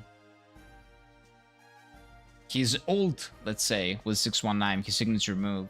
I'm an unk now. Shut up, you're not an unk and I'm not an unk. We're not unks. You're an unk when you become an actual uncle, okay? And to be fair, I have been an uncle since the age of like 12. But it doesn't matter. Shut up. Gundyr must also be very educated and rich, since he is like a judge and stuff. He should be, right? Especially back then in like medieval Europe, you needed to be very, very loaded to be educated like that. So he definitely is. He can pick you up like a princess and suplex you. Yeah, because he actually does kind of like that. He does have that a little bit. You will love Dark Souls 3, Ibs. Well, you will love all the Dark Souls games. But Dark Souls 3 does have a lot more obeisance, I guess. Oh, thank you for the follow, man. Welcome on in. See, I won you over by saying that you're not an actual lunk. Dude, I'm losing so much hair. It's insane. I do this and I lose hair. Like, come on. Please. I just need to go get a haircut, man. I just have too much hair. And I'm just being lazy. Oh, there's a chest here. I cannot carry items. I will be able to in a bit.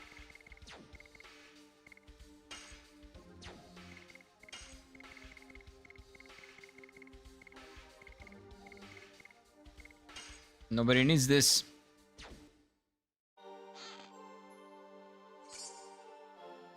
That's good. Instant prayer, much better. How come you didn't rank the main menu song of Dark Souls 3 that day? I did. It was my favorite one. By far and beyond. It was at the top. The main menu of Dark Souls 3 is my favorite main menu song ever, alongside Dearly Beloved from Kingdom Hearts. But I think Dark Souls 3 is like the very, very top. I would like Ludwig's Gundyr, like a Lord of the Rings Wraith, show him my own ring. Oh my god, he'd be like Sauron standing. Oh my god, okay. What am I listening? What am I reading? Oh my god. At least it looks like you're not getting many grays. Like Gandalf the Grey, you mean? What type of grays? What are we talking about? If you're... Oh, gray hair? Oh, I have a lot. Don't worry about it. I do have a lot of gray hair. It's just not visible on stream because I'm very fortunate to not have black hair. My hair is brunette, right? It's brown-ish. So, like the gray hair don't show up a lot. You can see it on my beard though. You can see a lot of white on my beard. Hopefully not on the stream, but in real life I do have a lot. Yogurt knows what's up. Oh my god, yeah, sure. Surely.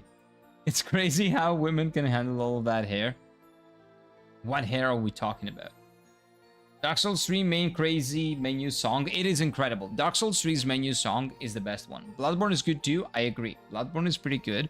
But Dark Souls 3 is the best bar none, dude. There is no competition. Read it with your chest so YouTube can hear me. No. But YouTube can see you, so it doesn't matter. Bloodborne has that kind of music that insists slow rotting misery about the city. Like in stills, you mean? Yeah, maybe. To me, Dark Souls 3 is like the music is like existential dread, kind of like that. Like that's the emotion that it invokes in me. Existential dread, I would say, is the thing that I think of when I hear Dark Souls music. Holy Ankh! What is that?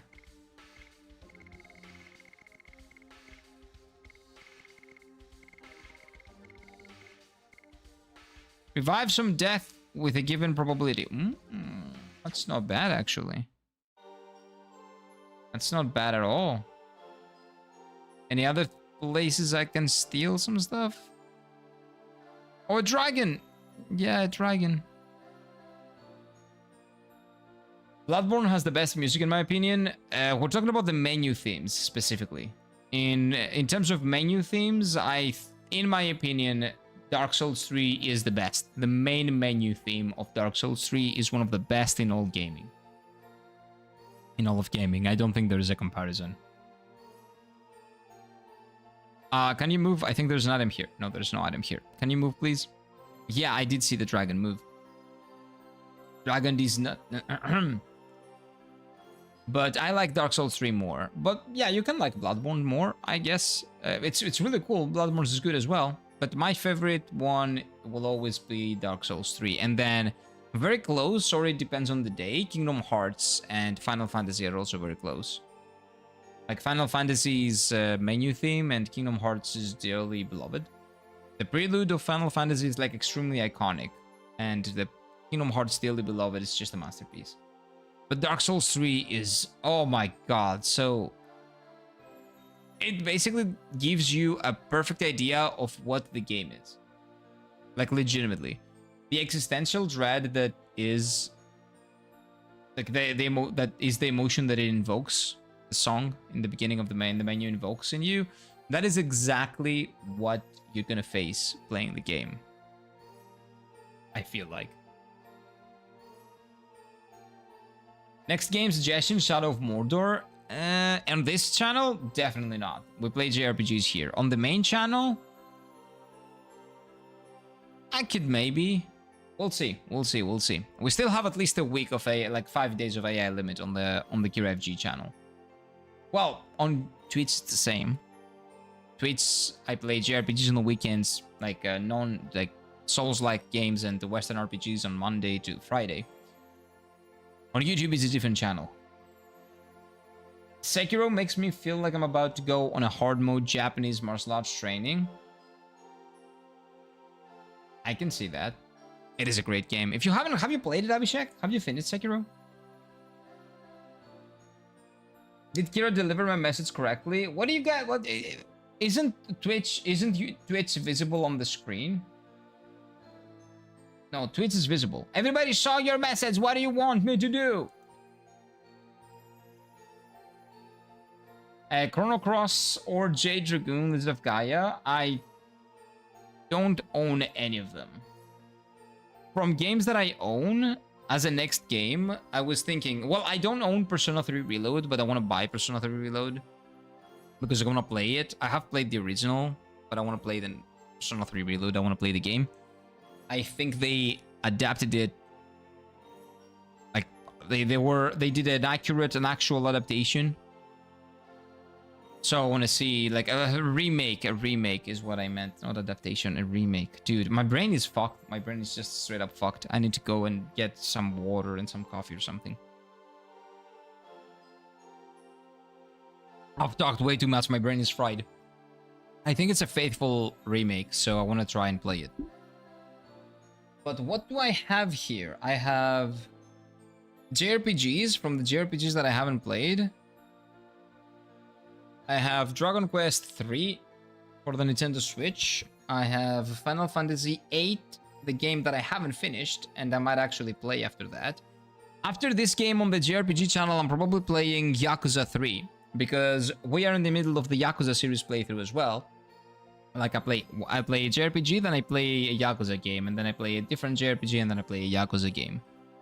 And Yakuza 3 is probably the one that I'm gonna play after this. It's very short though.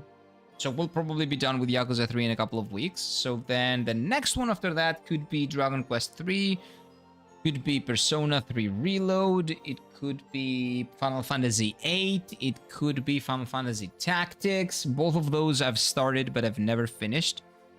I've played them for like 10 to 20 hours maybe, but then I stopped. So I need to get back into playing them.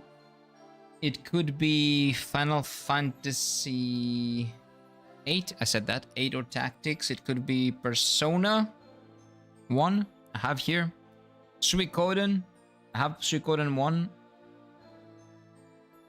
What else do we have? Drakengard 3, but I'm fairly certain that that's gonna be a wild ride. I've wanted to play Drakengard 3 for a very long time, actually. For those who don't know, Drakengard is how Nier started. Like, Nier Replicant and its sequel, Nier Automata, is one of the 12 endings of Drakengard 2. Drakengard 3 is a prequel of that story. So this is a prequel of the original story. One of the 12 endings of that ended up being Nier. And this is like the first chronologically. I've had this game for a very long time. I want to play it. So could be this as well. What else do I have over here? Dragon Quest VII, Final Fantasy XII, Rogue Galaxy as well. I want to play this eventually. I really want to play this eventually.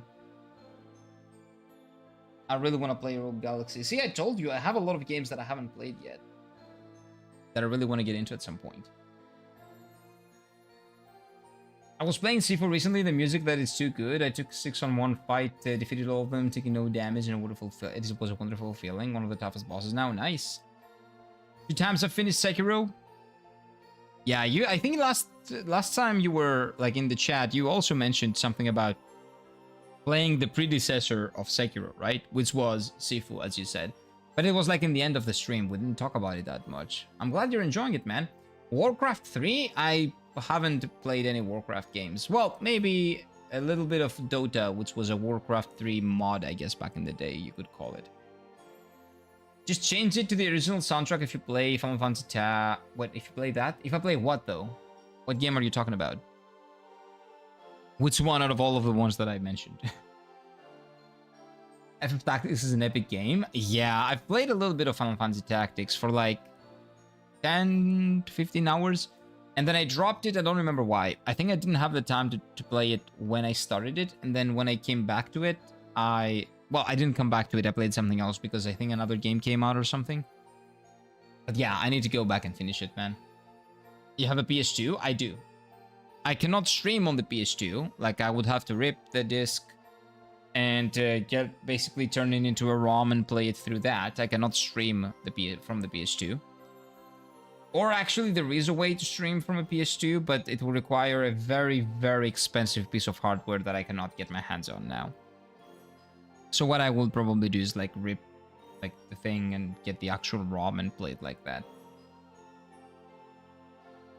KCD2, I don't have KCD2, man, and the cheapest, unfortunately, I would love to play KCD2 on the other channel, not on this channel. This channel will play JRPGs.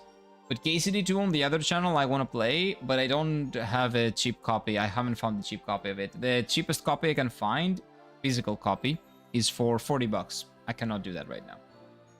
Democracy has been very dead recently. You're talking about democracy on this or the other channel in terms of what game I will play. Yeah, because I play the games that I want to play. That's the thing. I have a very... What do you call it? When I want to play something very much, I will just go ahead and do it. But if I'm in between 3 or 4 games, I will ask you guys. But I don't want to give you democracy to the detriment of my experience, because at the end of the day, I want to be fair to the games that I play. If I play a game instead of another game that I wanted to play more just because I put it on a poll, that means that I might not subconsciously enjoy it as much. So I don't want to do that. I want to be very fair to the games that I play. So if I am between 3 or 4 games, I will tell you and I will give you democracy back. But if I have a very... Like, if I have a definitively in my mind, if I have a game that I want to play, I will play that game instead of giving you democracy. I mean, better ROM because it's 180p. I don't... Oh, that's the thing, though. There is a piece of hardware that you can get that you can connect with the PS2 and then to the capture card in order to stream it. And it actually upscales everything. Like, Dorian uses that. Dorian uses that to play his PS1 and PS2 games. And it actually turns out to be really good. Like, it looks incredible. But I need 300 to 400 bucks for that. I will get it eventually, but it's pretty expensive.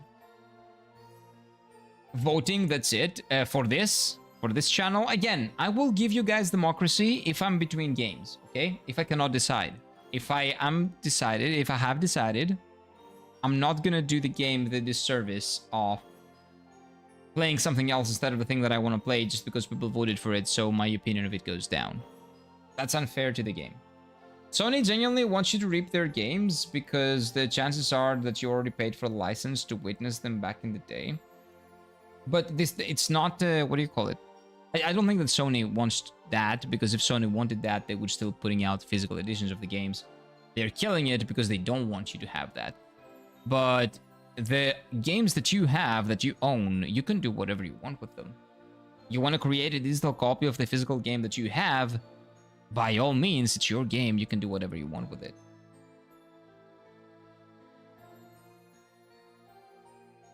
Yeah, but I want to play, at a point, like, at some point, I want to have the ability to stream from the original console as well.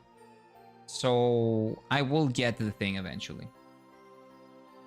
Jujutsu Kaisen from the beginning, it's really cool. It's popcorn entertainment. It's not anything like revolutionary, but it's really cool animation, really cool battles. It's very, very inspired by Bleach. I think you will like it. I think you will have fun with it. Like, again, it's not anything like revolutionary. It's no masterpiece, but it has really cool animation, really cool action scenes, great direction, great music, and a good pacing as well. But it's a stereotypical battle shonen. not that stereotypical, actually. There's a lot of horror elements to it that kind of, I would say, diversify it. Like, it makes it different from the rest, but at its core, it is a stereotypical shonen. True, but I'm playing Sony ROMs from now on. Oh, sure. Well, after 2028, after January of 2028, or after, I guess, they stopped producing discs, I stopped buying discs for PlayStation. I just play all the games that I own and all the games that I have on my backlog, and you know what? There are so many games that I haven't played that I can probably live off the rest of my life playing games on my backlog. Only physical games, though. PS3 emulators still only run 75% of the games. Yeah, and again, I'm telling you that you gotta get the copy as well, legitimately. And then, you know, burn it, make it a ROM, and then you can play it. So, emulators are not a great solution, but again, if you have the legit copy of the game, I think it's completely fair.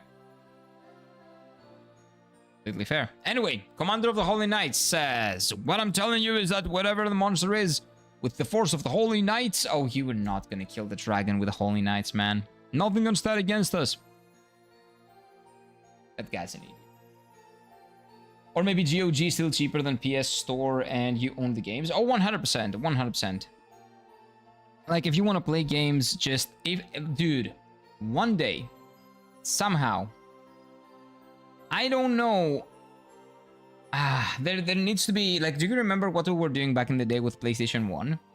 Where, on the PlayStation 1 days, you basically had... like, a legal copy of, let's say... What is a PlayStation 1 game? FIFA 99, right? You burn that into a disc... And if you've modified your PS1, you can play that. There will be a way to modify PS5s and PS4s into playing cracked games, essentially. Remember that. This is what Sony is bringing upon themselves. There will be a way. There will be something that people will do. To crack the consoles and be able to play games, because they are fucking around and they're gonna find out eventually. And that is gonna be the way that people preserve the games, by basically doing what they were doing back in the day, but not for the good reasons back then. Now it will be for good reasons. I modify all of my old consoles, sift up your cards if needed. I haven't modified any of them. The only one that is modified that can play... So these are Japanese games. So not all of them, but some of them. Most of them. But my PlayStation 1 games can be played on my console. Because these are Japanese copies and you need a modified version of the PlayStation 1 to be able to play the Japanese versions because they're region locked. My PlayStation 2 is not, but I will either buy a PlayStation 2... because I didn't want to risk it. I will either buy a PlayStation 2 from Japan, or I will just find a way to make it work. It's called Jailbreak. It's already got on PS5 old versions, but the thing is, you said you're against piracy. Yeah, I'm not talking about piracy. I'm talking about... I have a legit copy of a game. I buy a game on GOG. Like, how difficult it is to comprehend. Like, am I really that... Is it really difficult? Or maybe I'm not describing it correctly. Maybe I'm the retard. Okay, so... I am a retard. Everybody knows that. So... I buy The Witcher 3 on GOG.com. I own that game. I download that game. I put that game on a disc. And I put that disc in my cracked PS5. And then I can play the game that I bought. Physically, I have the disc, nobody can take it away from me, and I can play it on the console. That's what I mean. A PS4, PS3, PS2, PS1, PSP, Vita, DS, 3DS, Switch, everything. No, I don't want to modify and do things like that in consoles that are already supported. But when the consoles stop supporting physical games, well, I think people can do what they can to preserve the games that they have already bought and paid money for. I mean, for the PS5, you're talking about something different than I'm talking about, Trunks. I told you. You buy a game on GOG. You download it because now you own it, because that's the good thing about GOG. You burn it into a disc, and then the ability to put it into a... That's the thing. You cannot comprehend what I'm talking about because you were not alive when those things were happening. I assume you know, you don't, because you were not there. I know, now I see. Okay, that's why. I didn't know a PC game can run on jailbreak. Okay, there we go. Yeah, that's what we used to do back in the day on the PlayStation 1. Yeah, you're young. You don't understand what I'm saying. Okay, yeah. We did that back in the day in PlayStation 1, in the PlayStation 1 era. In your PlayStation 1, you could play games that you basically downloaded and burned in a disc. It didn't need to be an original copy. As long as the download and the burning process and everything went well, you could play it. On your ROM? No. You could do it back in the day. I'm not condoning piracy or anything, I just have control over my hardware. Well, yeah, as long as you're not, like, illegally downloading games, that there is a legal way of getting those games. In my opinion, that's fine. I forgot to mention Xbox 360 as well. I don't have any Xbox consoles. I have PlayStation 1, 2, 3, 4, 5, Nintendo Wii, Game Boy Advance. I have it over there. Although I do need to get a charger because a friend of mine lost all of my Pokemon games that I lent to him. One of the two Game Boys that I had, and my charger, and my two wireless connectors that you got back in the day for, you know, playing Pokemon wirelessly and doing the trades and all that. Anyway, what else do I have? I have a Nintendo Wii. No, those are all. That's it. PlayStation 1 through 5, Wii, and SP, Advanced SP. That's awful? Yeah, it is. It is. I want to send him a message one of these days to see if he found them. Because apparently they're lost. It's very difficult to find lost things when you renovate a room. I remember my uncle was burning CDs in the... it was the best thing ever. Yeah, my uncle was doing that too. My uncle was doing it too when I was a kid. Because it was much cheaper. And not even my uncle, even like there were video game stores that were doing it. You could go to a video game store and you could buy the legit game for like 30, 40 bucks. Like, I don't remember the price, right? Prices vary. Or you could pay half a price and buy the, you know, the burned version. Why not just play on PC and keep the CD as a backup plan? That's the thing, yeah, I just want to have the CD as a backup plan. Like, I can play it on PC, sure, but I want to be able to play it whenever I want to play it.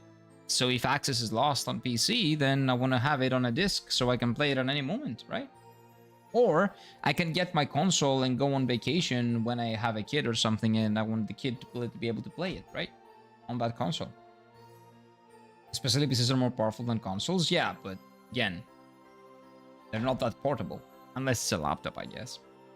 But yeah, if you lose access to a game on the PC, having it physically is a really good alternative. That's why I've had the physical games, and I'm still buying physical games that I love playing digitally, like, since forever.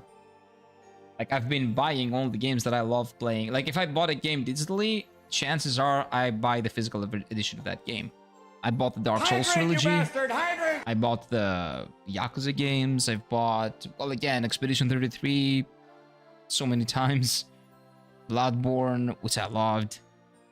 Well, Bloodborne I played the physical version as well, and the same goes with, well, the PlayStation 3, PlayStation 4 games I can play on the original consoles, so that's not a problem.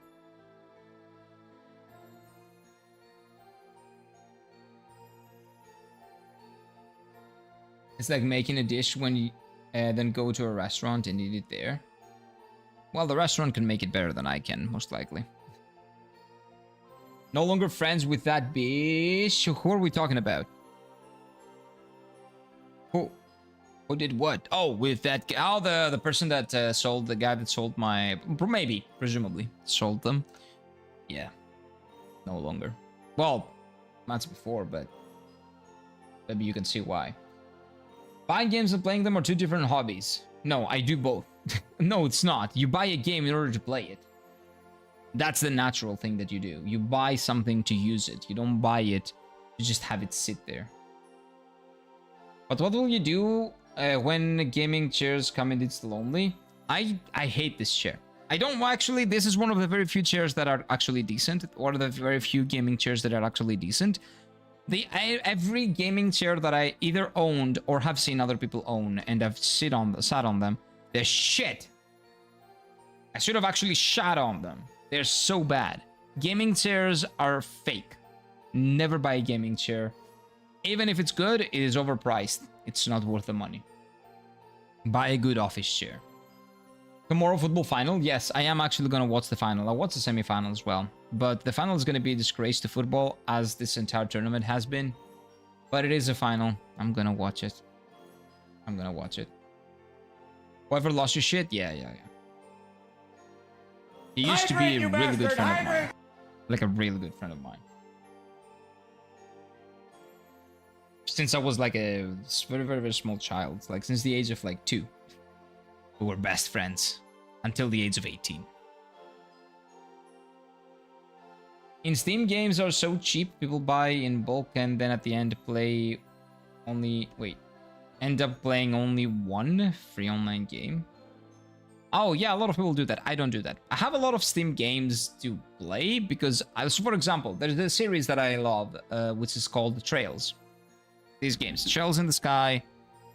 It's a JRPG series that I'm probably not going to play on stream because they're huge, but nobody really cares about them.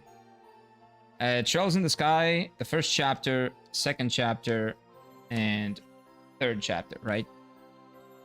So these games are great. They're phenomenal, especially the second one is by far and beyond the best in the series and one of the best JRPGs I've ever played.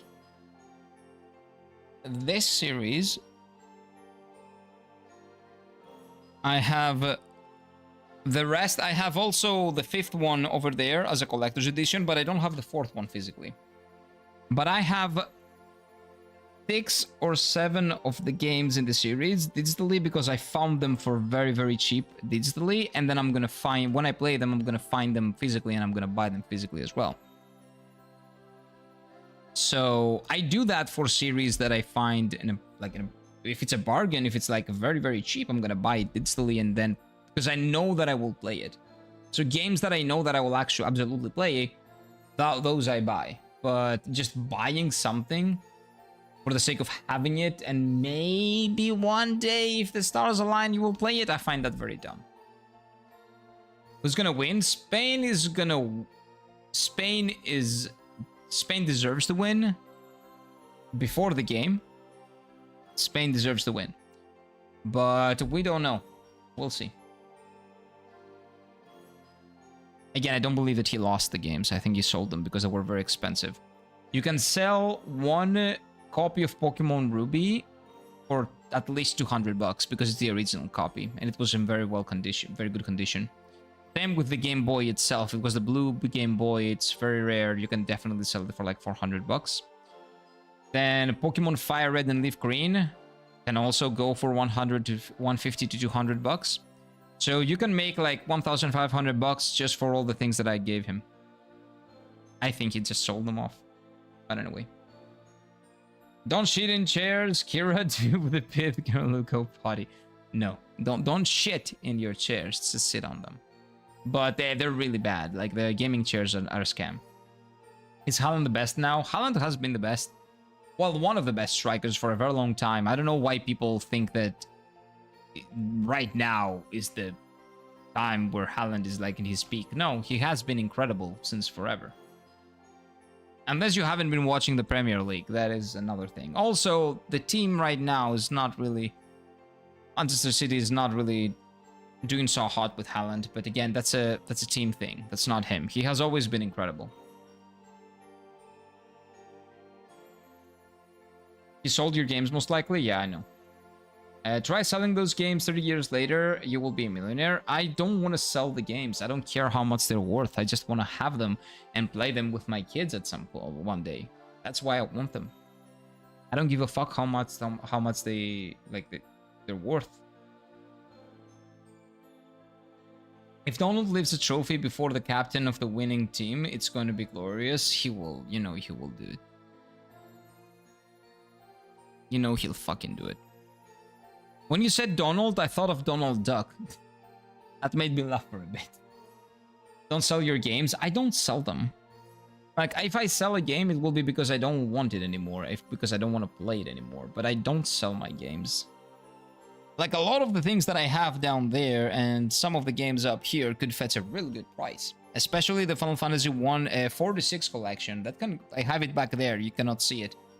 The Final Fantasy 4-6 collection for the PlayStation 1, that never came to Europe. That is a Japanese only version. That can fetch up to $300, I'm pretty sure. Or at least I've looked into it at some point. Maybe now it's lower or maybe it's higher, I don't know.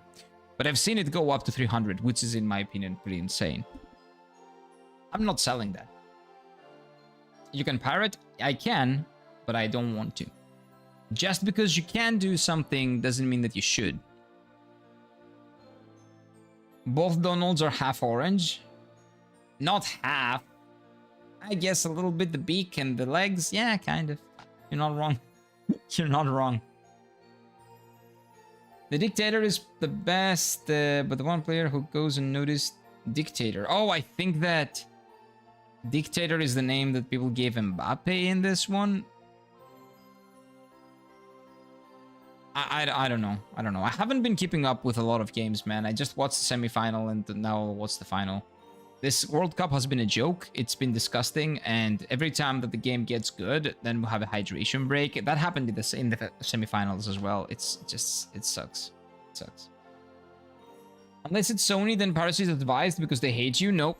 Piracy is never advised. The only time when piracy is, in my opinion, like could be is justifiable. Let's say justifiable.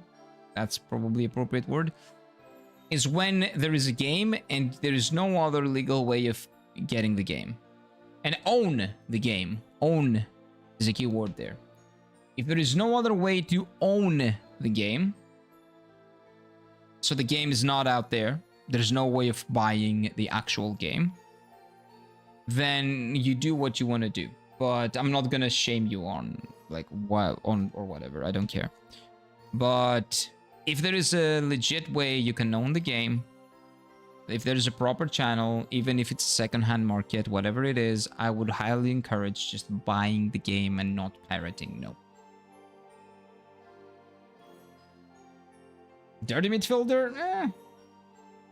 But if he's on your team, you love him. Well, that's how it usually goes. It's like the defensive backs as well. I remember, like Maserati was like that. Puyol was kind of like that. Not that dirty, but depending on who you ask. Those are defenders, not midfielders, but you know what I mean. Dirty players are great when you have them on your team. If buying isn't owning, Paris isn't stealing, I kind of agree with that, yeah. I kind of agree with that notion. There needs to be some ownership of the digital product if you want to consider it an actual product. Otherwise, it's just a service, so... Just going around the service and playing the thing that the service gives you... Is that stealing? Not really. It's taking advantage of circumstances, maybe. Just this with Sony, they can eat spoiled yogurt. I agree. I hate Sony too for that, for what they've been doing. But Xbox is not better. And Nintendo is basically doing the same thing, just it's phasing out the physical much better than Sony is. Which is why I'm gonna buy a Nintendo Switch 2, which I never thought I would say, but Nintendo Switch 2 is the platform that has the biggest chances of actually having digital, physical games in there. So to get Lies of P, the complete edition, I'm actually gonna buy at some point, I don't know when, a Nintendo Switch 2. Because Lies of P deserves to be preserved. It's a phenomenal game. And the whole thing is gonna be on the cartridge of the Nintendo Switch 2, so I'm gonna buy the damn thing. That's the thing. It's not a product business anymore. It's service, exactly. And what you do with the thing that the service gets you, well, that's kind of up to you, right? Buy the new renewable Switch 2 with renewable batteries. I don't know, man. I'm gonna go to Japan eventually. I think I'm gonna, like, eventually I'm gonna get back to Japan. Sorry. And then I will be able to get a Nintendo Switch 2. I will get the better deal that I will find when I get back there. He's a left back or a wing back. I don't know. I haven't heard of that, DJJ. Look it up. Look it up what? The Nintendo Switch 2 with renewable batteries? I don't know. I have no idea. But whatever happens, I will find a good deal and I will buy the Nintendo Switch 2 and I will play. And on stream, we will do the second playthrough of Lies of P, and that's going to be the parry playthrough. From the beginning all the way to the goddamn Arlecchino dude, and I'm going to solo him and I'm going to get my blood back. And oh my god, that is a Greek expression. That is a Greek expression. Do you see how fucking brain dead I am right now? I bring Greek in the conversation. I'm so tired. Let me think. I will get my revenge, is what I wanted to say. It's funny how a Steam Deck is, with the Nintendo emulator, and runs Switch games better than the actual Switch. Nintendo was never the company that made great hardware. It was the company that made innovative hardware and fun hardware. Same with games. They were never the peak of hardware, unless we're talking about the Super Nintendo era. Only in the SNES era, they were peak hardware. After that, they were just innovative and fun. So, I'm not looking to buy a Nintendo Switch for its processing power. Just want to buy the games that it has. 1 second. I want to... what do you want? I want to go to take a piss and be right back. Time.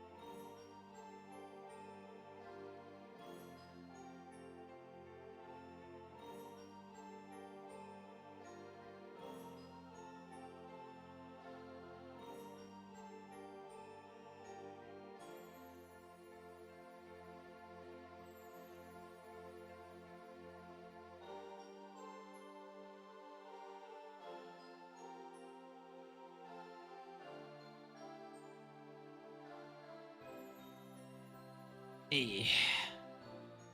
What's up? It's EU exclusive? I didn't know that. I'll look it up. I'll look into it. Can play anywhere? Ooh, okay. What club is he playing at? What's his club? Switch 2 is gonna... Wait. I think it's gonna come out with renewable batteries because... Oh, you're talking about the new regulations that the European Union is imposing on a company? That is for mobiles, I think, right? I think that's for mobile phones. I don't think that consoles have anything to the handheld have anything to do with that. Right?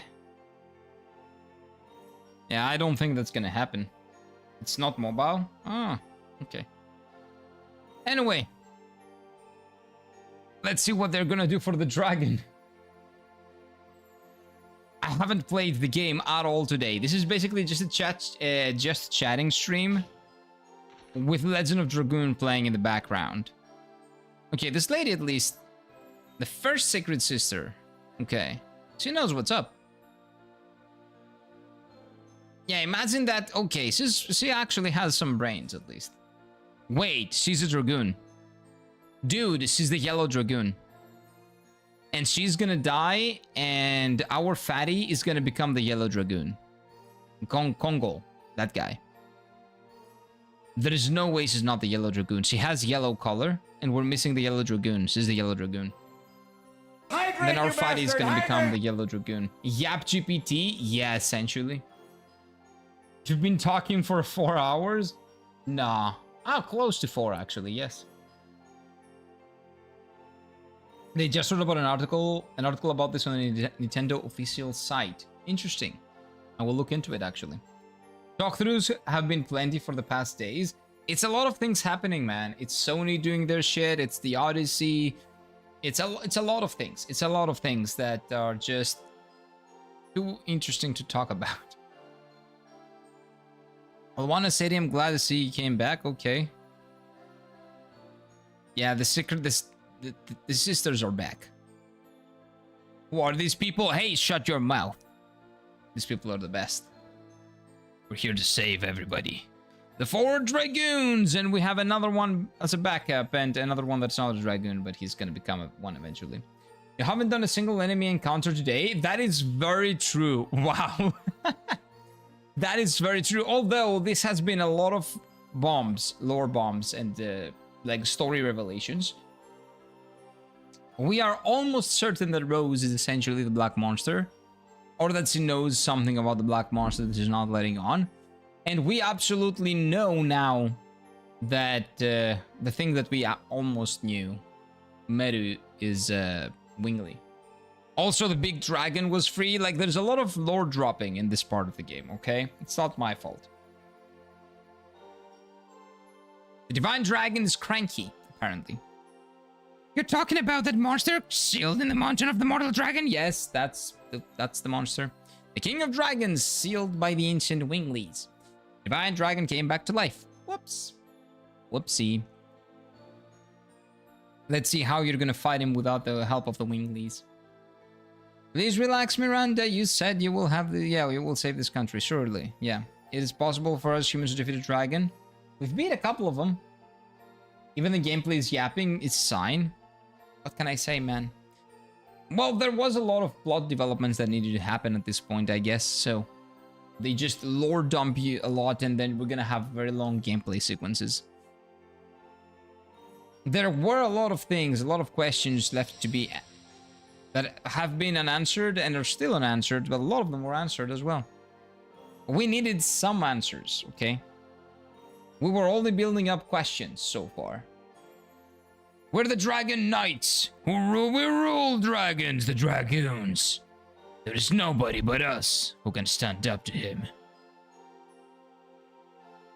Are you saying you're the heroes from the Dragon campaign, the Dragoons? The same goons, yes. I was surprised too. However, I don't see the falsehood in their heart. Well, that means... maybe we request your help with vanquishing the Divine Dragon? Sure. Okay, wait. I need to talk as... wait.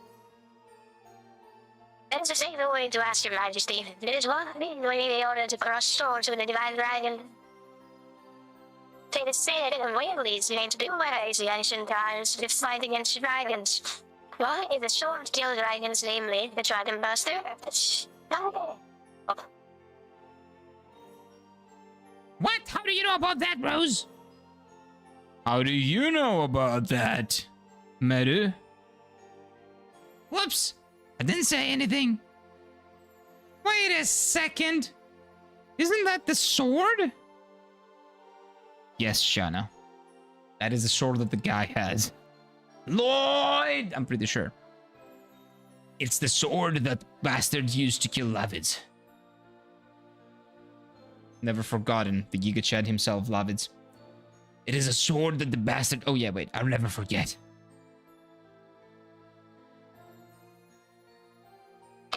Therefore, we have no choice but to found on the other way.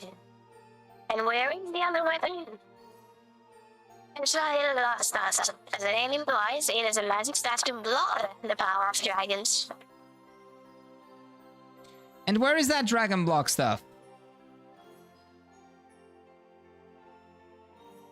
I was going to ask you. Actually, it seems that one of us know that none of us knew about it. What are you talking about? Do you know about it? Oh, do you know about it? Please tell us, for the sake of this country. Why are you hesitating? Are you stupid? That implies that she's Wingly. Of course she's not gonna say it like that. But because all of you are retarded, she will probably say it because you don't get it. That's good. I'll tell you guys, alright? I think it's in the Forest of the Wingleys. The Forest of the Wingleys? Where the heck is that? It's in the northern part of the Evergreen Forest. Where is that? If so, are you saying that the Wingleys are still alive?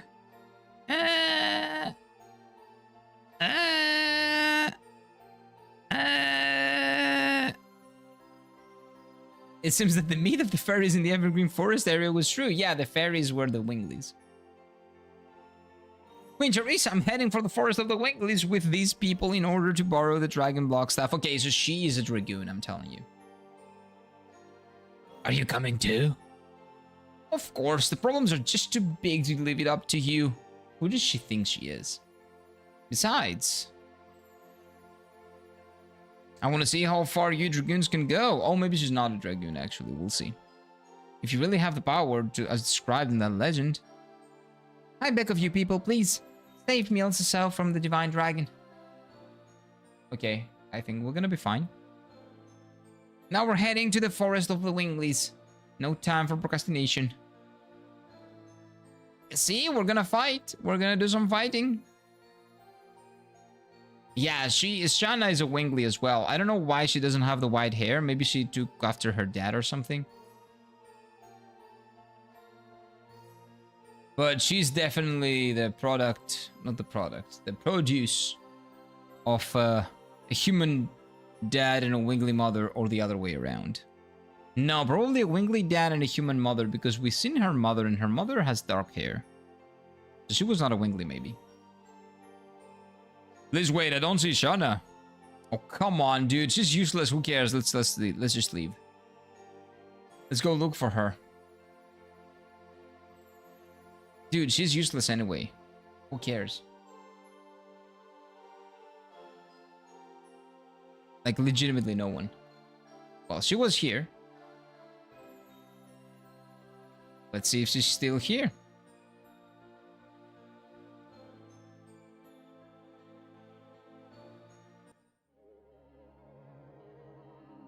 Is she here? She's here. Is she being called by the lasagna things? What are they called? I forgot. Visor? The Virage. I remember. Shanna, are you alright? Where am I? When did I come here? What happened? I don't know, but that took me.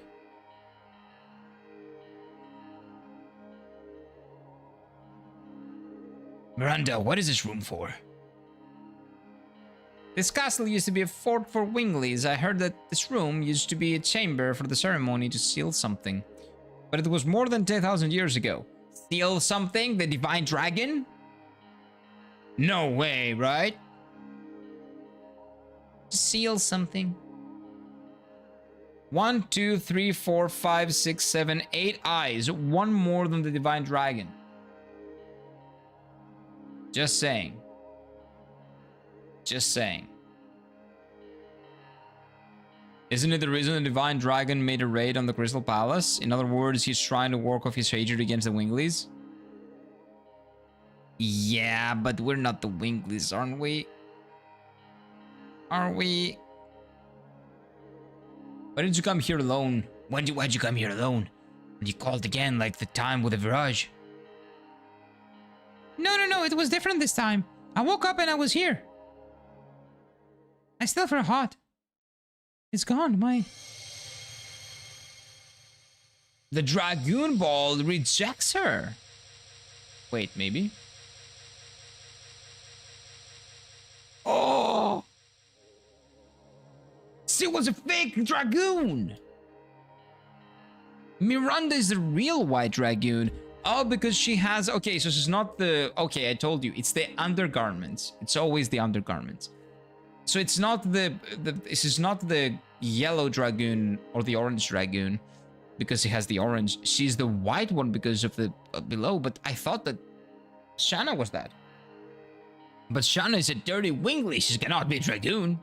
Gonna sky out here. I'm gonna take my meds, make my pasta dinner. Nice. I'm gonna make pasta as well. Have a good Saturday, everyone. Have a lovely Saturday, Eebs. Talk to you next time. I cannot manage it anymore. I don't feel the power of the White Silver Dragoon. Yeah, you kinda suck, I know. Finally, the game knows as well.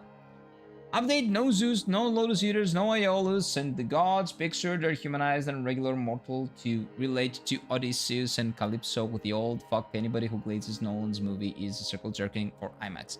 I know. It's not great. It's probably a good movie in terms of direction, like probably good sound. Actually, no, Nolan's movies have been notorious for not having great sound, but anyway. The direction is going to be good, some of the acting is probably going to be good, but in general, as a whole, I think there's a bigger discussion to be had about Nolan's movie, but okay. They told the story without Zeus. I don't remember how prevalent Zeus is in the actual Odyssey. I remember that Athena, again, this is me trying to search for knowledge that I had when I was like 13 years old. Because we actually read the Odyssey and the Iliad when we're doing literature in middle school. Or junior high school, as you call it in America. I don't remember the Zeus having a big role in the Odyssey. What I know that they've done in the Odyssey of Nolan is that through flashbacks, they've told some of the parts of Iliad, some of the story of Iliad. But I don't really know how prevalent Zeus was in the actual Odyssey. I know that Athena plays not a big role, but in terms of like what the gods do, she is the most prevalent one, right? She is the one that talks to Zeus the most. How do you tell the story without Zeus? That's the thing. I don't know if he is that important in the grander story, to be honest with you. I don't remember her. I don't remember Zeus as much. Our Athena definitely didn't take Spider-Man. That is very true. Our Athena didn't. You know what the problem with Athena as they present her is? They do not present her as a god. They present her as a mortal. It's like a strange choice. Like they're trying to humanize the gods, but that's not what the gods were about in the Odyssey. But again, that is a director choice, a directorial choice. I do not agree with it. I don't like it, but it's a choice. They are showing the gods as they're humanizing them, essentially. Maybe there's a reason. I haven't watched the movie. Probably not gonna watch it anyway, but Zeus opens the play and contests Athena. He pressured Odysseus to drop the baby from the fortress. Oh, like in the very, very beginning. I don't remember. It's been 13 years since I read the Odyssey. 23 years. Not 23, wait. I was 13, now it's been 18 years. It's been like my whole adult life, essentially. A whole adult person's worth of time. I don't remember. In the Battle of Troy, yeah, I don't remember Zeus. But again, it's been a while. I remember doing the Iliad, I'm pretty sure, in second middle school grade, so that is 6th, 7th, 8th grade we did Iliad, 9th grade we did Odyssey, I'm pretty sure. Without Zeus, Odysseus killed the baby for funsies, but maybe he didn't do it in the movie at all. Maybe they just got rid of that part completely, I don't know. I think we're slowly moving from Pedro Pascal fatigue to Zendaya fatigue. Oh, Zendaya fatigue is a thing. Like, she is in every single movie. I did not watch a lot of movies to be fatigued by Pedro Pascal, but Zendaya, I don't watch any movies, and I'm still tired of looking at her, dude. She's in every single movie that I've watched. She's in Dune, she's in Spider-Man, she is in this one, and I'm not gonna watch this one, but how is she on every single movie that even I, who doesn't watch movies now, like she's in everything. But anyway, her portrayal of Athena, I don't know if it's gonna be good or not. My assumption is that it's gonna be meh. Because if she's not playing a goddess, she's trying to be like humanized Athena, that's gonna be very boring. That's my take, that's what I think it's gonna be. Maybe one day when it comes out on Netflix or whatever, if I have Netflix at this point, I probably won't. But I might watch it like that. I don't know. Piece of crap movie. We're moving on. I cannot manage it anymore. Okay, she doesn't feel the power of the Silver Dragon. You're a Dragoon too? No. She is a Dragoon. Period. Shanna is not. Shanna is a fake. She was just a Dragoon Uber. And now the joke is over.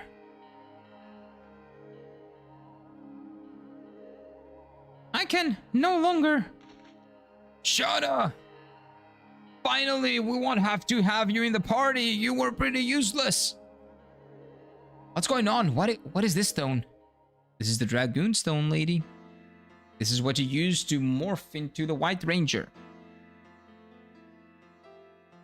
I see. I passed out. Are you alright? Yes, but I don't think I can go with you anymore. There is nothing you can do in your condition. I knew it. From the day I looked at the moon and Furny, I was sure this would happen to me. We will be back as soon as we defeat the Divine Dragon, so wait for me till then, will you? Lighten up! Yeah, lighten up. You're useless. 100% now, but lighten up. I will work hard enough for you, Shanna. Kongol 2. Kongol is like in half the cutscenes, and half of them they don't remember that he exists. It won't be long. Dart will be back with you too soon, Shanna. Don't worry. He'll be good. He's not gonna die for sure. He's a protagonist. Don't worry, I'm accustomed to waiting, but thanks everyone. I am accustomed to being useless. God damn it, man. When we started this playthrough, I thought Shanna would be more useful. Now, well, I think she's gonna be useful, but how is this gonna play out? Like I told you, like I think that she's gonna accept that she's the Moonchild, so she is a Wingly as well, so she's gonna be using magic later instead of additions because humans are using additions apparently, and she cannot use additions maybe because of that, because she's half a Wingly, half a human. She needs to accept both sides of her in order to be able to utilize the powers or something. That is my assumption. So she was being an Uber for Miranda, but maybe Miranda is the actual Uber until she grows to be a person that is actually confident in her abilities and she accepts like the other part of herself, the Wingly part of herself or something. We'll see. Please take care of the rest. I know. I'm actually going to be useful. Okay, so Shanna's voice is going to be Miranda now, okay? Shanna is out of it. 18? Level 18? Oh, that is quite insane. And she will have, and that's the thing, she will probably be much more useful because she will have additions, I think. But let me test that real quick. Let's see if she actually does have additions. I'm actually quite curious. Because if she has additions, she's just a better Shanna. Like GG's, we found a better one. I don't want to go back. Also, she looks quite hot, might I add. She is just an upgrade over Shanna. Let's just keep her, okay? She looks good in that armor, right? I think we just keep her. Shanna can stay there being a damsel in distress. And we can save her eventually. Okay, let's do a fight. Let's do a fight. Let's see.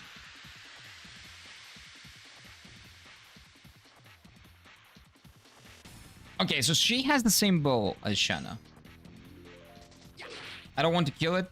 Please don't kill it. Okay, good. You defend just in case. She doesn't have additions either? Oh, she is useless. Is this okay? Maybe the Silver Dragoon is the Dragoon of uselessness, man. Maybe that's what it is. Maybe this is just the Dragoon of uselessness. Her transformation sequence is better though. Holy shit, she wears it much better than Shanna did. Ooh, I like her more. Oh, can we keep her? Please, Miranda is just better. Miranda is just an upgrade on everything. I never want to see Shanna in the party again. Although I'm afraid that Miranda will have to die. Soldiers don't seem to have a good luck in this game.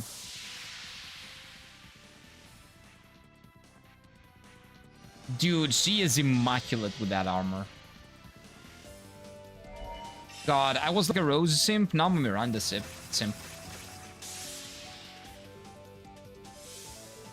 Oh, 100%, dude. And her bow is actually better, although it doesn't do any damage. Oh, hell yeah, dude. Hell yeah. Companion A, offense 9, defense 8, hotness 8. Companion B, offense 5, defense 5, hotness 9. Who do we pick? You know what the thing is? That is not even that question. That is not even a question, because they have the same stats. Companion A, Shanna, is like offense 5, defense 3, hotness 6, maybe 7. And then we have Miranda, offense 5, defense 3, but hotness 10. We chose Miranda. We choose Miranda every single time. Every single day. There is nothing else to choose other than Miranda. Nobody would choose anything else other than Miranda. So you know what? Shanna can just sit down, chill, relax. And our new party member can take over. She's great. I love our new party member. Wait, this is a... No? Isn't there like an inn we can get in here? Is this an inn? Yeah, the Evergreen Forest. Oh, the Evergreen Forest is the forest that we came from, I think. That's where we need to go. Okay, let's stay for one night. Dude, she is so incredibly hot. It is... like, I just want to have her in the party because she's hot. But the big problem is that Rose is also hot and she's also useful. So it's gonna be hard for me to make a decision on this. God damn it, dude. That is such a tough choice. What about personal rankings? What do you mean? That maybe someone will actually like Shanna more than her? There's no way. I don't think there's a single human being in the history of this world that, given the choice of Sana and Miranda, that will go with Shanna. No one. And if you do, who are you? Why? You know what? I don't even want to... Miranda from Mass Effect was hotter? Yeah, Miranda from Mass Effect was like... hotter than her? Than this Miranda? Very different kind of hot. Miranda seems like the Justice Warrior-esque type of hot. The other Miranda, see, she knew what she was holding. you know, the power, the true power. So it's more like a Justice Knight. The other Miranda would get her hands dirty. Very different games. Very different games. I don't know. I cannot compare the two. I cannot compare the two. But this Miranda is the hottest character in the game so far. Having said that, I do have to go because I have